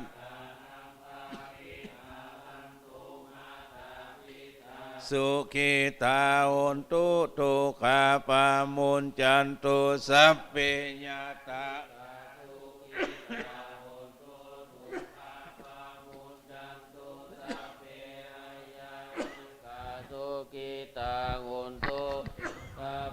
มุนจันโตสัพเพปิตาตาเปยากาตาเปเปตาสุกิตาหุนตุตุกัมวัมมุนจันโตสัมเปนักกตาตุกัมวัมมุนจันโตสัพเพเทวาสุกิตาหุนตุตุกัมวัมมุนจันโตสัพเพอัจจาริยุปัจจยสุกิตาตุกัมวัมมุนจันตุสัพพสัมปตินังจามิจันตุโววันธามิพุทธังสัพพังเมโตสังฆามันตาเมปันเตวันธามิมังสัพพะเมโตสังฆามันตาเมปันเตวันธามิสังฆังสัพพังโตสังฆามันตาเมปันเตวันธามิการุปัจฉัยจาริเยสัพพังธาเมปันเตวันธามิกัมมัตตานังตัพพังเมโตสังฆามันธาเมปันเตวันธามิอาราเมปัตตสิมายังสัพโตสังฆามันตาเมปันเตวันธามิเจติยังสัพพังสัพพตาเนโสปฏิติตาสาลิลาตันตุโพติงโวตาโลปังสังกาลังสัตตานาคาโลเกเทวะโลเกพระมะโลเกทิเปลังกาทิเปตาลิลาตันตุโยเกสตันตุโยอาลันตาตาตุโยเจติยังกันทาลันสิติสังอาเสธัมมกันเดสะเปสัมปัตตเจติยังอังวันธามิสัพพะโตวันธาลูกเหมือนผู้อาจารย์วันธามิปันเตสัพพังอปาราตังกัมมตะเมปันเตมยากตังปุญญังสามินาทิตาพังสามินาไมหังทาตาพังสาธุสาธุอนุโมทามิแล้วก็วันทาพระเดชพระคุณหลวงพ่อผู้มีอายุสูงสุดเด้อ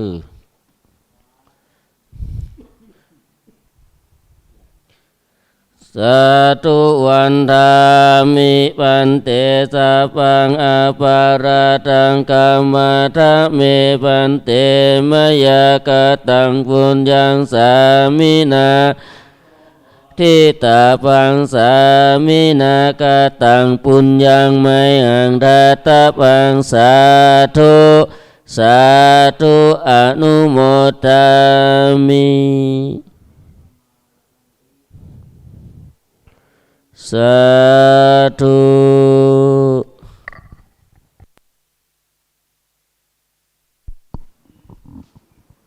ตอนนี้ก็6:45ครับ ก็มีเจ้าภาพเนาะวันนี้เนาะปานะมีเหรอกำลังมาเนาะก็เดี๋ยวสถานที่ตังบนนี้ท่านพระครูโสพลปริยัติจะได้ปรับสถานที่ครูบาอาจารย์นั่งก่อนนะครับมีโยมเปิ้นถวายนิมนต์นั่งก่อนจนได้ไปก็บ่ได้นะ โยมเปิ้นตาลนะเดี๋ยวนิมนต์ตู้พี่ตู้น้องช่วยกันเอาเศษอาหารที่เต็นภัตตาหารแต่เจ้าลงถุงดำกันเนอะเพราะวันพวกนี้จะบรรณาดูแล้วนะถ้าโยมมาช่วยกันนะครับเนาะนิมนต์เลยครับช่วยกันที่เต็นภัตตาหารเอาถุงดำมาอันใดดีขว้างก็เอาขว้างเลยเพราะว่าโยมบ่มีละเดี๋ยวเขาช่วยกันเนาะก็ตึ้มเป็นห้องไผ่อะแล้วก่อนบนพวกนะหมู่เฮานะจะได้ดมอะ มันก็มาป้นหมู่เฮาเนี่ยช่วยกันนะครับเนาะเดี๋ยวสถานที่ตั้งบนนี้ท่านพระครูโสพลปริยัติเพิ่นจะได้ปรับสถานที่ช่วงเวลานี้เดียวก็นิมนต์ตุลุงยองได้ขั้นรายการก่อนจะอู้ไปสักกึ่งก็เปิดสายไปสักกึ่งก็ตามเจตนาของท่านนิมนต์ครับ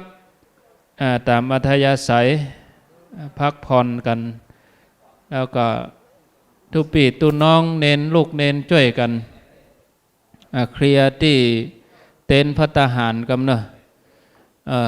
แต่เจ้านี่น่ากินแล้วก็เดี๋ยววันพวกนี่บ่น่ากินละนะแกงมันก็จะบูดไปถ้าเป็นหน้าฮ้อนนี่ถ้าจะเป็นปวกโยโฟมกันนะเข้าในท้องเฮานี่มันบ่เป็นอย่างใดแสดงว่ากระเพาะอาหารในท้องเฮานี่เป็นถุงถนอมอาหารเนาะทุกพ่ออยู่วัดไหนปางน้ำทุสาธุครับลงทะเบียนหน่อยมาใหม่กะหลวงพ่อมาใหม่ฮะนิมนต์เลยเขียนเหียเขียนมาร่วมทำวัดก็เขียนได้ครับพระครูชนทานพิทักษ์นิมนต์ตัวปีตัวน้องตัวหนุ่มเดี๋ยวนี้คนกำลังดีตัวปีเป่งตัวปีอย่างคำตนก็เนี่ย เปรมกับเป่งช่วยกันตั้งเพศไปตัวปีการช่วยบัญชาการกันเน้นลูกเน้นวัดพระสิงห์เน้นไฟหินถุงดำมาเคลียร์เนี่ยกะอาหารเศษอาหารก้านอย่างก้านเนี่ยอันดีขว้างก็ขว้างใส่ถุงดำมัดปากไว้อันพวกหมู่เฮาน่ะจะได้สูดดม ช่วยกันครับเนาะศรัทธาเอาไปบ่เสี่ยงที่จริงก็มอบเพื่อศาลาหมดศาลาเอาไปบ่เสี่ยงน่าจะเอาแจกศรัทธาวันพวกนี้เอาแจกหมดเลยครับพวกนี้เนอะตัวปีการพวกอนุญาตเนอะแจกเพื่อศรัทธาหมดเลยไผ่ลงดอยไปก็ยืนแจกอันส้มวันพวกนี้เอาระบายตอนกินข้าวตอนเอาแจกเพื่อศรัทธาเลยตัวปีตัวน้องเอาส้มในถุงนะส้มเมืองฝางครูบาอาจารย์ฉันแล้วก็เอาแจกให้โยมเลยครับเนาะบัดเต้าตัวนะปะเลอะแล้วก็เปิ้นดึงจะมาตาลพวกก็มาแท่งแหมมันฮือก็มาแท่งแหมน้ำมันบัดไหลมันก็บัดใสมันขังอยู่ที่เก่าอันนี้เฮานิมนต์ได้ครับต่อไปก็จะนิมนต์ตุลุงยองได้ว่าไปจะเอาบนก็ว่าเอาลุ่มก็เอาไม้ไปตัวปุ่นครับไม้ไปตัวนิมนต์ตังปุ้นครับได้คันเวลาก็ขอบคุณ 94.5 แม่ขจารโมเดิร์นเรดิโอ 94.5 พร้อมกับเครือข่ายที่เวียงป่าเป้าดอยหมอกเรดิโอที่จะลิงก์สัญญาณในคืนนี้พร้อมกับเครือข่ายขึ้นสีขาวแถม27 สถานีตอนนี้ก็คงจะได้ยินอยู่ ได้ยินอยู่ที่ห้วยตองซักได้ยินอยู่ที่แม่แจ่มแล้วก็ที่ 94.5 เพราะว่าค้างเวลาแถม10 นาทีเพิ่นจะตัดเข้าข่าวเหี่ยเกิงชั่วโมง7 โมงเกิงกำนั้นยาวถึง4 ทุ่มคืนนี้ก็คงจะรบกวนเครื่องเสียงที่นี่ประมาณ2 ทุ่มก็คงจะปิดไมค์เนาะครูบาอาจารย์จะได้พักผ่อนจะได้ปิดเครื่องเสียงปิดเครื่องนี้เพราะว่าใจระบบของท่านพระครูโสพลยิงเข้าวัดไฟหินเนี่ยต่างคนเทคโนโลยีมาเดยวนี้เทคโนโลยีต้องถามพระธรรมะถามโยม สุมาด้วยเนาะบางทีนะเทคโนโลยีถามพระธรรมะถามโยมเดี๋ยวนี้โยมออกมาสอนธรรมะเยอะแยะเลยแต่พระเฮาเนี่ย iPad iPhone มาโชว์กัน ส่วนน้อยนะครับแต่หลายๆรูปก็ทำงานเผยแผ่มาหนุนงานเผยแผ่พระศาสนานี้นะครับเคยเล่าเรื่องแกมเล่นให้เนนฤดูร้อนฟังไปอบรมเนนฤดูร้อนวัดมหาธาตุนี่อาจารย์สมัครวัดมหาธาตุนี่มหาจุฬาติดกับธรรมศาสตร์เดินไปก็ธรรมศาสตร์เนาะที่วัดมหาธาตุแล้วก็พอดีมีเนนใหญ่คือเนนโค้งอายุ18-19หิ้วกระเป๋าเจมบอลออกวัดมหาธาตุมาตองยองเดินสวนทางกับโยมนุ่งขาวเจอกันที่ปากประตูระหว่างทางโยมก็ถามว่าเน้นจะไปไหนอาตมาจะไปเรียนรัฐศาสตร์และนิติศาสตร์นะโยมก็ถามเน้นก็ถามโยมไปไหนโยมจะไปเรียนพุทธศาสตร์ ปิ้นกันเลย เน้นจะไปไหนอาตมาจะเรียนรัฐศาสตร์แล้วโยมไปไหนโยมจะไปเรียนพุทธศาสตร์นะคนหนึ่งเฮียนออกตางนอกคนหนึ่งเฮียนเข้าตางในที่วัดผมนี่ถ้าไผ่เฮียนพุทธศาสตร์นี่ผมทรงเต็มที่แต่ถ้าว่าเธอเรียกคณะหยังเรียกคณะรัฐศาสตร์ไปไกลๆส่งตัวคนเดียวเถอะถ้าเรียนพุทธศาสตร์นี่เต็มที่เพราะว่าได้สืบศาสนาถ้าไปลงสาขาหยังลงสาขารัฐศาสตร์แบบป้อนหลวงก็อบตวิถีชีวิตเธอ แต่ถ้าเรียนพุทธศาสตร์นี่ก็ได้สืบต่อพระศาสนาเนาะครับตะลุ่มพร้อมแล้วนิมนต์ตุลุงยองขั้นเวลา1 ชั่วโมงก็ประมาณทุ่มกับ55นะครับจะได้ตัดสัญญาณเข้าตังเพนิมนต์ครับขอความนอบน้อมแด่พระรัตนตรัยอันมีพระพุทธพระธรรมพระสงฆ์เป็นสรณะที่พึ่งขอแนบไตรไฟสาถวายความเคารพหลวงพ่อท่านพระครูสันติเจติยากรประธานสงฆ์แล้วก็ท่านพระครูชลทานพิทักษ์ท่านพระอาจารย์อรุณและก็ครูบาอาจารย์ทุกตนทุกองค์ด้วยความเคารพธรรมสวัสดีกับลูกหลานเนนทุกตนทุกองค์วัดพระสิงห์ก็ดี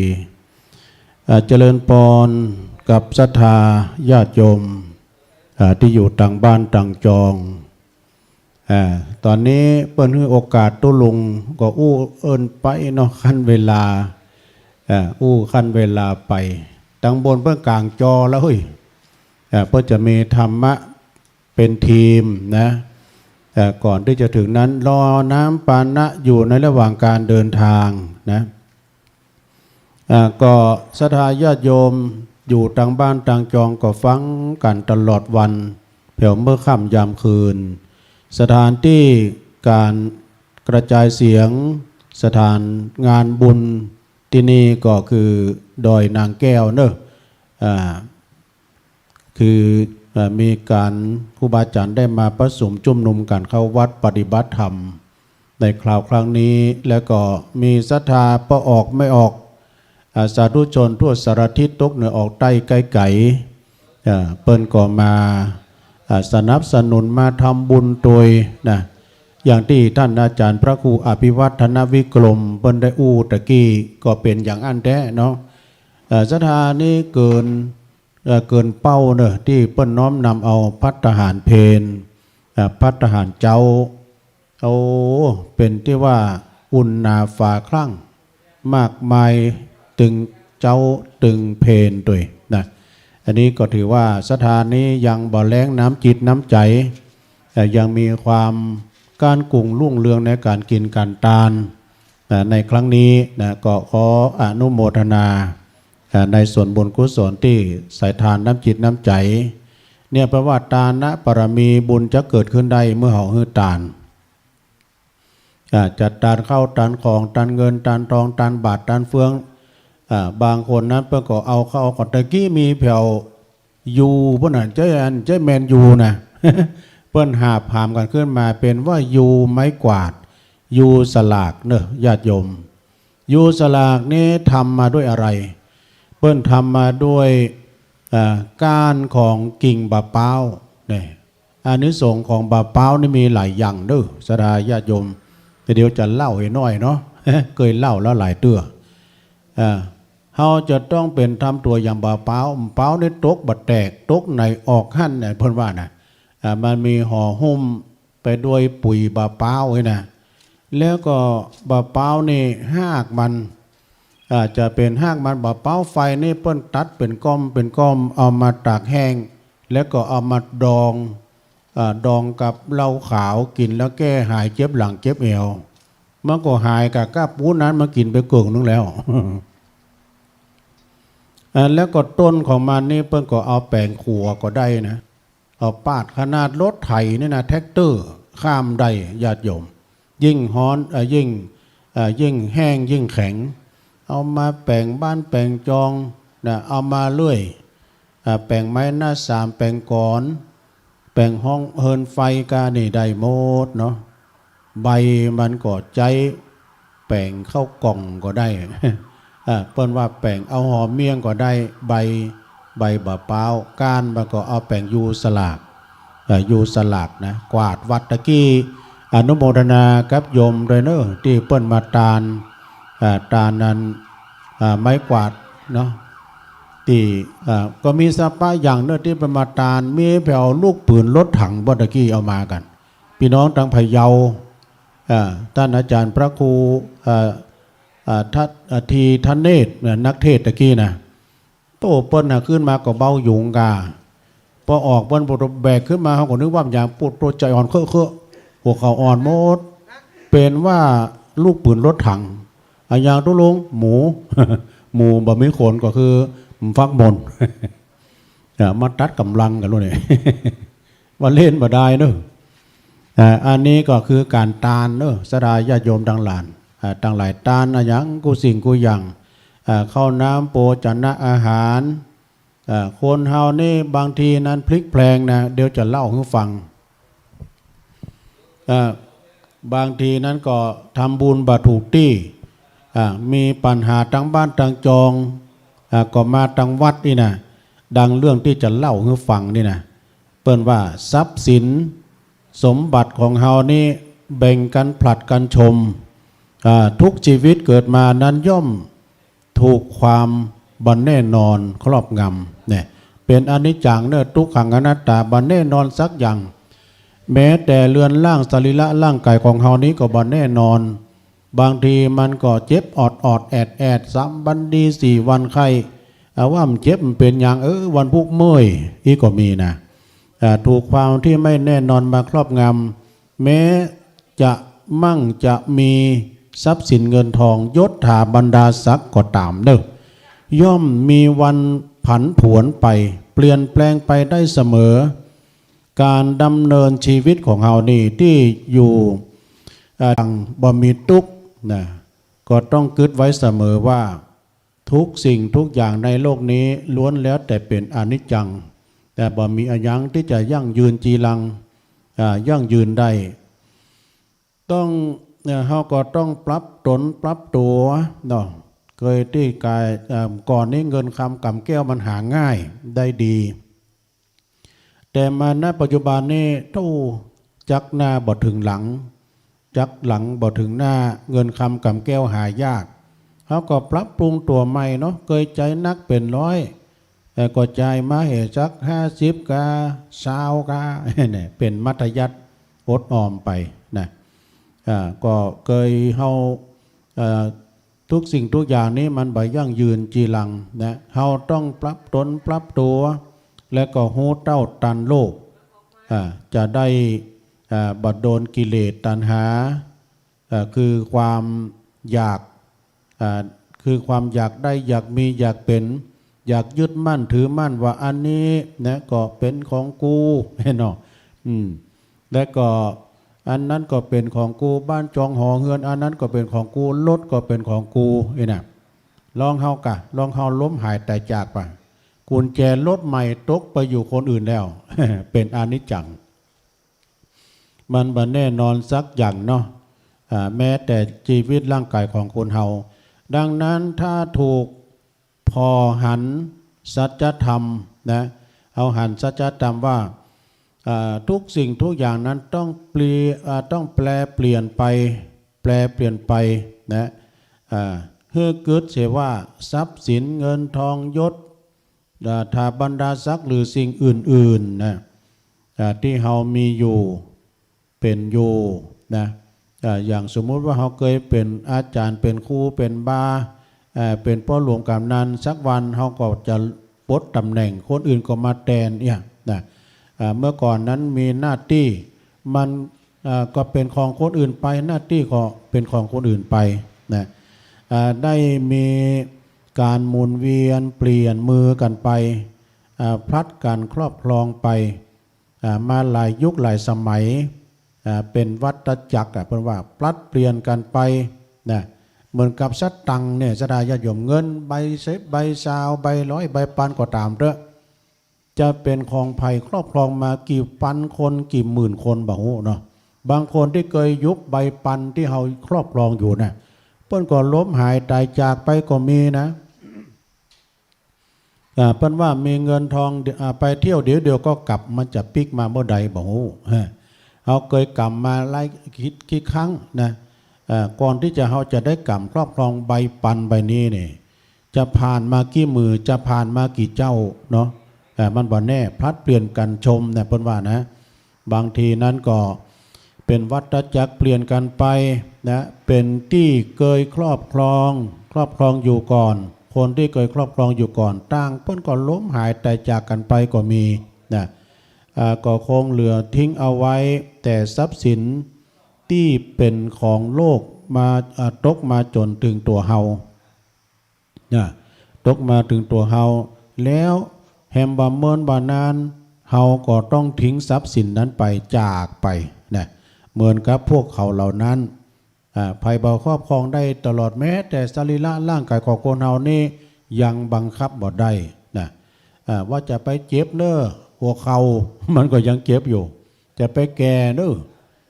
ตาจะไปฟ้าจะไปฟางเน้อหัวจะไปงอกเน้อนะก็ยังมีนี่อยู่นะสดาญาติโยมทั้งหลายเนี่ยมันบ่แน่นอนสักอย่างนะสรุปแล้วว่าบ่มีอันอย่างในโลกนี้ที่จะคงที่อยู่กับเฮาได้ตลอดกาลแต่ต่อสิ่งนั้นที่เฮาฮักแสนฮักห่วงแสนห่วงสุดชีวิตก็ตามผลสุดท้ายก็ต้องจากลาสิ่งหนึ่งที่อยู่กับเฮาตลอดกาลนั่นก็คือที่เฮาล้มหายตายจากนั่นก็คือความดีนี่ศรัทธาญาติโยมเนาะความดีที่เฮาได้ทำไว้ความดีอย่างใดก็อย่างอี้กันนะศรัทธาญาติโยมก็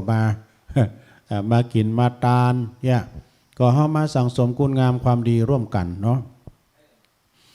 ก่อนอื่นนั้นขอประกาศเนื่องอาจารย์ท่านพระครูชนเพิ่นได้เอาจดหมายก้อมมานี่เจ้าภาพข้าวมันไก่พรุ่งนี้เนอะหมายมีไอ้อนันต์ศรีทาบ้านกำแพงหินโอ้ขอบคุณเนอะเปลี่ยนรสชาติในกาเม นี้จะเป็นข้าวมันไก่หม้อกะก็ขออนุโมทนาเนอะเจ้าของภาพเจ้าภาพนะเนี่ยสดาญาติโยมทั้งหลายเนาะที่ครูบาอาจารย์เปิ้นมากันที่นี่ก็มาประสุมจุ่มนุมคุณงามความดีนะ อยู่ต่างทิศต่างแดนต่างวัดต่างว่าอยู่ใกล้อยู่ไกลอย่างตะคืนแล้วเนี่ยดูค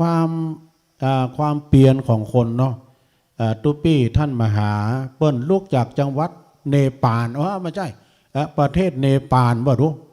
เปิ้นมาเติบใหญ่บ้านเฮาเนี่ยตั้งแต่อายุน้อยๆจนปะอู้ภาษาไทยได้ไปปอเฮียนทำนะปริญญาธรรม6ประโยคดูเนี่ยเป็นความเปลี่ยนเนี่ยสดาญาติโยมทั้งหลายเพราะฉะนั้นก็ปั้มเปงไปนะปั้มเปงปรามีไปพอสังขารของเฮาพ่องเปิ้นว่าชีวิตเหมือนการเดินทางเรือนร่างเหมือนศาลาที่พักอาศัยคนเฮาก็อย่างนี้เนาะสัจธรรมชีวิตเหมือนการเดินทางเฮาจะเตียวทางไปกี่กิโลนะคนต่างกิโลนั่นก็คืออายุของคนเอาบางคนได้70 80 90กิโลเนี่ยอิดหรือกำลังม้อยหรือกำลังเลยพักชั่วการละนานนี่บางคนก็เตียวมากันแล้วได้4กิโล5กิโลได้6กิโลก็มันอิดมันม้อยเลยยอบยั้งตลอดกาลและเวลานี่มันเป็นอย่างนี้สดาญาติโยมทั้งหลายฉะนั้นจะไปประมาทเนื้อกาดจะไปตก จะไปประมาทจาติจัลลาปยาติมรณะการเกิดแก่เจ็บตายก็เป็นเรื่องธรรมดาเนาะตุลุงก็มาอู้ขั้นรายการวันนี้ถ้าว่าเป็นวันธรรมดานี่เป็นวันศุกร์จะเป็นรายการของอาจารย์ท่านพระครูปริยัติชัยวัฒน์นะที่มาแม่ขจารโมเดิร์นเรดิโอเนาะแล้วก็ตั้งดอยหล่อตัวนะวันนี้เป็นการขั้นรายการในขณะที่ตำบลศาลานี่เมตตาบารมีธรรมอาจารย์ท่านพระครูโสพลปริยัติเปิ้นกะจะจัดรายการธรรมะเป็นทีมนี่ก็เดียวก็โอท่าฟังดึงได้หันดึงจอนะจอโทรศัพท์ได้ฉะนั้นอู้ถึงการตานบ่แล้วเนาะตานะปารมีบุญจะเกิดขึ้นได้เมื่อเฮาเฮือตานบาตรตานเฟื่องตานสลึงเมินกับพระเวสสันดรนี่พระเวสสันดรนี่ตานกู้สิ่งกู้อย่างญาติโยมตานเข้าตานของตานเงินตานทองตานจ้างตานม้าตานแผ่วลูกตานแผ่วเมียบุญตานกู้สิ่งกู้อย่างมีอยู่กันนันใดนะที่เปิ้นตานลูกนะตานลูกนี่ก็เปิ้นอันปู่พามจุจกมันเดินด้านด้นมันมาปะใส่ศาลาสองหลังมันหูว่าเป็นที่อยู่ของพระเวสสันดรนะคันว่าปู่พามจุจกมันจะไปขอนางจะไปขอกุมารทั้งสองคือชาลีกันหาในตอนนี้ก็กลัวว่านางมาทีจะบอกฮื้อนะเพราะว่ายามค่ำยามคืนในลูกกับแม่แก้วตาดวงใจเพิ่นจะอยู่ด้วยกันอู้หยอกล้อกันเล่นกันเป็นที่ม่วนอย่างมีความสุขเนาะลูกหลานอยู่ล้อมหน้าล้อมตากันเนี่ยมันม่วนเนาะครอบครัวแต่ก่อนครอบครัวใหญ่แม่ครอบครัวแต่ก่อนนี่ปุตโตลูกคนนึงนะคอกนึงนะมีตั้ง7ตั้ง8คนนะแต่พ่อแม่เลี้ยงได้บัดเดียวนี้ลูกคนเดียวเอายังนะแล้วเลี้ยงบักกุ้มเอามาให้แม่เลี้ยงเนี่ยเลี้ยงเขาแล้วยังไปบ่เลี้ยงลูกเขาเนี่ยเนาะปู่พามจุจกมันก็มากืดว่าถ้าหากว่าไปขอกุมารทั้งสองในตอนนี้นางมาทีย่อมจะบ่ฮื้อแน่นอนเพราะว่าผู้หญิงทั้งหลายนั้นย่อมเป็นอันตรายหายลาภพามจุจกมันก็ไว้อันก่อนมันหูจังหวะของมันนะเนาะมันก็เลยล่อไปนอนอยู่ที่เงื้อมผาที่หนึ่งเนี่ยนอนอยู่ที่เงื้อมผาที่หนึ่งแต่คืนนั้นนี่นางมาทีทรงสุบินนิมิตคือนอนรับฝันว่ามีพ่อใจคนหนึ่งนุ่งผ้าย้อมฝาดมา2 ผืนนึ่งห่มไปในผืนนึ่งสบายไปนอกในมือนั้นถือมีดดาบเลื่อมมาบแกนตา เมื่อมาถึงที่นางแล้วก็ฟันเอาหัวอกจกเอาหัวใจนางไปแล้วก็คว้านเอาแขนถึงคว้านเอาแกนตาถึง2 ข้างแล้วก็ตัดเอาแขนถึงกู้แล้วก็วิ่งไปสู่ป่านางมาทีก็สะดุ้งตกใจเนาะสะดุ้งตกใจสั่นยงกำฝันอันนี้เป็นแก่กูนางเป็นลางแก่ลูกเต้าหรือว่าได้แก่พระนั่งเก้าเหนือหัวปัวกูนี่จ้าไอ้น่ะนางก็มากึดเนาะจะเป็นอันตรายก่อจ้าไอ้น่ะนางก็นอนบ่หลับ จะดุ้งสั่นยงก็เลยเอาผ้ามาโป๊กกุมารทั้งสองไว้แล้วก็เดินทางไปที่พระบรรณศาลาของพระเวสสันดรนะตอนนั้นพระเวสสันดรย้ำรับด้วยลูกนะเปิ้นยังปั้มเปงปรมีธรรมภาวนาอยู่นางมาทีก็ไปต่อยประตู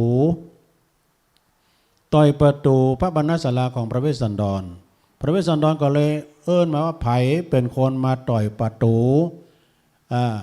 ถ้าว่าผีต่อยตังบนคนต่อยไปกลางสัตตลิสานต่อยปลายต่ำนะพระเวสสันดรนางมาทีก็บอกว่าข้าเจ้าเป็นคนมาต่อยเจ้าเนี่ยเปิ้นไล่ขึ้นนางปิก เจริญพรจ้ะขึ้นไปเลยนะโยมนะขึ้นไปเปิ้นก่อนไล่ขึ้นนางปิกเปิ้นไล่ขึ้นนางปิกว่าบักควรที่จะมาหากันเมื่อค่ำยามคืนนะควรจะมาหากันเมื่อวันเปิ้นตกลงกันนะนางจะได้ลืมคำสัญญาว่าเฮาบ่มาหากันเมื่อค่ำยามคืนครับผม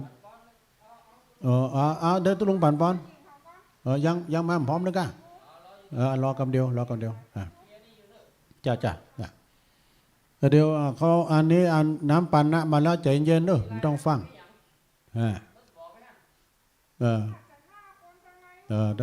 ก็เดี๋ยวก่อนเนาะโหแล้วตุลุงอู้ถึงไหนพูดไปหมดไปยังเนาะอันนี้มันขั้นรายการเจ๊เต้ดูมันเจ๊เต้นั่นขั้นรายการญาติโยมเนาะเจริญปอนเนาะพักปอนตามอะไรใส่เนาะก็เดี๋ยวเขาจะได้ฮับปอนเนาะก็เดี๋ยวเอารายชื่อมาให้ตุลุงเนาะเดี๋ยวตุลุงจะอนุโมทนาลูกหลานทางบ้านจะได้ยินตัวเนาะในขณะที่พระเวสสันดรว่านางอย่างลืมกรรมนะเปิ้นไล่ให้นางปิกนางก็บอกว่าข้าเจ้าฝันหายลำไปเจ้า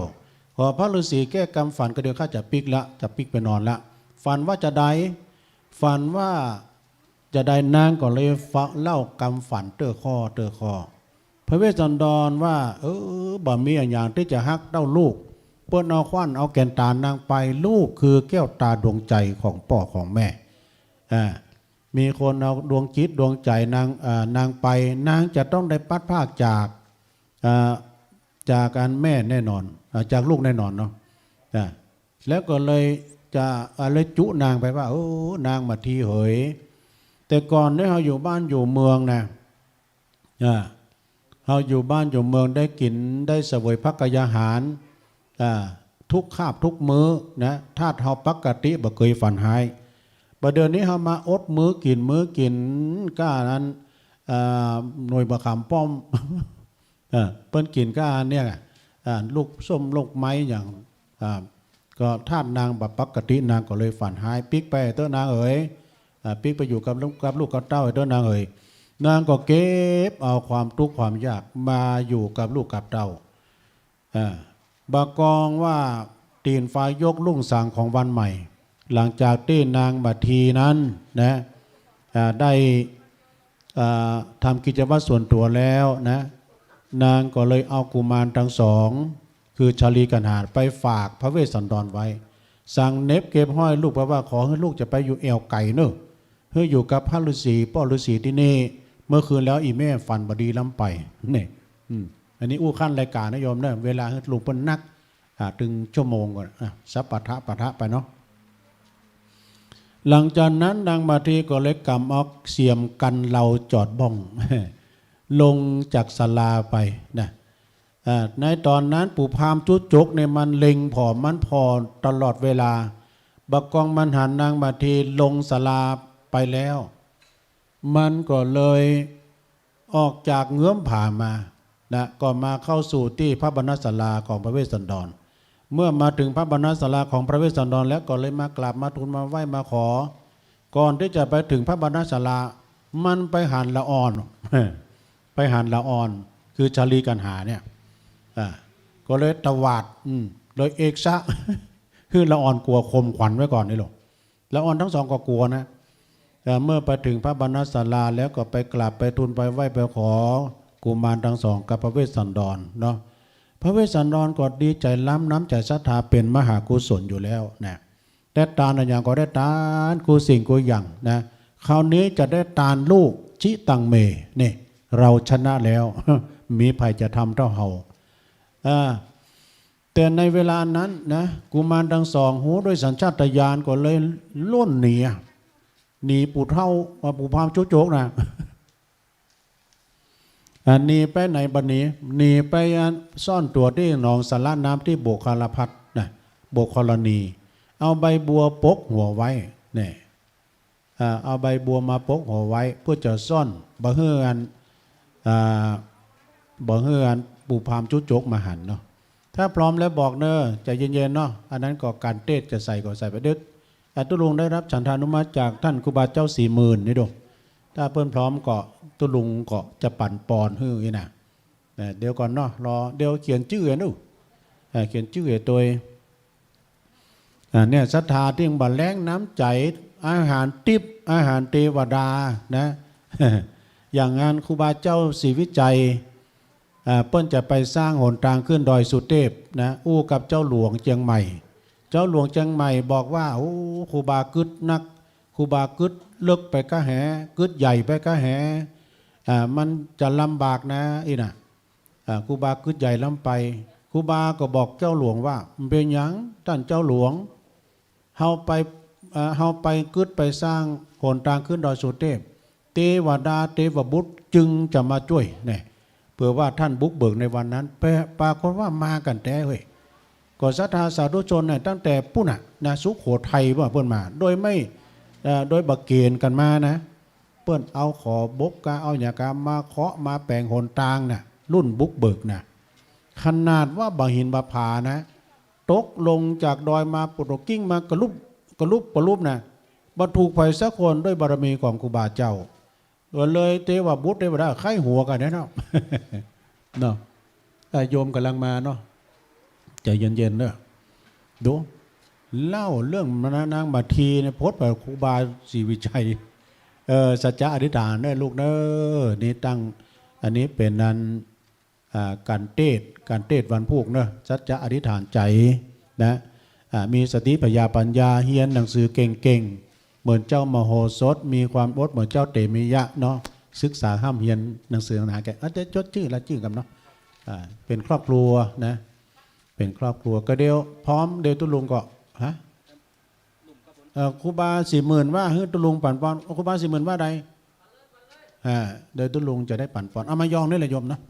เอามายองนี่นักกับนักก็มันจะยุบกว่าโต๊ะเนี่ยเป็นอย่างกันเนาะเอาตามบนนี่เอาตามบนนี่ละเดี๋ยวเขียนชื่อให้ตุลุงเด้อเนอะอันนี้น้ำเต้าหู้เนาะตามบนตามบนตามตัวกันนี่กันสองเจ้ากันตัวกันที่เดียวกันเดี๋ยวจดชื่อกันนี่จดนี่เนาะมีชื่อให้แล้วกันแฮมตี้เนาะจดชื่อกันประกาศไม่ต้องนั่งกันขอเนอะเอาเก้าอี้มานั่งกันก็ได้หรือว่าจะนั่งด้านในนี่ก็ได้เนอะลูกหลานเนาะบ่ต้องฟังบ่ต้องฟ้าวโอ้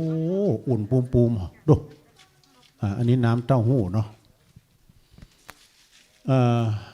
ตอนนี้ก็ตุลุงก็อู้ไปเพราะว่าเปิ้นสถานีวิทยุมันจะเงียบพี่น้องบรรยากาศในขณะนี้นี่ก็พี่น้องศรัทธาเจ้าบ้านเนาะเปิ้นมาถวายน้ำปานะมาเป็นครอบครัวใหญ่ตอนนี้ทางบนศาลานั้นเปิ้นก็กะเกียมเปิ้นจะได้ออกอากาศธรรมะเป็นทีมโดยเมตตาบารมีธรรมอาจารย์ท่านพระครูโสพลปริยัติดำเนินรายการเนาะ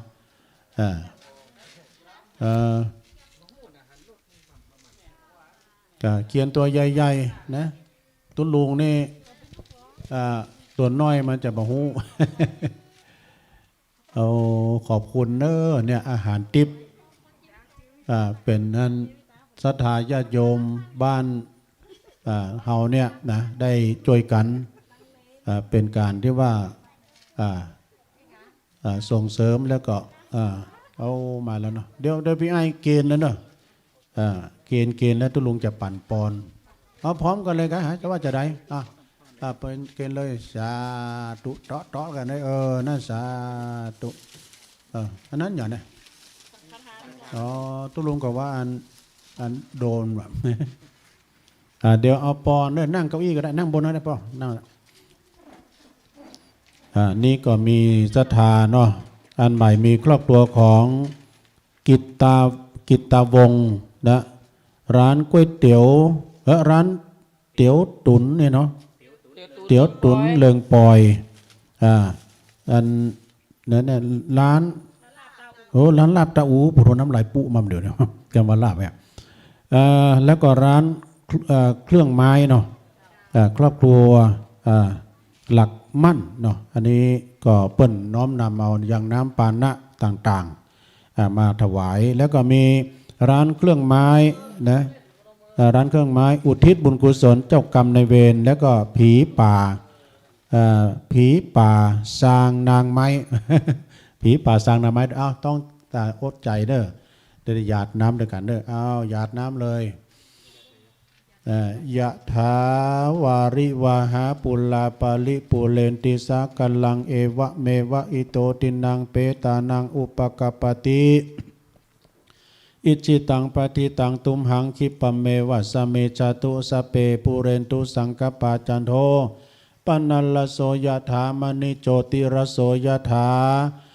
อายุวัตโกธนวัตโกสิริวัตโกยาสวัตโกภาลวัตโกวันวัตโกสุขวัตโกโหตุสัพพตาภวะสัพพิติโยวิวัจจันตุสัพพโลโกวินาสตุมาเตภวัตวันตรายโยสุขีติขายุโกภวะอภิวาตานาสีริสานิจังวุธาปัจจายโนจัตตารโอธรรมาวัตันติอายุวันโนสุขังปาลังสาธุนะเอาไปจัดการกันนะพวกเนอะให้เลยแล้วก็ถวายเนาะยำมันอุ่นห้องน้ำกลมมันเย็นแบบนะยกไปเลยครับก็เดียวเอาซองนี้จ่อมในหีบกำดู จ่อมในหีบตู้บริจาคเอาไปพุ่นเลยเนอะเอาไปเคลียร์กันทำพุ่นนะครับอันนี้มนต์ครูบาอาจารย์เลยนะครับเนาะนิมนต์ครูบาอาจารย์นั่นนั่นกันนั่นกันเดี๋ยวอ้อยน้อยพี่นันเดี๋ยวอ้อยน้อยเนาะได้อู้ได้จากก็ต้องขอบคุณเนอะพี่หนานเปิ้ลได้มาร่วมทำบุญร้านเตี๋ยวตุ๋นเลิงปอยร้านลาบตาอูแล้วก็ร้านเครื่องไม้พร้อมครอบครัวหลักมั่นด้วยเนาะเดี๋ยวเอานิมนต์ครูบาอาจารย์ก่อนนะครับเด้อได้รับน้ำปานะเนาะน้ำปานะในตอนนี้ก่อนเดี๋ยวกันเนอะทุลุงจะเช็คคลื่นก่อนเนาะสดาญาติโยมตอนนี้เวลานี่ก็ยังมีอยู่กำลังเจ้าอยู่นะเพิ่นให้เวลามาก็เดี๋ยวจะได้ฟังธรรมะเป็นทีมไปจะลองโทรเช็คขึ้นตอนนี้เนาะก็ลองโทรมาเนาะก็ว่าท่านอาจารย์ท่านพระมหาสมชาติเพิ่นจะโทรเข้าจ้ะ ท่านมหาโทรศัพท์ตุลุงนี่มันบดีเฮ้ยลองมานี่เหรอ โทรหาท่านพระมหาพอเนอะโทรศัพท์ตุลุงนี่แบตมันจะหมดแล้วลืมเสียบเจริญพรญาติโยมเนอะตอนนี้รอสัญญาณทั้งพุทธละตุลุงละ2 ทุ่มตอนนี้กี่โมงใกล้จะ2 ทุ่มแล้วกัน19:23อยู่เนาะมีสารธรรมธรรมอูมาจาอยู่เนาะศรัทธาทั้งหลายเอาละตอนนี้เอาเปิดสายกันแล้วกันเนอะวันนี้ก็ตะเจ้าก็อูมาตะเจ้าหลายสิ่งหลายอย่างเนาะเกี่ยวกับของพระธาตุสลี42เมืองติกำลังเนี่ยหลังสร้างคือเสร็จละศรัทธาแต่ว่าจะอบรมสมโพธิในส่วนของการตอนนี้องค์พระธาตุถึง3 องค์เนอะเสร็จเรียบร้อยแล้วแต่ว่ายังส่วนของการที่จะทำสีอย่างต่างๆเพราะว่าต้องรอปูนเปิ่นแห้งเปิ่นเซตตัวแต่ก่อนถ้าปูนยังบ่แห้งไปทำสีทำอย่างก็จะลุดจะหล่อนไปในที่สุดเนาะก็รอส่วนนี้ส่วนอื่นๆที่จะทำต่อจากนี้อย่างที่ครูบาอาจารย์ได้บอกไปก็จะประดับประดาตกแต่งจัดการในเรื่องบันไดก็อย่างกามูลนิธิยังบัดพร้อมก็รอฟังเนาะว่าเปิ่นใจเนี้ยอย่าง1 2 3แต่ว่าศรัทธาสามารถจะหายหอมมาได้เนอะหายหอมมาอีแม่อยากจะหอมจ่วยบันไดก้าจ่วยกาใจเข้ากองทุนพระธาตุ42เมืองซึ่งครูบาอาจารย์ที่เป็นผู้ดำเนินการก็จะเอามาบริหารจัดการคือเป็นเรื่องเป็นราวไปตามที่ได้วางแผนไว้ ส่วนภัยก็ตามที่ประสงค์จะได้เหรียญพระธาตุสีสองเมืองเนาะกับเหรียญแม่นางแก้วพระธาตุสีสองเมืองนี่จะมีรูปสารูปเป็นปาของพระพุทธรูปสีสองเมืองซึ่งครูบาอาจารย์เป็นได้สร้างไว้เมื่อแล้วศรัทธาสง่างามเนอะพระพักอิ่มเอิบศรัทธาตั้งหลายซึ่งตั้งหลังตั้งหน้าตั้งหลังตั้งหน้าเป็นพระพุทธรูปเนาะสีสองเมืองตั้งหลังก็จะเป็นพระบรมธาตุเนาะสรีสีสองเมืองถึง3 องค์เนี่ยอยู่ในเหรียญหั่นตยแล้วแต่จะจองเหรียญจะได้มาเนาะก็อย่างพี่น้องตังลำปางได้แจ้งผ่านไปหลายรอบแล้วว่าอาตมาจะรับดำเนินการแทนครูบาอาจารย์ตังลำปางจองที่อาตมาได้เลยก็เดี๋ยวก็จะเอาหลักฐานการจองอย่างต่างๆส่งมาตังครูบาอาจารย์แต่ในเบื้องต้นตังลำปางก็ว่าจะจองไว้เป็นคณะไปเลยเอาเป็น100 ชุดไปเลยเอา100 ชุดก็จะปูจาไว้แล้วก็อู้กันก่อนกับพี่น้องตังลำปางถ้าจองมาเป็นหลักฐานที่มั่นคงก็จะส่งจื่อมาตามที่ได้รับการจ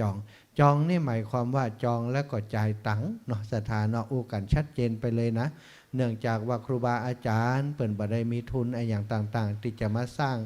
เพื่อจะจำหน่ายเพื่อจะทำกำไรแต่ประการใดทั้งสิ้นก็จะนำเงินที่สถาจองไว้เนี่ยเป็นปัจจัยจองมาเรียบร้อยแล้วนี่ก็เอาไปทำส่งไปตังร้านเป็นทำตามจำนวนที่ญาติโยมจองมาเนาะญาติโยมโทรมาเนอะโยมแม่โทรมาแม่โยมแม่จันปางิ้วอีแม่อู้ได้เลยเจริญปอนไหว้ตาเจ้าท่านเจ้าแม่จันนะเจ้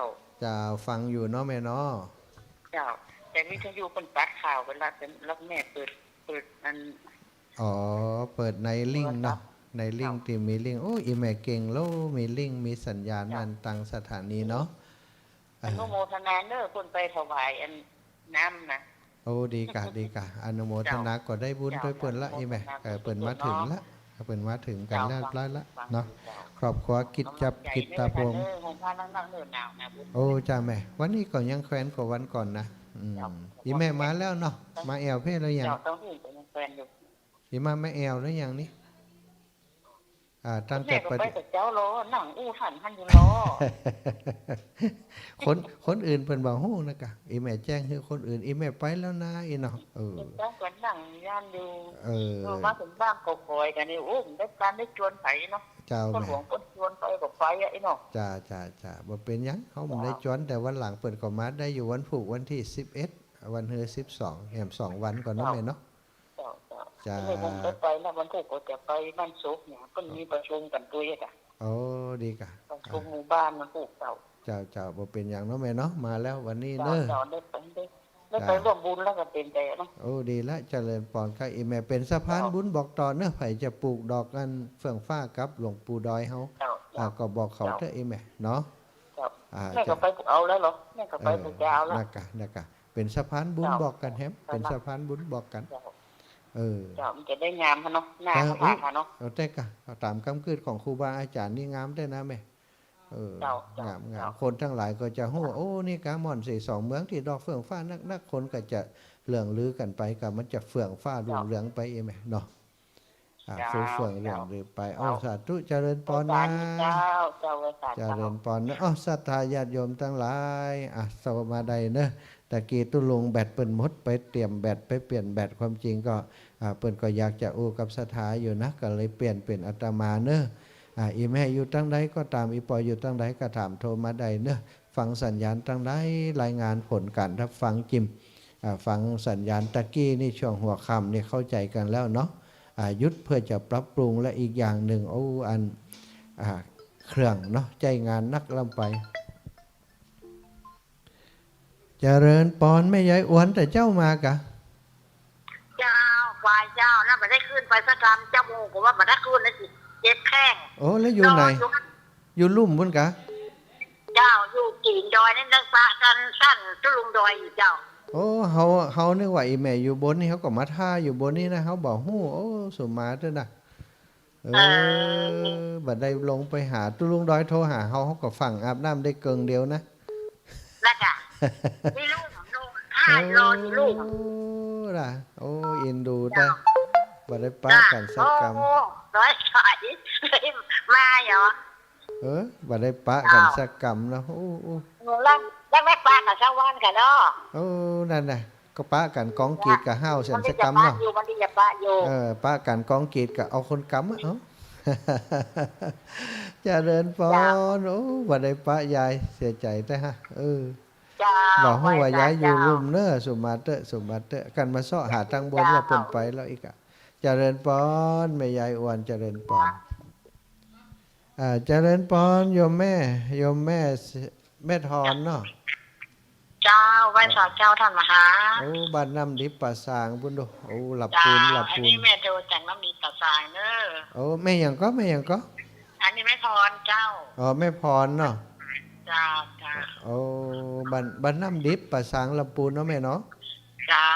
โอ้ฟังรายการอยู่ ว่านหนึ่งไม่ฟังถึงวันข่ำล่ะ โอ้วันค่ำ จ้า ฟังนี่สบายกว่าอูเนาะคนฟังนี่ม่วนใจเนาะ คนอูก็จะมีเสียงอูกันละอีแม่เฮ้ยจ้าเปลี่ยนกันครูบาอาจารย์โอ้แม่ไปเป็นลูกแม่อนุโมทนาตุเพิ่นเด้อดีกะอนุโมทนาด้วยกันไปแม่อนุโมทนาก็ได้บุญแล้วแม่เฮ้ยเนาะจ้าสาธุโอ้อันขึ้นอยากจะประจานถึงวันนี้ปะนะกะวันจะเลิกลานี่นานแล้วเนาะเสร็จงานแล้วก็ต่างคนต่างแยกย้ายกะศรัทธาก็จะเงียบเนาะบ่เป็นหยังวันนากิจกรรมอื่นยังมีอยู่วันนาก็จะปะกันอยู่อีแม่เนาะสาธุบุญรักษาเน้อแม่เจริญพรจ้าแม่ให้กำลังใจฉันเด้อเจ้าบุญรักษาจ้ะเจริญพรแม่อุ้ยแก้วบ้านใหม่วังเหนือไม่ตาจ้าแบบบ่ได้ไปแอวหากันเนาะมาแอวเพศได้ก่อนนี่นั่นอย่างก็ตอนนี้เปลี่ยนไปเจ้าบ่มีเปลี่ยนมาเนาะมาคนเดียวก็มาลำบากเนาะอายุนักเลยเนาะแม่เนาะเจ้าพ่อเจ้าแม่วันที่12ทำนาออกจากเจ้าวันที่12ก็แม่12ได้อยู่ออกก็แม่12ตอนเจ้าก็ถ้าจะได้อู้จากันอยู่เจ้าแม่เจ้าแต่กะกันมาอาจจะมาตั้งวังเหนือเจ้า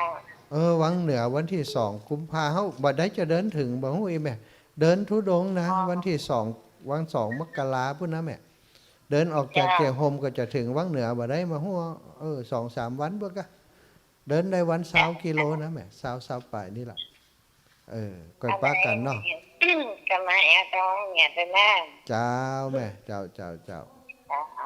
าบุญรักษาเจริญพรเจ้าเจริญพรนี่แม่ครูบาอาจารย์เนอตอนนี้โยมเพิ่นเอาน้ำปานะมาถวายกราบนิมนต์ครูบาอาจารย์หลวงปู่ตุลุงตุปู่ตุอาวตุปีตุน้องท่านสามเณรเนอะมาฮับน้ำปานะตีศรัทธาเพิ่นนำมาถวายฉลองศรัทธาสาธุชนให้เพิ่นกำเนอะนิมนต์พอเลี้ยงเอามานี่สักแก้วแล้วลำก็บ่ลำนี่เอา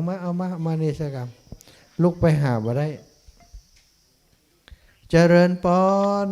จากต้าจางเนาะเวียงหนองล่องเจ้ากับภาษาเจ้าแม่บัวคำตะแกงแม่หมองร่องเจ้าเจริญพรแม่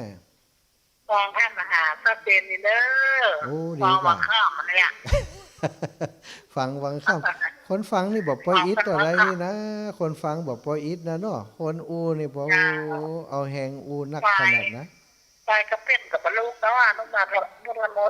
โมทนาเด้อก็ดีแล้วบ่เป็นหยังแม่บ่เป็นหยังโมทนามามีโอกาสก็ก่อยหายก่อยหอมกันปะกันบ่ได้ก็ได้เน้อแม่เน้อโมทนาไปก่อนสาธุได้ฟังกันกุฏิกุแห่ดีๆเด้อหนาวแล้วนะเจ้าแม่เจ้าสาธุวางเลยโยมจ้ะสาธุเจ้ากลับมาจากเจ้าเจริญพรพี่น้องทางลำปางเหรอได้ยินเสียงอยู่ก็ลำปางยังบ่ออนแอร์ยังบ่ออกอากาศเด้อ ลำปางนี่มีปัญหาตะกี้อาตมาช่วงนี้ก็คือจัดรายการอยู่ที่ลำปางนะส่งสัญญาณไปที่ลำปางแต่เจ้าแล้วก็ปรากฏว่าเน็ตมันลุดบ่หัวตอนนี้ได้ยินก็แต่ว่าเปิ้นบ่ได้ยินเสียงอาตมาเพราะว่าบ่ได้รับสัญญาณจากทางเชียงใหม่คำเตือจะรับในช่วงของตี2 ทุ่มเนาะรับจากเชียงใหม่2 ทุ่มถึง4 ทุ่มคลื่นสีขาวเพื่อชาวประชาพี่น้องลำปางพี่น้องทางเมืองน่านก็ถ้าจะบ่ได้ฟังอยู่เด้อตอนนี้เนาะสัญญาณของเฮายังบ่รับไปทางปุ่นเด้อฟังถึงไหนเนอะลองโทรมารายงานจิตเจริญปอน2012ยังบ่ได้จดจืดตำเดียวเนอะรายงานตัวจิมนมัสการค่ะจากดอยน้อยพัฒนาหนองหานสันทรายค่ะจ้าจากแนะนำตัวหน่อยให้แฟนรายการได้รับทราบจ้าแม่ชื่อแม่กรกมลเขยกลางจ้ะแม่กรกมลไข่คำฟังทุกวันเนาะแม่เนาะเขยกลางจ้ะอ๋อจ้าฟังทุกวันเนาะฟังทุกวันโอ้ดีจังเลยท่านเห็นท่านได้ฟังท่านตั้งแต่ท่านเดินไปภาคใต้แล้วจ้ะโอ้ขอบคุณได้ฟังตั้งแต่วันแรกที่ท่านพระครูพามาออกรายการเนาะใช่โอ้ดีแล้วแม่เป็นแฟนตัวยงเลยนี่เนาะปีนี้ก็ยังธรรมยตราอยู่โยมแม่เพราะว่าทางโรงเรียนยังขาดแคลนครูสอนแม่วันที่2 มกราจะออกเดินแม่ก็ใช้เวลาสัก2 เดือนเนาะอนุโมทนาบุญด้วยกันนะแม่นะจ้าโมทนาบุญก็วันนั้นยังฝากตุลุงอะไรนะหอมต้นไม้พระเจ้าข้าพระองค์ด้วยจ้าอย่าแม่ปลูกให้แล้วเนอะปลูกให้แล้ว300 กว่าต้นแม่จะปลูกเพิ่มเติมอีกแต่ว่าต้องรอพัฒนาสถานที่ก่อนนะแม่เนาะพัฒนาสถานที่แล้วทยอยปลูกไปเรื่อยๆมีโอกาสเดี๋ยวนี้ท่านแม่ก็เห็นท่านมาหาเหมือนกันเพราะว่าแม่ดูใน YouTube โอ้ดีท่านรับโทรศัพท์แม่ก็เลยลองโทรดูโอ้เห็นหน้ากันเนาะแม่เนาะสาธุนะสาธุบุญเนาะแม่เนาะจ้าขอบคุณมีกำลังใจแม่ขอบคุณกำลังใจสาธุจ้านมัสการจ้าเจริญพรคุณโยมติตะกี้โทรมาบัตันฮับเนอะโยมแม่สีจันทร์ห้วยส้มมาแล้วโยมแม่โยมแม่สีจันทร์กับประชาเจ้าฟังหาอยู่ในมุ้งละกา กำลังเข้ามาเดี๋ยวนี้โอ้ดีกะอากาศเย็นก่อทั้งพูดนี่แม่ห้วยส้มอากาศเย็นก่อเจ้ามันก็เย็นเหมือนกันเจ้าโอ้แต่วันนี้วันดูอ่ะยังแค่ดีน้อยนะโอ้แต่เหมือนกันแล้วให้ก่อนดีน้อยแล้วนะแม่อย่าให้สาธุสาธุเนอสาธุแม่เย็นหนาทั้งบนดอยนะนากาดีละขอบคุณเนอะกำลังใจครูบาอาจารย์ทุกลูกทุกองค์แล้วแม่เนาะเจริญพรเจ้าเอาละสลับสายก่อนเนอะอีแม่3247จากไหนเอ่ยจากแสดงวังเหนือเจ้าจนพ้นเสียนเจ้าเอาล่ะบ่ได้จดชื่อกันครับเจ้าครั้งแรกเนาะโทรมาเนาะเจ้าครั้งแรกเนี่ยบ่ครั้งแรกหลายครั้งอยู่เจ้าแต่นั้นๆจะโทรทีเจ้าโอ้อีแม่หยังก็แม่ตูนพ้นเสนบ้านผาแดงตำบลหนองหัวอำเภอวังเหนืออยู่วัดลำปางเจ้าโอ้แม่ตุนเนาะแม่ตุนพ้นเสนเอาบ้านพามาหาอยู่ตลอดเลยเจ้าโอ้ดีกาแม่ขอบคุณนะกำลังใจเนี่ยโทรมาบอกกล่าวการฟังก็ดีใจละบางพ่องเพิ่นโทรมารายงานแม่โอ้ดีกะวังเหนือเขาจะเดินผ่านวังเหนือนะอีแม่มกราวันที่2ลงขึ้นมาผ่านมาวังเหนือเด้อกะผ่านกะจะมาตั้งเหนือเพื่อละจะจากวังเหนือเข้าแม่ขจานพดไปแม่สวยชดไปตรังจังแสนจังหายพุ่นน่ะเป็นนี่นะโดนจับไหนก็กลับหั่นน่ะถ้าเขาจับทรงก็จะกลับนะเจ้าอีแม่ช่วยการศึกษาให้มะปีนี้ละอ่อนก็เดือดร้อนอยู่อีแม่จำเป็นเนาะนาที่เจ้าฮับบุญด้วยกันอีแม่สาธุกำลังใจพระมหานะเจ้าสาธุเจริญปอนอีแม่นับไว้ชาเจ้าเจริญปอนโยมแม่ไหลแม่นก็แม่นกระบะใจ จากภาษาท่านหาเจ้า เจ้าอีแม่ว่าจะได้มาแอวแล้วยังนี่ มาได้ใจแม่ฝากครูบาศิลป์อันท่านสลัดก็คืออันท่านของมหาเทพศาสตร์เด้อ ดีกะ แต่ละคือล่ะ ครับเจ้าแม่ แต่ละคืออันท่านหาล่ะ เรียบร้อยแล้วอีแม่เขา เจ้า เขาบ่ แม่ ได้ ฝากไป40 บาทนะว่าโอ้มัน เด็กๆหน่อยๆกับพ่อเป็นกำลังใจ เอา กัน แต่แรกๆเอาเนาะมันกู้ตวนกู้องค์เนาะ ดีกะกูตนกูองค์ เอา นะอี ฝาก แม่ เพื่อกู้ตวนกู้องค์อ่ะ บ่ได้ อาจารย์มายงว่าอาจารย์นั้นนี่ขอโทษ4-5 คนกันเสียโดดกัน น่ากะเอาหมอกกำลังเขา แบ่งกันนะแม่แบ่งกันนะไป30-50เนาะ แม่เอาเต่ากำลังเขาอีแม่ครูบาอาจารย์เป็นกอบ ใจถ้ามหาแสนนี่เนาะเนอะ จ้า อาจารย์อันกดข้างฝากเขาเนอะ เจ้าอีแม่จนแล้วกัน มันหนาว หนาวแท้บ้านก็หนาว นี่มันก็หนาวเนาะว่าคืนน่ะว่ากับก็หนาว แล้วแต่พระอาจารย์เลยครับปูจาไปเลยเนอะอาจารย์เป็นมาถามวันเหรียญตัวใดอีแม่ความจริงจ้า ถ้ามาเจ้า เจ้าอีแม่เจ้าเรียนปอนนะแม่เนอะ อย่าไปอันจะว่ามันหย่อนซัดก็อย่าไปเนาะ เจ้าบุญรักษาอีแม่นะ ถ้าเพิ่นหย่อนซัดก็ไปเจ้า เจ้าสาธุบุญรักษา ไปจ้าเจ้า เจ้าเจริญปอนนะศรัทธาญาติโยมก็โทรมาให้กำลังใจครูบาอาจารย์อีแม่ไหลฝากเถอะจ๊ะเปิ่นฝากครูบาอาจารย์คนละ3 เหรียญไปเลยเจริญปอนเนอศรัทธาญาติโยมทั้งหลายมีเวลาที่จะโทรมาหากันอยู่เวลาโทรเนอ0808844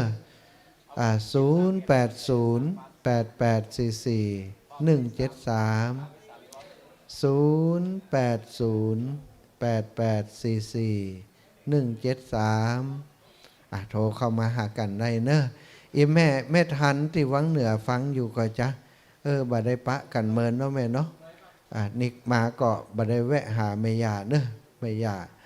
หม่อนอายุ100 ปลายแล้วนะอยู่ที่บ้านไกลๆครับที่ว่าการอำเภอวังเหนือโยมแม่ยังสบายดีอยู่ก็จ๊ะเจริญปอนจากทางได้4432กราบไหว้ศาลเจ้า เจริญปอนแม่ ใช่สันติภาพชื่นถือเจ้าวันนี้เหมือนไล่ไปเจ้าไปยังติดเจ้า เจ้าไปมาวันที่12เนาะ เจ้า ดีแม่มารวมพิธีใหญ่เลยเนอะมารวมพิธีเลยดีมากี่คน เจ้าก๋วยเตี๋ยวหม้อใหญ่ไปเจ้า ปัดต้องเอาหม้อใหญ่แหมซ้ำมาเอามาไหวก็เอามาแป้ก็เอาหม้อใหญ่มานะเฮ้ยเอามาบ่ให้บ่ดีก็พอก็เฮ้ยดีแล้วเนอะอนุโมทนาบุญกับอีแม่ครับขอบคุณลูกหลานนะครูบาอาจารย์เพิ่นก็ฟังอยู่เนอะเพิ่นรับทราบแล้วเนอะแม่เนอะเจ้ากำลังใจท่านเจ้าวันที่12ปะกันบุญรักษาอีแม่นะเจ้าบุญรักษาเนอะมาตั้งแต่กับเรื่องงานข่าวดำพอดีเลยเจ้าข่าวดำพอดีตุ๊เจ้าไปวันผูกกับเจ้าเจ้าแม่ดูงานเปิ่นก่อนเนาะกับบ้านกับจองเนาะแม่เนาะเจ้าเจริญปอนสลับสายก่อนเนอะ6587เบอร์ใหม่นี่เนอะจากตั้งได้รายงานตัวให้ศรัทธาคนผู้ฟังได้ฟังตัวเจ้าแม่โยมขัดจานมันการเจริญเจ้าเป่าเจ้าเวียงเป่าเฮานี่เนาะได้มาแอวแล้วยังไปวันนี้ไปเห็นโยมเอาวัดไปวันไหนมันพูดเสียเจ้ามาเนอะแม่เนอะเจ้าจะทำชีวิตในวงเจ้าประชาเจริญเจ้าขอบคุณแม่นะขอบคุณเนอะโทรมาแจ้งผลการรับฟังเจริญปอนเจ้าเป็นกำลังใจให้อยู่เนอะเจ้าเจริญปอนขอสลับสายเนอะแม่เนอะพ่อบุญธรรมบ้านโป่งเหนือแม่นกระบะใจครับกวสาครับท่านพระมหาอีป่อเจริญปอนจำเสียงได้ป่อบุญธรรมโป่งเหนือจำเสียงได้อยู่เนาะจำเสียงได้ วันที่12นี่ก็เลิกจะขึ้นไปเอาหานะ ดีก้ามาปากันเพ่เนอะครูบาอาจารย์เพิ่นก็อยากให้นี่ปอเอาละเนอะมาปากันนี่ปอเจริญปอน วันนี้ยังแควนน้อยเนาะเรื่องหนาวนี่ผ่อนลงมาเนาะนั่นกะยังแขวนหน่อยนะขอฮับสายอื่นก่อนเนอะปอนเนอะบุญฮักสายปอนนะเจริญปอนแบ่งกันคนน้อยโทรมานี่แฮม6919รายงานตัวเลยเนอะจืดเตียนนะกับไว้จ่าเด้อนั่นมาหาอีแม่ละปูนล่ะแม่ทุกแก้วมันศิลปรสิเตี้ยมันห้องละปูนเด้อเบอร์ใหม่ติดตามทั้งวันวันนี้วันค่ำเลยเจ้าดูวันทั้งวันท่านพระครูวรมนาถเทศธรรมอยู่ม่วนขนาดเนาะแม่เนาะม่วนวันนี้พออยู่ทางบ้านฟังก็เหมือนจะได้หอนกับกะบอยกับเพื่อนกับลูกอนุโมทนาบุญเลยเด้อ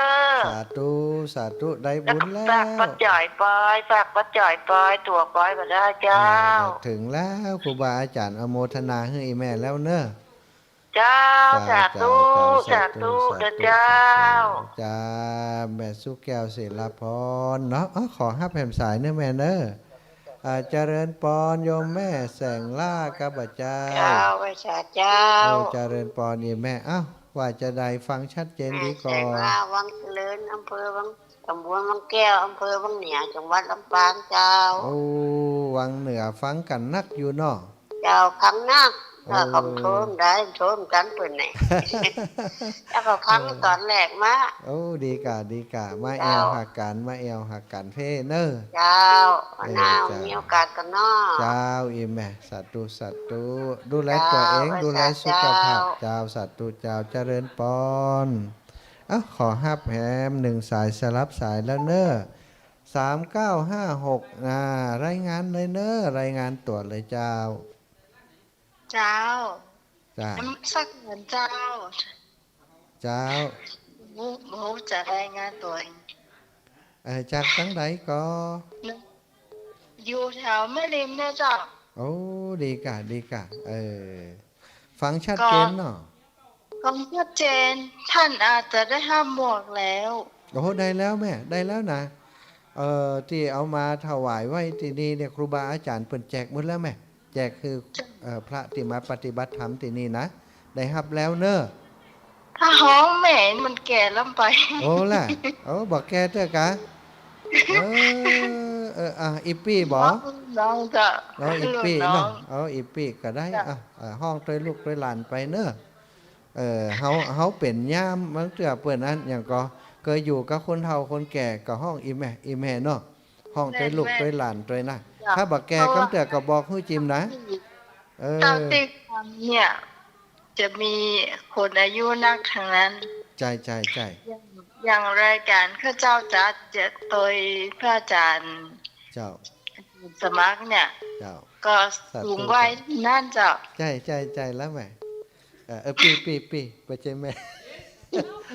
เจ้าอนุโมทนาบุญเนอะศรัทธาเพิ่นเอาน้ำมาอันปานะมาถวายปีเจ้า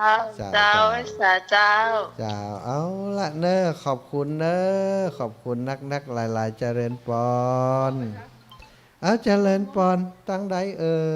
แม่นโยมแม่สายทองกับบ่ใจเจ้ากับว่าสาเจ้าพระมหาแม่สายทองบ้านนี่แบบก้อนแนวเนาะบ้านแรงนี่มีกรฝากก่อนนี่มีอย่าง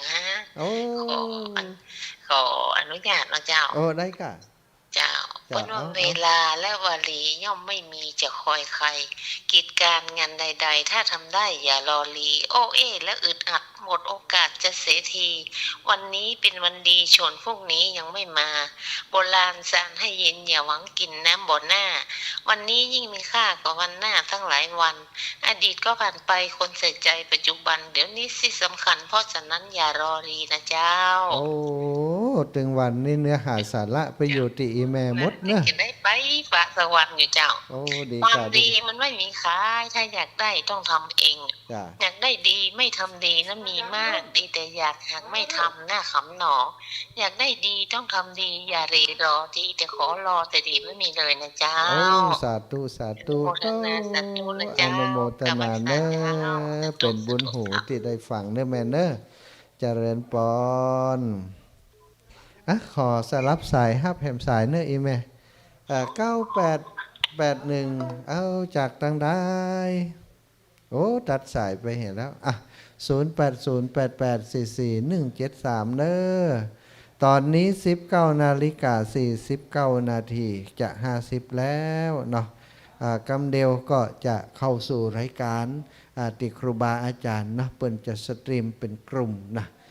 ตอนนี้ก็เตรียมตัวแล้วเนอะโอ้ท่านผู้รักผู้ใหญ่โทรมาท่านพันเอกกฤษเนาะพุทธอุทยานท่านพระอาจารย์กฤษพุทธอุทยานเชียงใหม่เนาะถวายความเคารพอาจารย์โอ้มันหายไปเหรอมันตัดสายคนเดียวมาเนอะอาจารย์เนอะก็ว่าอาจารย์วางสายตังปุ้นบอกฮู้เนอะ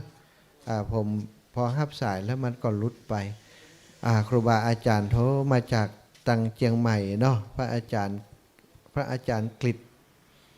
พุทธอุทยานเชียงใหม่เปิ่นโทรมาแต่กี้ฮับสายบัตันครับอาจจะเริญปอนท่านมาฮะโอ้ย สมควรบ้านบ่ขอเนี่ย โอ้บ้านม่วงขอนครับป่ะ ครับ โอ้ฟังอยู่เนาะ บ้านบ่ขอเนี่ย ฟังอยู่เนาะ สถานีเก้าที่ทีอ่ะเก้าที่ทีเนี่ยขจารย์อ่ะ โอ้ดีชัด ท่านมาหานี่ตลกดีเนาะ ตลกกะโอ้ดีกะก็ไม่ได้ท่านมาหา โอ้ขอบคุณกะ ไอ้ท่านมาหาจัดรายการมึนๆหน่อยเนี่ยผมว่ามันม่วนดีนะกะมีตลกครบขันดีม่วนโดนดงไปเข้าไปดิโอ้น่ากะดีละวันหน้าก็จะมีเวลาเพิ่มแฮมอยู่เนาะใจท่านมาหาเด้อแค่นี้ก็นะเด้อคนอื่นโทรต่อเด้อไว้ตาครับสาธุเจริญปอนมาเร็วไปเร็วเข็มเร็วได้อีปอนนี่นะ9610จากทางไหนเอ่ยจากอำเภอวังเหนือค่ะแม่ท่าค่ะแม่วังเหนือจ้าวังเหนือวังเหนือได้ยินชัดเนาะฟังจากสถานีไหนแม่สถานีเหรอเวียงปะเป้าแหละแม่ขจารเรดิโอกะดารณีเราคุณดารณีเศรษฐีใจบุญเนาะดีกะฟังกันนักก็ฟังนักอยู่เจ้าเนาะแต่โทรบอกใครติดเนาะเจ้าว่าจะถามท่านมหาว่าเดินช้างเราเดินสายไหนนะเจ้าเดินขึ้นมาตั้งบ้านเฮานี่นะจะผ่านมาตั้งงานวังเหนือแล้วก็เข้ามาตั้งแม่ขจารพุทธได้แม่สวยไปตั้งปุ่นน่ะแม่เจียงแสนเจียงหายปุ่นน่ะว่าทั้งสายที่โฮมนี่เข้าสายที่ว่าเดินเที่ยวขึ้นมาก่อนเดินสายหลวงเลยละเดินตังหลวงเลยละไอ้แม่เฮาขี้ข้านไปหลงตังนะเดินตังหลวงมาเลยเจ้าเดินตังหลวงบอกแวะไหนจะรอเกิดทำบุญเนี่ยเราติดตามไปเนอะติดตามไปเนาะ12 มกราแล้วเจ้าแหละบ่ใช่12วันที่2อีแม่วันที่2 มกราสวดมนต์ค่ำคืนวันที่31วันที่1เคียของเคียอย่างครูบาอาจารย์เปิ้นกลับแล้ววันที่2ก็เดินตังแล้วแม่ทุดงแล้วถ้าเจ้าไปมันจะฮ้อนไอ้แม่ช่วงหน้ามีนานี่อากาศฮ้อนจะเดินสัก2 เดือน3 เดือนบ่ได้เจ้ามกรากุมภาเจ้าเวลาเลยแล้วจะพักเป็นช่วงไหนอะเจ้าเอาใจว่าละปีนี้นะก็จะเดินไปปะจ้าที่ไหนพระที่สัพพยะที่ไหนก็พักหันนะสาธุจ้าไปถึงสุดนี่ถึงจังหวัดไหนอะเจ้าปีนี้ก็กะว่าจะวนแถวภาคเหนือเฮานี่ถ้าจะได้ลำปางเชียงไปตั้งงานพะเยาน่านเนาะตั้งหมดเนี้ยตั้งเนี้ยเดินที่ว่าถนนใหญ่แล้วเจ้าท่านล่ะเดินถนนใหญ่แม่บ่เข้าตั้งหมู่บ้านอย่างถ้าเข้าหมู่บ้านเนี่ยเขาก็กลัวเรื่องโควิดโความกลัวเปิ้นลำบากใจกะ เดินทางหลวงไปใหญ่ๆก็เจ้าเจ้าดีแล้วจะไปทำบุญเจ้าสาธุแม่ฟังข่าวไปเนอะเจ้าไปสาธุเจ้าเจริญปอนแม่เจ้าสรับสายเนอะแม่เนอะแม่บัวลอยชัยสวรรค์บ้านซบก็แม่สวยเจ้าไว้จากเจ้าอาจารย์เจริญปอนอีแม่เจ้าเสียทีอยู่ไก่ขนุนจะบ่ได้ป้าท่านมาหากาโอ้อยู่ไก่เต็มที่กาเอารถมาทั้งนอกให้กะข้าหูวันนะกะโอ้ก็เดี๋ยวมาถึงยังแคว้นเนาะเดี๋ยวก็จะจัดรายการแจ้งครูบาอาจารย์อยู่แจ้งครูบาอาจารย์ตั้งเวียงกระเป้าอยู่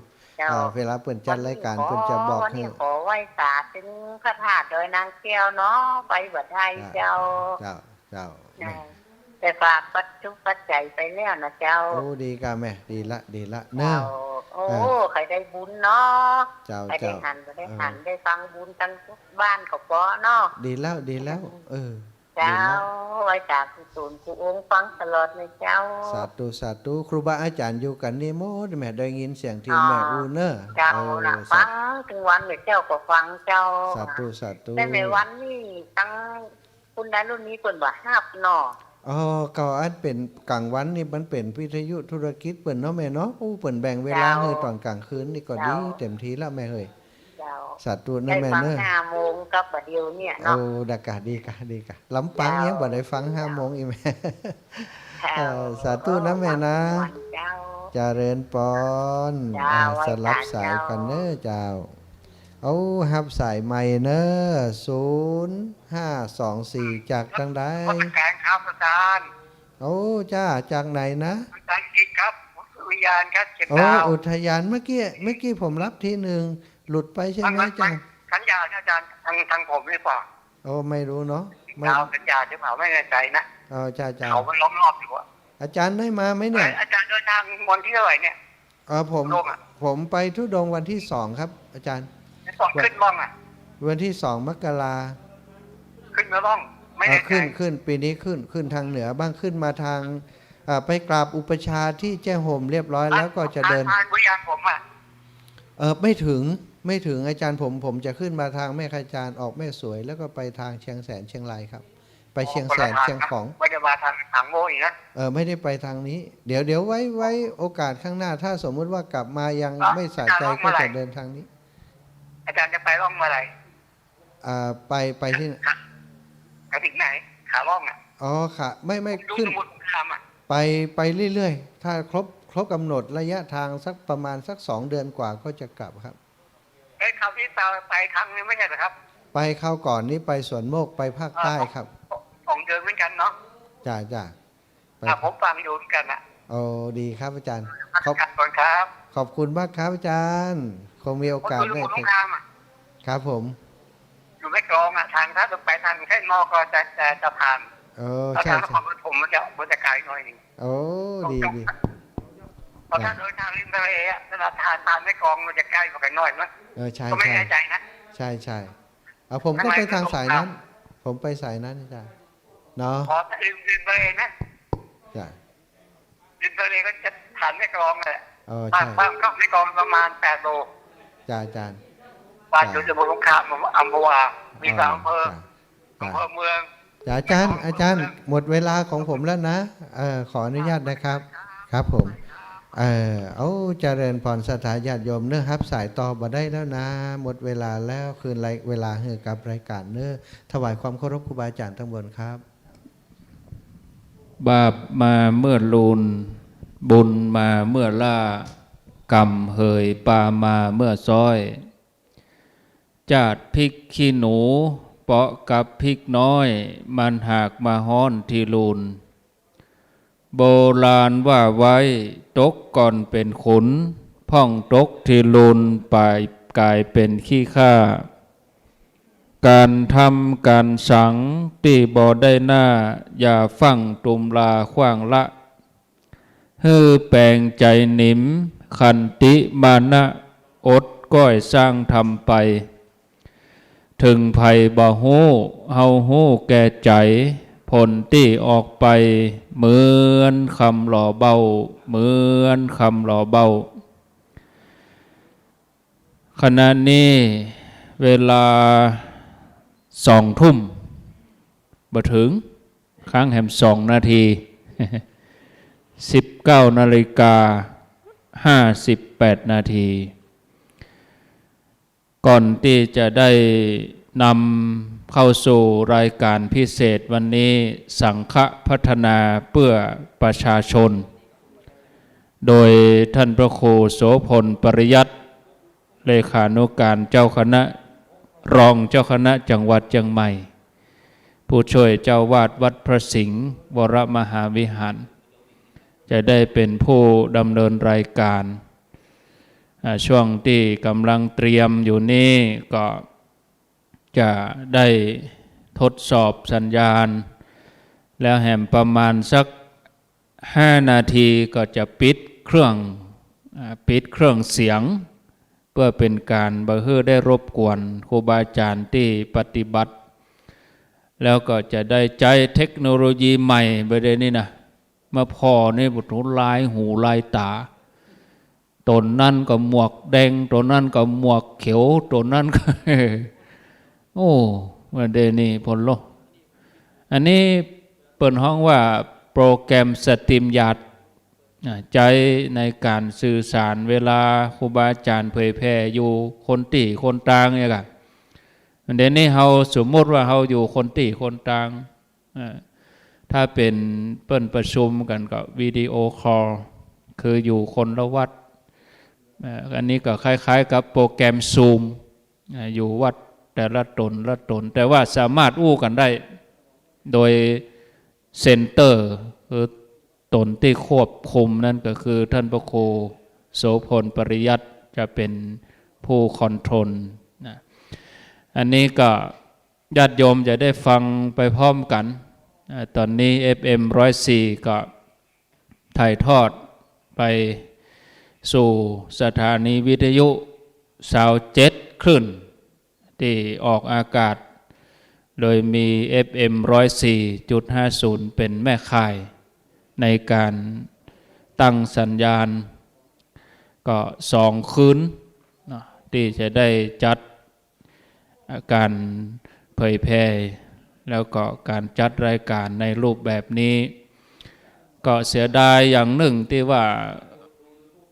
บะมีจอมอนิเตอร์